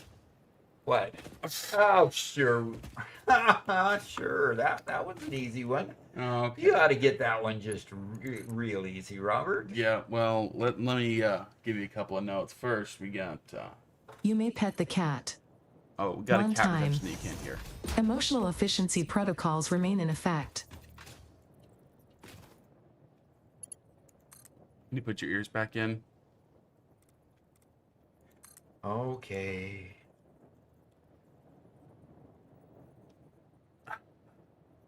Now I can hear you. Caffeinated says, I recognize that rock texture easy peasy. Oh, yeah, right. Mm-hmm. Near a rock formation. Okay, fine. That's a good suggestion.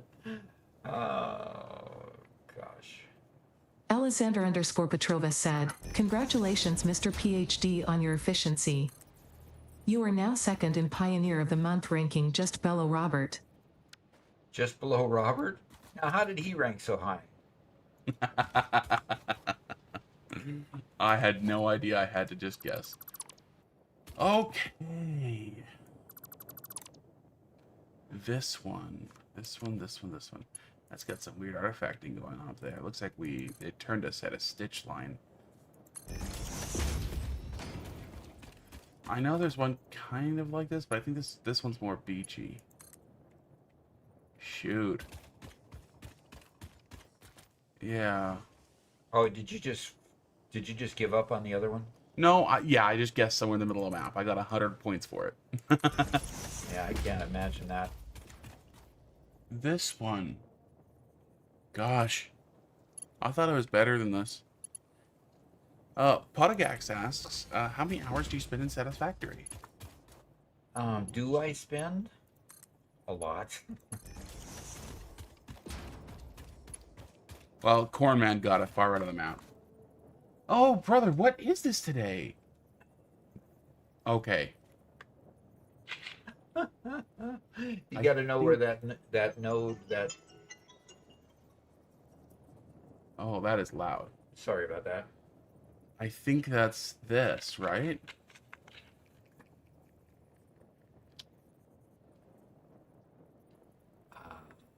I don't think so. No? I think it's over in the ocean, over by where we built our gigafactory. No, that's no, all that's swampy. round. That's all swampy. No, north of that, but it's all brown rock and not that. I think you're closer. I think you're closer up Yeah, up there. I think it's up here. Yeah. Okay. Caffeinated, is this the area that you thought it was? James Buchanan, no, he wasn't sitting on the cat. There's enough room in that chair for him and the cat. Left side shore by the doggo cave. I'm a skinny guy. All the way down here?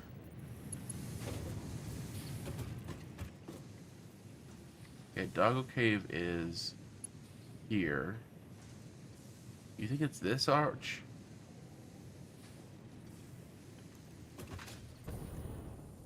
Don't know. I'll guess here, see what happens. No, I was right. Just righter.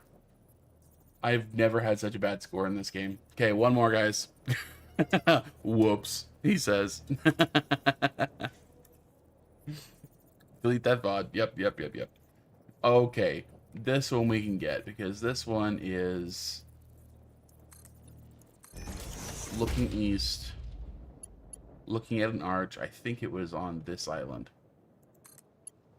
I think we're looking at this arch right here, looking at east to there. I think that's correct. Oh, really? I was like 2 arches away and I only got half points. Well, you know what, guys? That's my worst game ever. Let's go back to Doc. Let's just go back to Doc. We didn't see that. Delete the VOD. Delete the VOD. Delete all the evidence.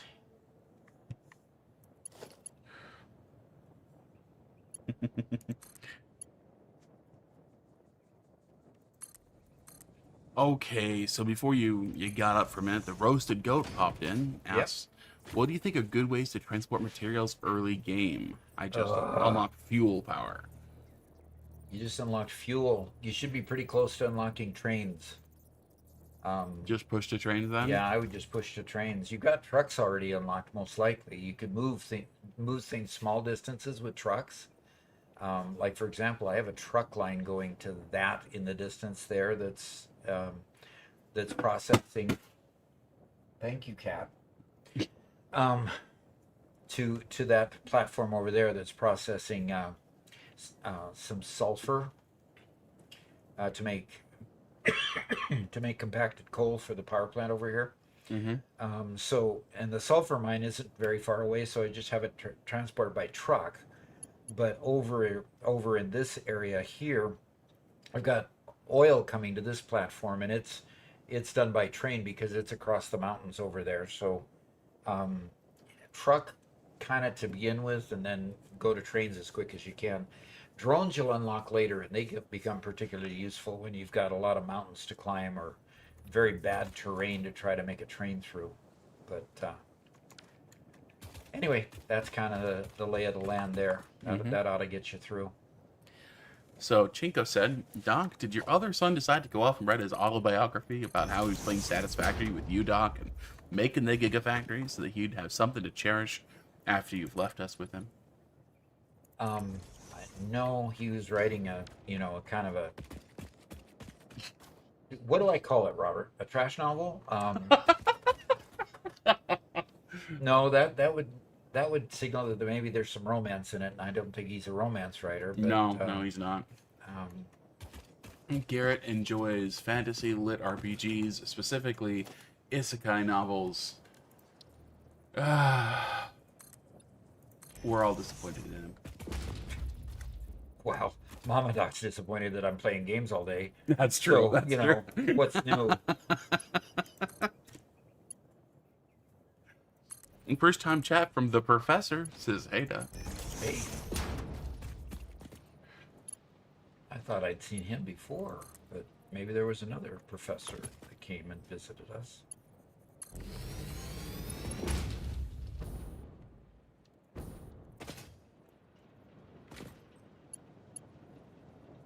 All right, do I think I can hit here? If I can, I'd like to put a stackable power pole here. And just two. Might have commented on YouTube. Okay. Ah, I've seen it there. yeah. Tondes says, this is probably referring to the short we just put out. Uh-huh. He says, if you want your conveyor belt lifts to go as high as you want, just put the floor hole to where you want it to end the lift. Uh-huh. It won't show at first when you go to build it, but it will connect. Interesting. So in other words, you're saying build it higher than a conveyor can go, but point it to target it. And it'll probably still say invalid target, and you click it and it still goes.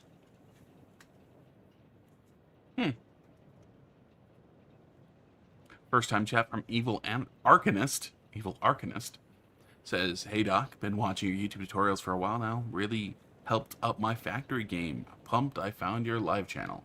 Oh, very good. Well, you found our live channel today. Next Monday and Tuesday, we're going to do our subathon, and we're going to be going most of the day, especially on Monday, up to 12 hours. And if people keep giving me to go to 12 hours, we'll do more than 4 hours on Tuesday to make up for what was left behind on Monday. So if you just found us, try again on Monday next week and join the fun, and we'll be going later in the day if that helps you. So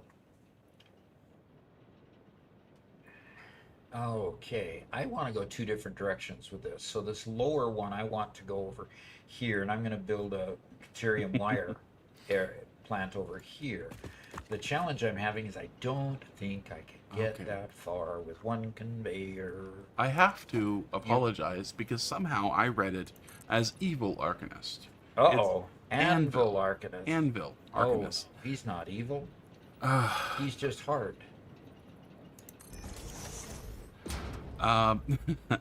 Address says, "Poor Doc." You didn't get that one? I'm sorry. He's not evil, he's just hard. That was good. I apologize. I will have to admit to not listening to you while I was reading the next comment. Oh, ho, ho, ho. Oh, God. Oh, dear. He'll have to admit to not listening to me. And he says, "No worries, just a blacksmith." He's a blacksmith. Well, That's very way cool. You don't have that trade very much in this world. That'd be cool. Do you have a site that shows what you do? If so, I'd love to go visit. Caffeinated asks, "Will we get Garrett here for the entire subathon?" Yes, he has been committed. Not to the loony bin, which is always a likelihood, but he is committed to be here. Yes. So We're going to have him on a mic over sitting on the couch. He will be the one reading the chat for most of the day. And he will take my place during lunch and dinner.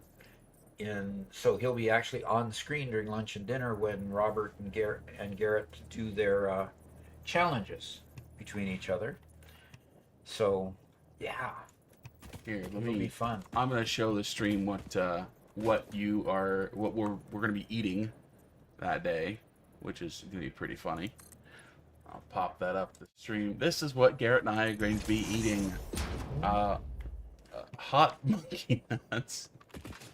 It's peanuts covered in some incredibly hot stuff, and we're going to not enjoy it I'll probably enjoy it because I like that stuff. And we'll be doing that intentionally. Whenever one of us scores a point, the opponent has to eat some peanuts. Just when you score a point? Yeah, every time I score a point, he has to eat a peanut. And then when he scores a point, I have to eat a peanut. Okay. Yep. We're still debating what we're going to do for the winner and the loser and, all that kind of stuff. I'll have to go watch the video on demand afterwards. Yeah. See how it went. I do wonder if you want to take a full break or if you want to have, like, food delivered to you and you just watch from the couch. That way we can get you laughing along. Or... I think I'll try the dinner delivered to me on... Because I'd like to see it. Okay, yeah. So, Zach asked, how do you score points? We're going to be playing a game called Animal Party. It's just one of those slapstick games, like... Oh, I can't remember the name of it. It's a slapstick party game. So... Recommendation, the winner gets a large tub of ice cream and a gallon of milk. The winner does? The winner does. Oh, but the loser's the one that needs it. Yep. Well, we have agreed on some tap-out rules. That if you give up halfway through, what your penalty is, and we'll talk about that later. Yes, party animals is the game.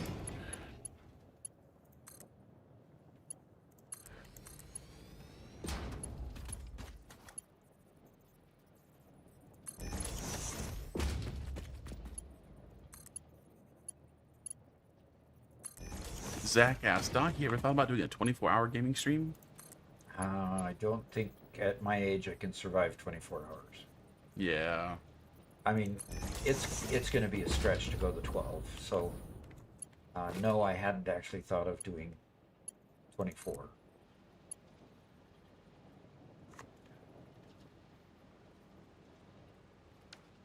Ah, shoot. Lexi wants to know how you convinced Mama Doc to let you do this. I don't know. How did I? You told her you'd be getting money for it? I guess you might have told her. I didn't. I don't know. The problem is that wouldn't fly because basically I don't take a paycheck from the thing. So, Yeah, not yet anyway. yeah, so...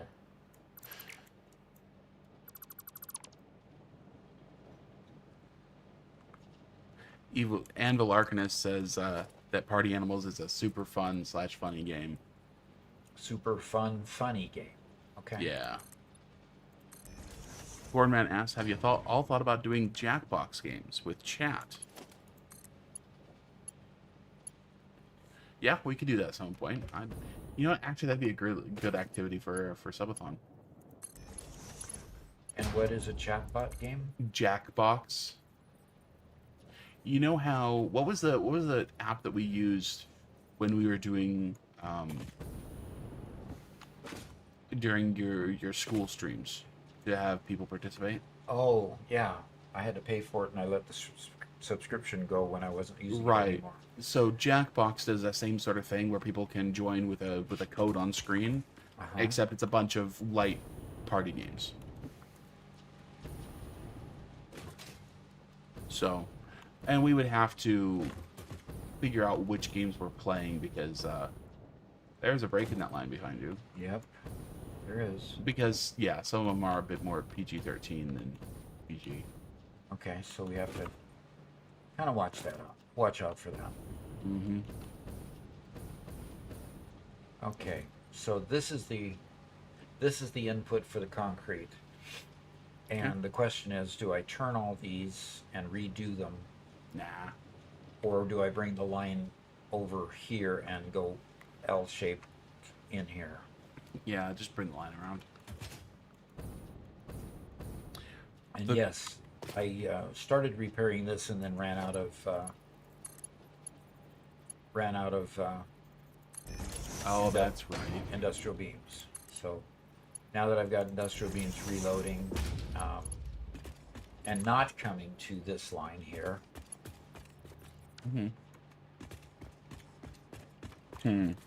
Well, caffeinated, if that's true, you might have to do more censoring than... Or we might not be able to play Jackbox then.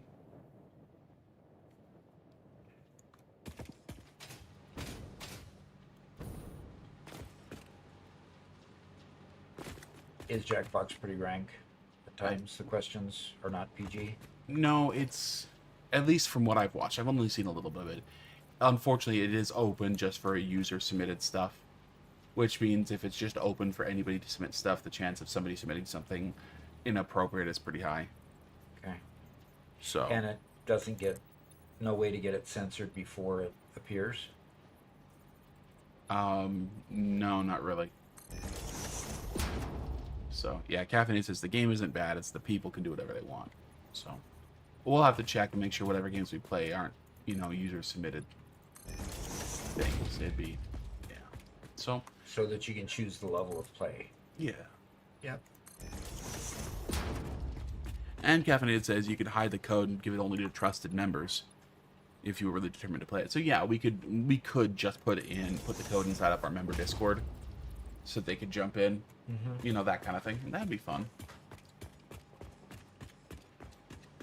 So yeah, the exact schedule, even though we posted it publicly, is still kind of up for discussion a little bit.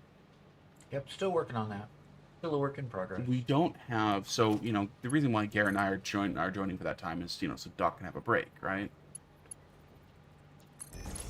We still don't have an activity for Tuesday, because we're not just going to do the same thing multiple days in a row. Yeah, let's do some, keep it for some variety. The penalties would be the same, from what I understand, right? They can be, yeah.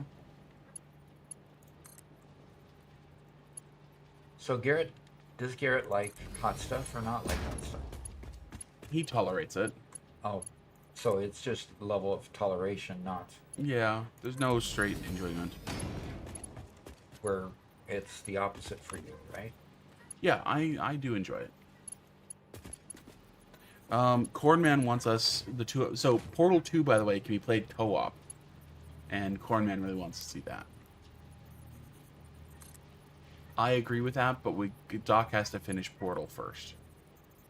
And Wrong. I'll try a couple different building modes before you. Well, it's not the bit. Okay, that keeps the clipping down. Yeah. I could go there or there. Yeah. Address says, we have proof about how much Garrett tolerates it in the clips. Yeah, exactly. Exactly. Okay, so it's coming through here, looping around, and some of these are actually firing off because they probably had some industrial beams in there before we cut them off. Yep. So, yeah.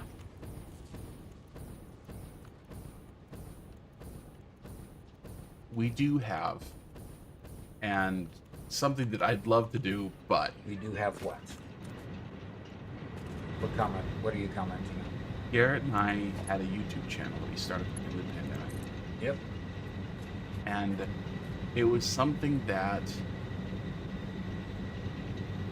Garrett had been watching a bunch of maker channels at that time, really enjoyed them, and enjoyed some of the crafts they did. And so he wanted to record himself doing some of those crafts and post it on YouTube. And he thought it was a good idea.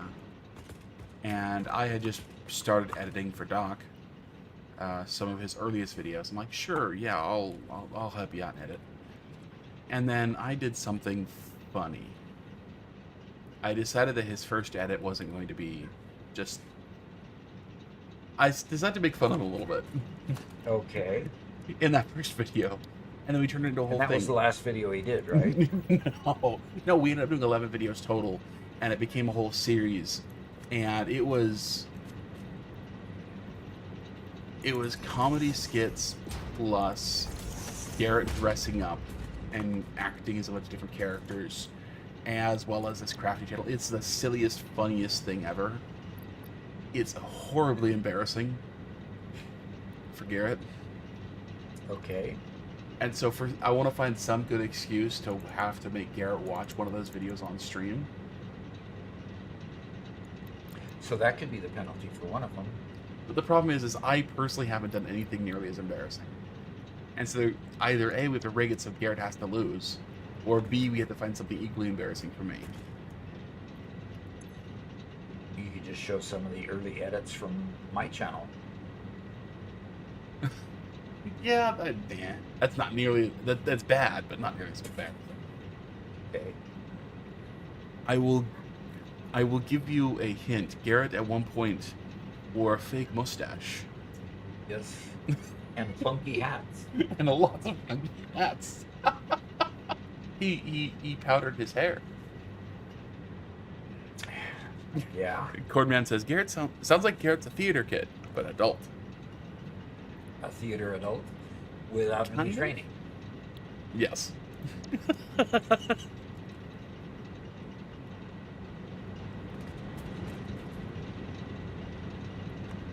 Okay. Cordman says, I can't even do hot Cheetos, so I can't say anything about spicy stuff. Oh, speaking of hot Cheetos. Yeah.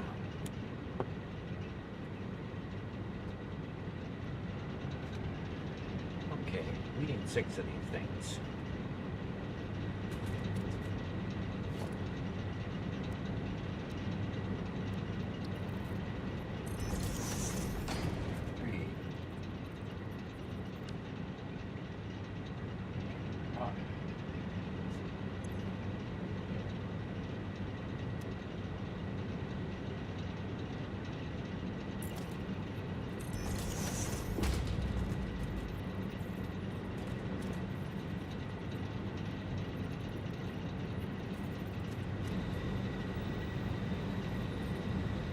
Oh, come on.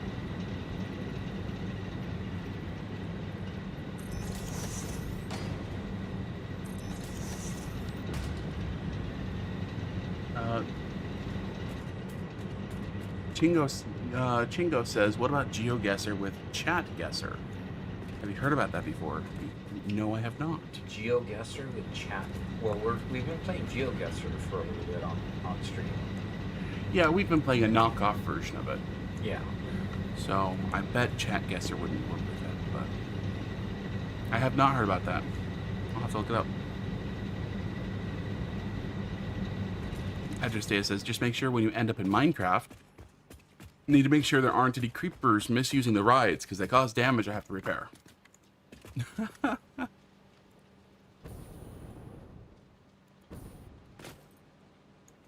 Well, these machines did, in fact, make some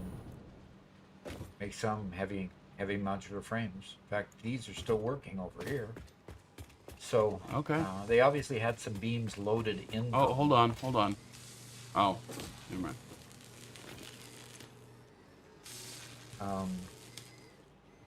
Yeah, they got some. Yeah, they've got some, so they're gonna go for a little while. But they'll be shutting down here pretty soon until I get a line made to use some of the surplus of pipes and instead of do pipes. But I need a smart splitter for that first. So.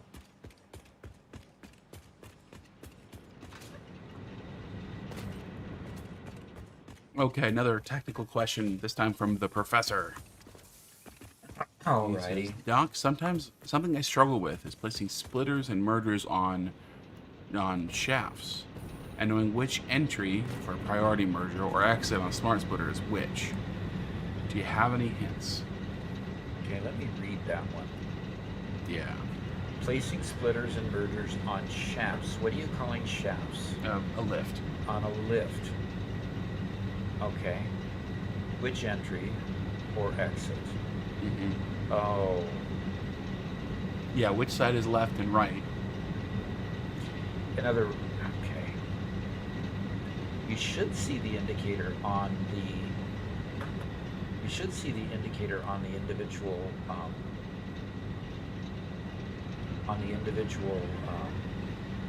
Splitter or merger. On You the should ports? see the arrows coming out or into the ports. One of the two, the green ones or the red ones. Well, I think it's knowing which one is left, which one is right. I think that's... Oh, when you're setting the priorities or setting the smart... Yeah. Okay. When you look from the input side, of but those. it's on a lift. So the input side is top of bottom. Oh gosh. Yeah. You know, that's we'd what have to it's play with that. Yeah. We'd have to go play with that and find that answer out. So the priority one specifically labels them. Huh. Yeah. We'll have to play with it. I think it's just. We have to just play with it and figure it out. But we'll take a look. Yeah. You take a look at that.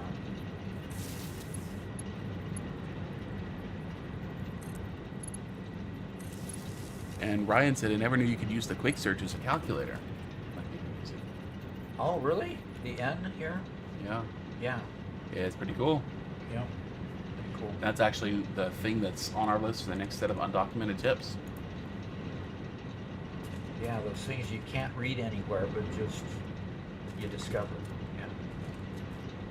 So, and the quick search, obviously you could, yeah, go look for heavy modular frames and then pop that window up. I usually pop this window up by hitting O, and you get this search pop window. So I've never used the N to get this before. I didn't really, I thought the N was always used for, As a calculator? as a calculator. Yeah. So that's news to me, is the N can search for both. Now, we already talked about the N in a short. We haven't, I don't think, have we? It's been on our list. Well, obviously, we've got several undocumented tips. The N, the O, that we can use. Okay, I'm going to go here and get a power pole and insert a couple more power poles here. And put that one, let's put that one right there. Let's put that one there. And then let's And that's another one of Doc's tricks right there. Been the last undocumented tips. yep. Zach asks if I've tried Wendy's ghost pepper chicken sandwich. I have not. Wendy's has a ghost pepper chicken sandwich, huh? That's new. Maybe. I don't think I've been to Wendy's in a decade. Oh, we got plenty of plenty of heavy industrial, heavy modular frames for our next upgrade. Looks like we'll have plenty of concrete as well and rubber. We just need to next work on the computer. So, all right, let's get these hooked up. Here. Milky Jade says, I recently saw a short about how you can use the boombox to scare off the big fauna and destroy hatcher flies. Really? That's cool. Destroy hatcher flies? Mm-hmm. Interesting. That is interesting. I've never seen that before. Yeah, I never have either. And Gear Michaeland is here. Ah. Is he the one that always asks where my family came from? Uh-huh. My wife does genealogy all the time. I should be reminded between streams that the Gear would like to know where my family comes from in a way. Yeah. But thank you for coming once again. What time of the day is it there? Is it quite late there? It's gotta be. I mean, it's noon here. Caffeinated says, fast food is dead to me, except for Chipotle. Their training is forever drilled into my brain. Their training? So I guess he worked at Chipotle for a bit. I like Chipotle. I really do. There's just not enough of them around. I don't know if there's one in Scotland. Probably should check. Yeah. They were really riding high there for a bit, and they, I think it was a feature of them expanding too fast, but they had a number of health issues. And, Yeah, they have you know, some health quality issues. Got negative press. And, yeah. But I think people are coming back. I hope so. The professor says, where's here? I'm in South Africa. Here is in the middle of the U.S. So middle of the U.S. meaning Missouri, if you look at a map. South of us is Arkansas and Louisiana. north of us is Iowa and Minnesota. So literally, we're smack in the middle because that takes you to the Canadian border on the north and all the way to the Gulf in the south. So yeah, we're smack in the middle of middle of the country. So, Yep, and we call it the Midwest, yes. yeah, because it was coined the Midwest when it was still the frontier West. And so they've never figured out that it's not far enough west to be really the Midwest. Yeah. Because we got a lot of mid to go before you actually get to the west. So Yeah. Somehow it's the East, then it's the Midwest, then the mountains, and then the West. yeah. Just like the South doesn't include Texas. Well, kind of includes Texas. The South doesn't include Arizona. It doesn't include New Mexico. Probably because they weren't part of the Civil War West. Yeah, exactly. The Civil War South is really the South. Anvil Arcanist is also from Missouri. Very cool. We're near Joplin, if you know where that is.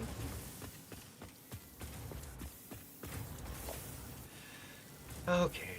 And Arcanist says, Ohio is technically included in the Midwest. That one really cooks my noggin. Yeah, no kidding. Cooks my noggin. That's a new interesting That's a good phrase. phrase. Hey, Johnny Silverhand, we're just going to avoid politics here. We're just going to hang out and have fun. And the professor says, just like South Africa is not the southern half of Africa. Oh, it's not? It's in the south, but it's not the southern half. It's just... Yeah, it's way south. Mm-hmm. Doesn't it go all the way to the to Cape Horn?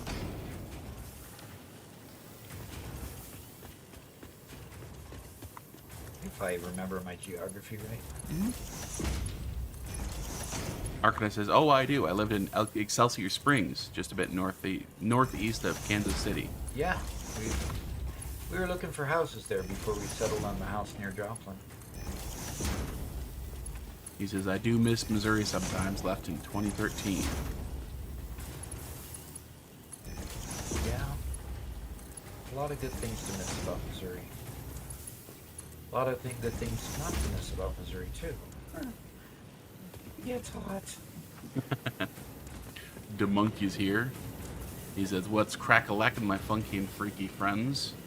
What's be cooking in the pot, my good-looking doc looking? Well, what's cooking is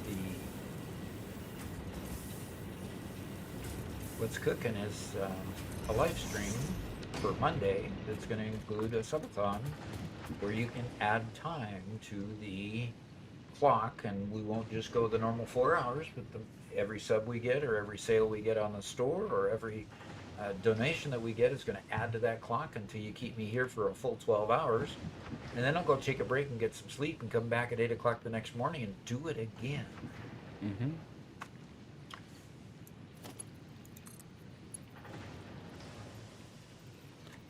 Arcanist says, you made a good choice not moving to Excelsior Springs. Oh, Okay, I then. wonder why that is. And Hagerdorn's here with us. Hello, hello. Do I have these things going the wrong direction? I do. By golly, Doc. By golly, I can't figure things out for the life of me. That's fine. I'll put the container over here then, if that's the case. The monkey says, okay, I'm going to go prepare my 4 gazillion doubloons, so you're never going to leave us. Okay. And Bruce Spaghetti's here. Howdy, howdy, howdy. So, Chinko fills us in on what Chat Guesser is. It's an app that allows Twitch chat to be used as a way to allow people watching also play GeoGuessr with the streamer controlling and playing. So it allows the chat to enter a code and give them a URL and click on it and allow you guys to answer. And we'll compile the answers and show them at the end of each round. Wow. Okay. That's cool. Yeah, that is cool. Okay, so what we've got here is we've got quickwire being made. And now I'm going to go grab a little bit of this quickwire here, and I'm going to go over and see what it'll unlock for me in the mail. The professor says that's a very interesting retro color theme, Doc. Yeah, I like it. I like it. This was courtesy of one of the other members that liked it. What was it that donated this color scheme? I don't recall. Yeah, we had the Dr. Pepper color scheme in the other Doc Solo. Uh-huh. So that was cool. All right, I want the MAM here. I need Caterium technology, and I need to see what the requirements are for that. I need 300 of them, and it's coming. It's coming. What do we need for this one? We need what I have and cable. That's cool. And ooh, I can get cool stuff here if I make some iron rebar. I could do that too. You know, one thing I never did is I never automated the weapons here. Yeah. And I really need to if I really want to get the fauna easier. Mm-hmm. So, especially the ones that are radioactive, I'd like to kill them from a distance. Thank you very much. That would be nice. That'd be Yeah, nice. exactly. So, okay. Okay, well, Doc, Yeah? previously you called yourself a skinny guy, and I unfortunately missed this response. Oh, really? Corman_XD said, "Hi, a skinny guy, am Ada." Okay, she felt the need to meet this skinny guy, huh? Mm-hmm. I'm not really skinny. I'm overweight by about 30 pounds, but it's He's got a small frame. nothing compared to, well, not gonna say that. Doc, I'm going to have to claim this one as well. Okay. Attention, Fixit has granted you a single Butterfinger consumption event. Please savor it responsibly. Additional units remain classified and inaccessible. Uh-huh. Enjoy the illusion Got of it. freedom. It pairs well with chocolate. That was courtesy of the stream restarting. Yep. Normally, I only get one per stream. That's my limit. So, okay. Okay, DeMonkey says, so it's kind of a basic question, but I think everybody is curious about, Doc. Okay. Do you eat food? Or breathe air? Both. Or drink water? You're asking Robert that, right? No, this is you.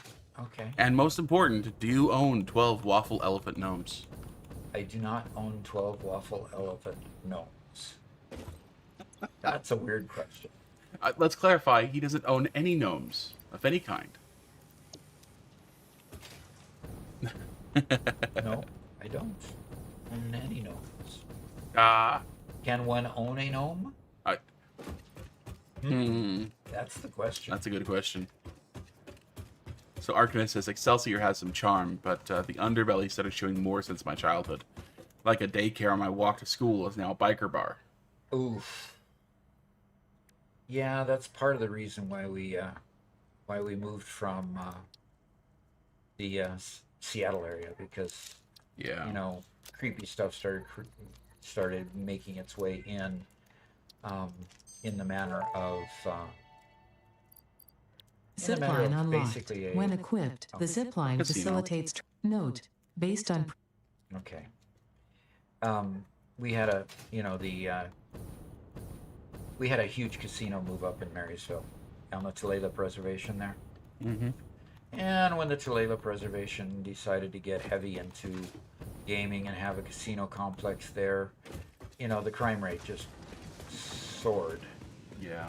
And so, you know, after a while, it just became, okay. It just became not fun to live there. Okay, that's basically all I could say is it wasn't fun to live there anymore. Yeah, but over the course of a couple of years, I've more or less lost all my friends. Yeah, You because know. they moved, right? They moved, or they just got involved with stuff, and just... Yeah. So... Bruce Spaghetti pops in, says, Robert's AI, right? Yeah, he is. Who is this guy? He denies it all the time.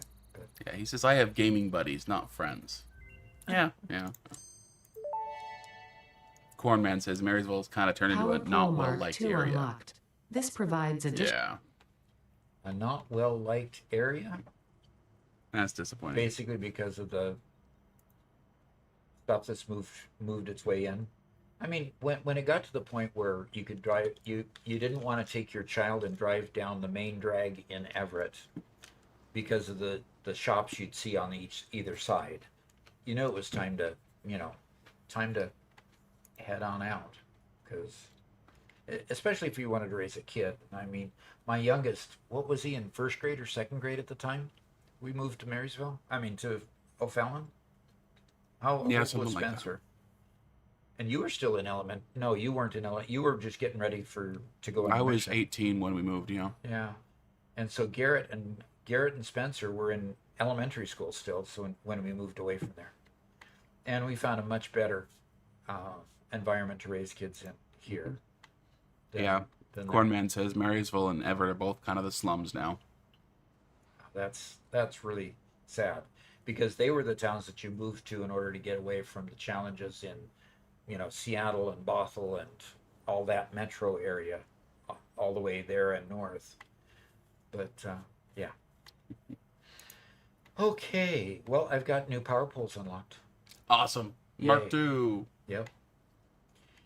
Mark III power poles are just around the corner.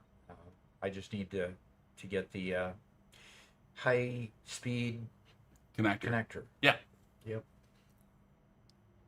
So Valley has popped in. Yeah. He says, "How is this game new? It's over 6 years old."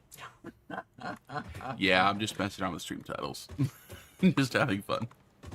Yeah, just messing around with you. Half says, "I like when you guys are streaming. I come home from work, playing Satisfactory, listen to you guys talk. Yeah. Both the game and the calm talk show help drive down the pulse from a hectic workday." Well, thank you. Thank you. We have fun. Yeah. And Garrett's gonna increase the talk among us, especially when he gets here on Monday, as he always does. If you've noticed, with Yeah, him. it'll be fun. Yeah, it'll be fun. Okay, what next? I've got the Caterium. I've got the Caterium wire. I need to go build more okay, I need to go build some more. Oh, I needed the smart splitter, but where's the smart splitter unlocked? Did I miss the smart splitter over here? Isn't that in the Caterium line? Yep, on the left. There it is. Okay, so I need to work on getting the AI splitter unlocked. Okay, I can do that. Okay. And Ada has to talk. Research Thank you. And I need beams and AI limiters. Beams and AI limiters for that, and then I can go unlock that for... You can just jump straight to the smart splitter. You don't have to do that middle one first. Oh, okay. So I can go make 10 AI splitters. Let's go see what I have to have for that. Let's do it. Half asked, will the stream... Half asked, let me enunciate clearly. Uh-huh. Half asked, will the stream be open for all or just members? Oh, the stream will be open for everybody. Mm-hmm. Oh, everybody, yes.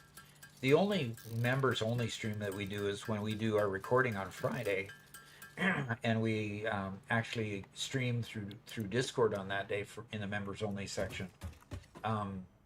But yeah, Mondays and Tuesdays stream, it's open for everybody, and it's going to be an interesting free-for-all.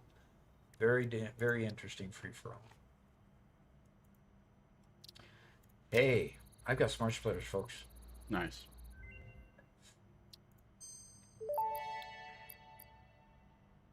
Smart Splitter unlocked. The Smart Splitter offers advanced settings that can improve conveyor belt logistics. Enough of you. Okay. Thank you for noticing that I didn't have to go down that upper note of the tree to get it.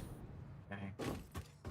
So, basically my pipes, I'm going to split off one or two of these.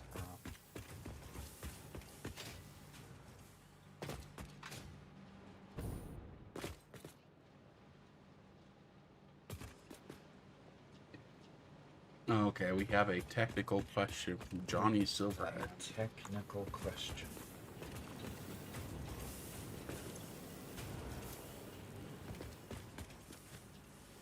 Okay, technical question coming. Yeah, hold on one Technical second. question inbound. See, I'll say it and then, just pause and just And then not do it. not do it, right?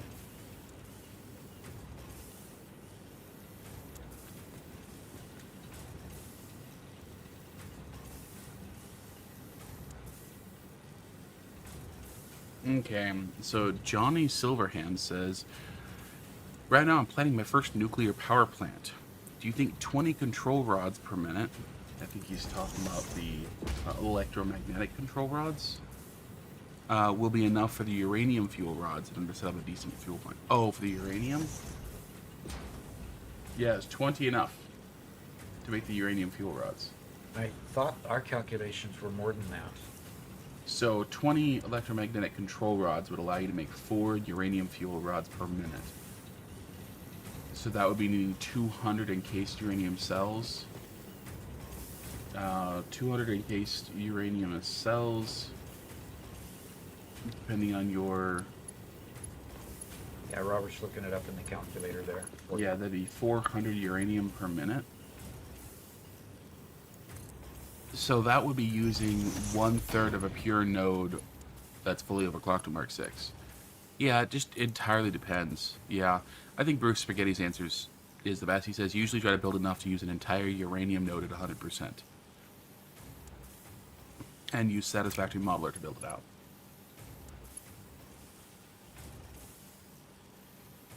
Yeah, I think Bruce is correct about that. So likely more than what you're anticipating. Yeah, that's kind of what I recalled.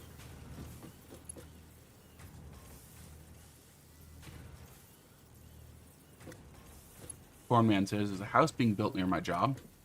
It's 2 stories and the same size as a small apartment complex. It's literally right next to it.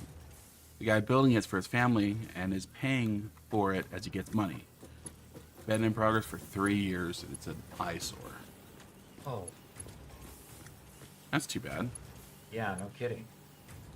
It's also rough being in progress for 3 years. And so, when I was a teenager, we remodeled our house there in Marysville, in Washington. And at that point, we had to get permits. We had to get inspections. We had to get all sorts of stuff. And if I remember correctly, those permits all had expiration dates. Yeah. Which means if he's spending 3 years trying to build his own house, he's probably having to re-go through that permitting process a whole bunch, or he's doing it without permits.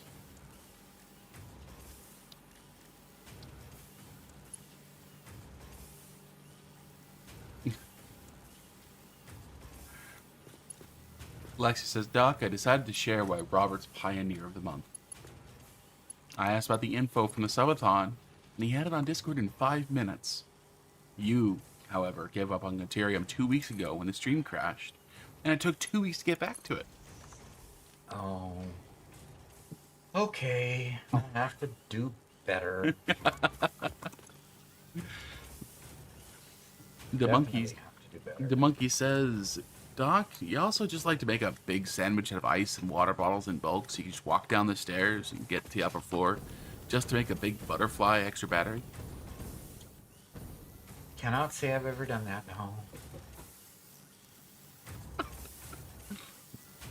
I have to say, every time he makes a comment, I have to really work to try to make the cadence of my voice sound normal when asking those questions. Yeah. Because they're not normal.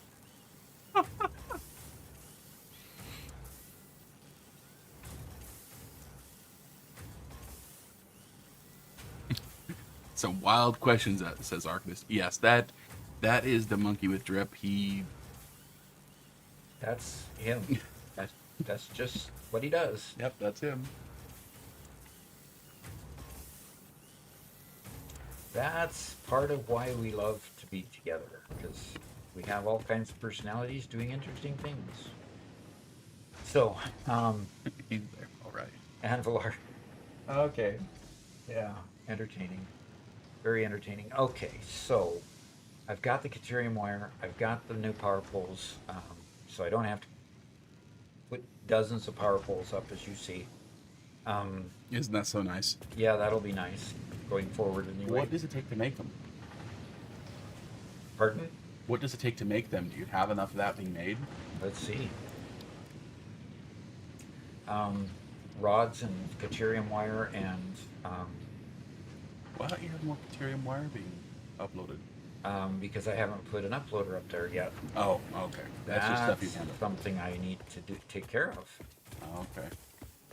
So Corman says the guys building it were living in the house next door. The house was owned by the owner of the house being built. They crashed into the house they were renting, and now the guy is putting turf where the house was. What? Okay. Okay, sounds like an eyesore. Yeah.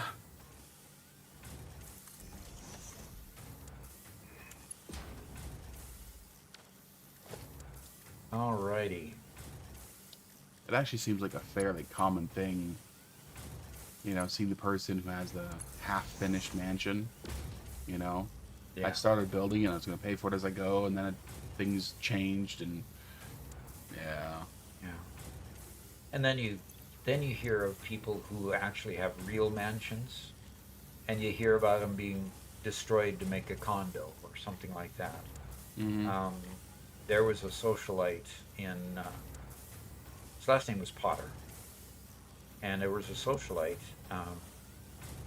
He was a socialite, and his wife was very strong into politics, and basically shaped the Chicago area. And they had a huge mansion, some 8,000, 12,000 square feet. I mean, huge, with a ballroom and the whole 9 yards, and it was destroyed to make condos in the 1960s. Yeah. Now there was no comment made on the. It was just as a matter of fact. It doesn't belong. It no longer remains there because it was, destroyed to make condos. No political aspect. Oh, okay. So it was just sold. There was Direct. no eminent domain or anything No, like that. nothing like that. It was just, that's just what happened in the 60s. It's really too bad because some of the artwork in there was just incredible. Yeah. It was a beautiful place, and it was all rock outside. And if it had been maintained, it would have lasted a good long time. So I wonder what changed. there it is. So Quickwire, it's only getting 14 at this point. I wonder why only 14, and why it's not continuing. Okay.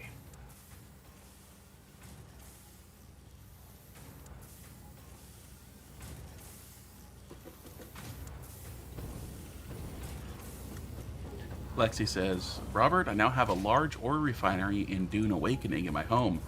Started the game just 2 weeks ago. Oh, because it's uploading heavy industrial frames. Where is my Caterium? Oops. Yeah, the Caterium's over here. Oops. Okay. Well, the dimensional depot is not going to do much good if it's not connected to a dimensional depot output. Right. If it's not connected to a Caterium output. Oh. Okay. I've got to make 10 mistakes at least per stream, or, I'm just not doing adequately. So I need more copper wire.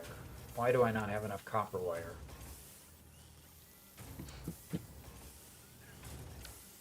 Arcanist says, also, I imagine it had some beautiful architecture. Too much of our architecture is boring and homogenous now. Yeah, it was beautiful. It was beautifully furnished as well. The pictures they had, because they had a lot of pictures of the family, because they were so popular in the Chicago area. So yeah, it was quite the big deal. Quite the big deal.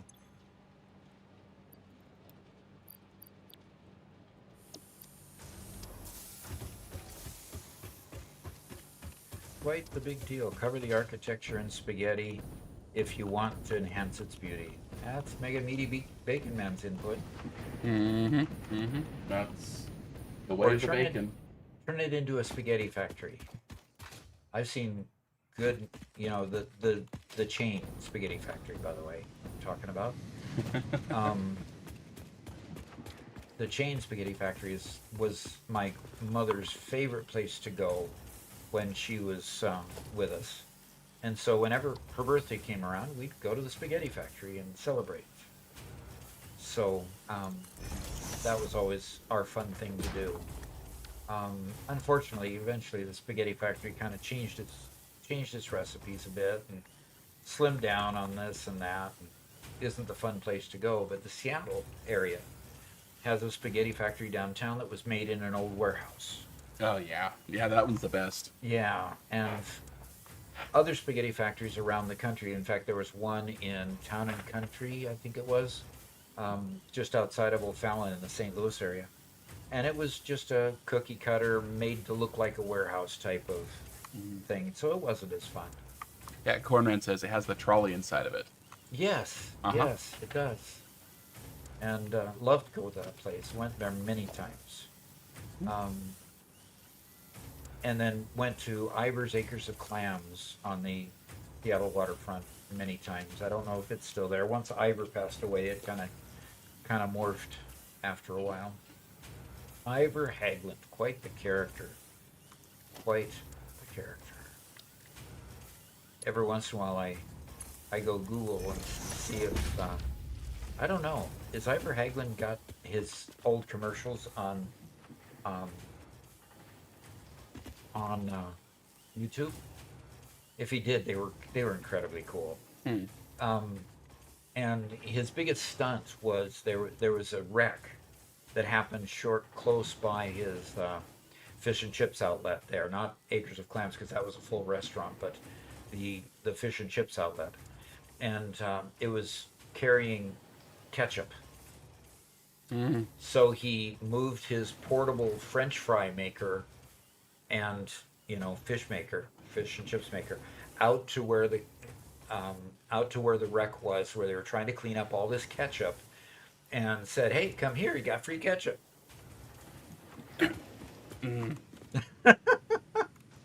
Like I said, he was a character, and he was even on the Seattle City Council for a period of time. I'll bet that was a hoot. So anyway, there's a lot of history in Seattle that is just fun history. So anyway, what? So Ivor Haglund Yeah. passed away in '85. Uh-huh. He launched Ivor's Acres of Clams in 1946. Okay. Interesting. Cornman knows about an Ivan's Fish and Chips. Ivan's? And he says Ivor's Fish and Chips. So, interesting. So I wonder if they changed the name, or he says, no, it is Ivor's Fish and Chips. So maybe it rebranded or created another branch of it or something like that. Interesting. Yeah, I like fish and chips. So we have a guy named Nut over on YouTube. Okay. First off, he says, long-time viewer, first-time caller. Okay. Have really enjoyed your content and guidance. Hope you're having a lovely day. We are doing great, having fun. So In fact, we are over time. we are over time? No, But please. He's got a question for you if we want to Okay. end on it. We'll end on that question if we have to. Are you a Cards or Blues fan? Or Both. neither? Or both? Yeah, both. Both. Especially loved it when the Blues, took the Stanley Cup that one year. They'll probably never do it again, but gosh, they had they've got a lot of history too, with a lot of famous players going through the Blues system before they made it big elsewhere, maybe you could say.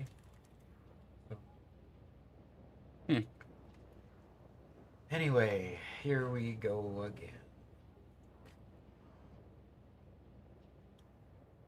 And so now we've got heavy encased industrial beams moving along again to our factory. It'll keep things going for a little while because the container was about half full, it looked like.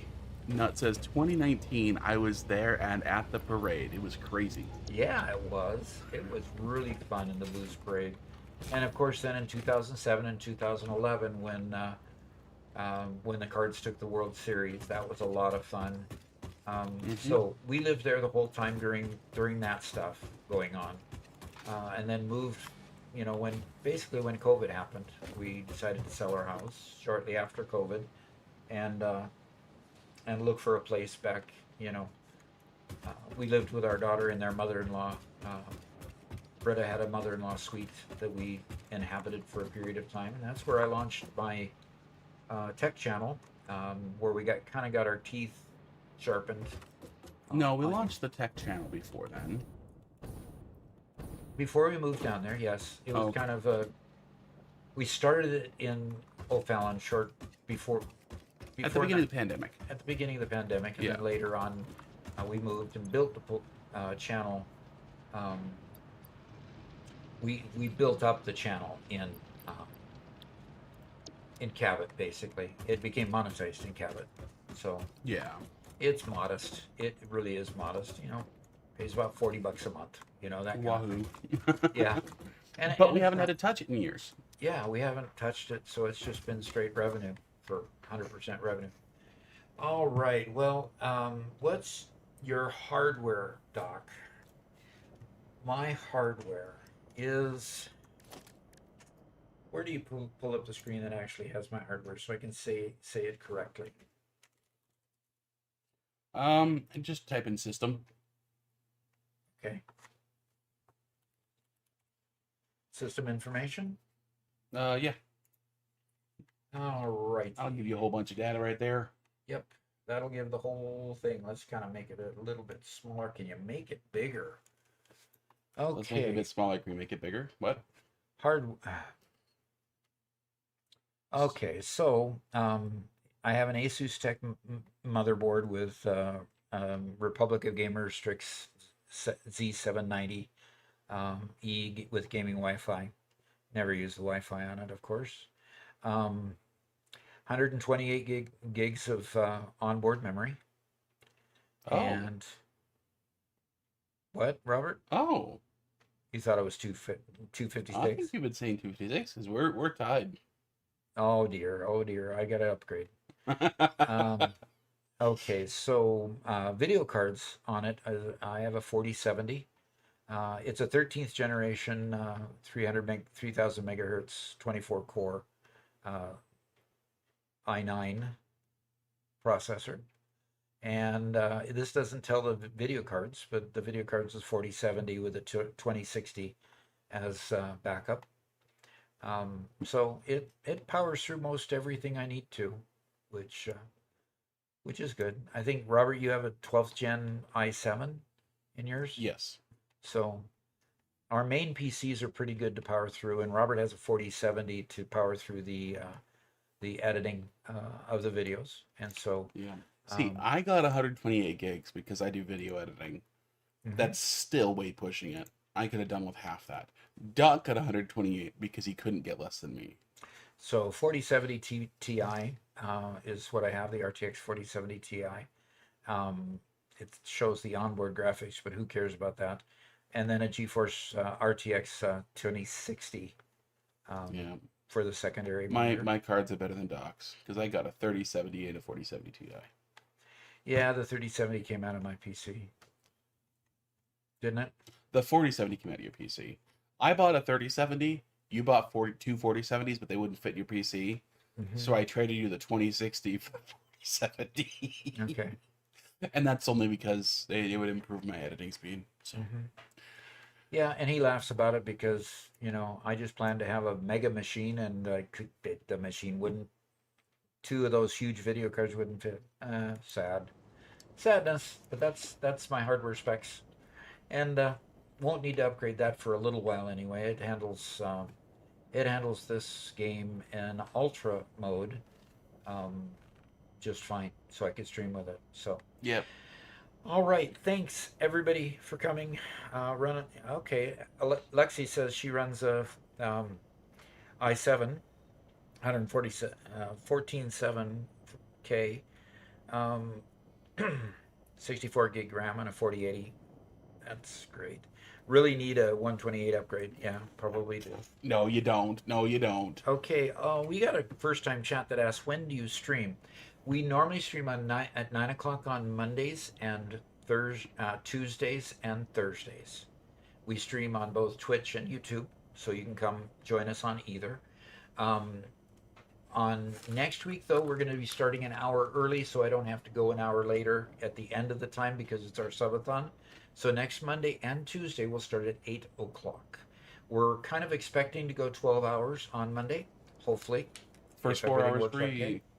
First 4 hours are just our normal stream. We're going to go 8 to 12, just normal 4 hours. And then any subs we get or any members we get in YouTube or any purchases on our store or any bits, donations, or supers in either place, add to that time based on the chart above. And then Tuesday we come back. If there's any leftover time after going 12 hours, we'll add that to our 4 hours. And any new subs or new members or purchases or bits and donations or supers, we'll add to that time on Tuesday as well. It'll add only half the amount of time as it does on Monday because we'll kind of be winding it down. And hopefully that will pay for the things you see in the middle, which are some more hardware devices and items that we need for the stream. So it is going to be an interesting day. See how long I survive, and I'm coherent still, building and doing other things like Portal and Dune. and Dune. And on Tuesday, we got Minecraft Space Engineers. So anyway, that's the lineup. Normally 9 o'clock Monday, Tuesday, Thursday. An exception next week, 8 o'clock on Monday, Tuesday. And hope to see y'all on Thursday And when that's we come back. U.S. Central Time. And this is Central United States time. If you go look at the schedule, not on Robert's graphic, but if you look at the schedule in YouTube native stuff, it'll convert those times, won't it, Robert? Over on Discord, it will, yeah. So, convert it for where you're at. Hope we can get to 36 hours. Hey, if Tuesday goes beyond the 12 hours, we will come back on a Wednesday to use up that time. We won't give you the free 4 hours, though. Right. We'll just keep using up that time until it finally expires, or I do. One of the two. Let me post a link to Discord real quick for Okay, everybody. nobody caught that one. Okay. Yeah, no, we caught it, but we're not going to talk about you dying in a Twitch Dying chat. on a stream. You're ridiculous. Okay. All right, that's our Discord. Yep. Join us on Discord. It's a great community of over 2,000 folks, and we're probably going to top 3,000 here pretty soon. Yes, but, Lefty, I'll add the translation for you guys. All righty. Anyway, thanks for coming. We'll see you again on Thursday. See ya. Bye-bye.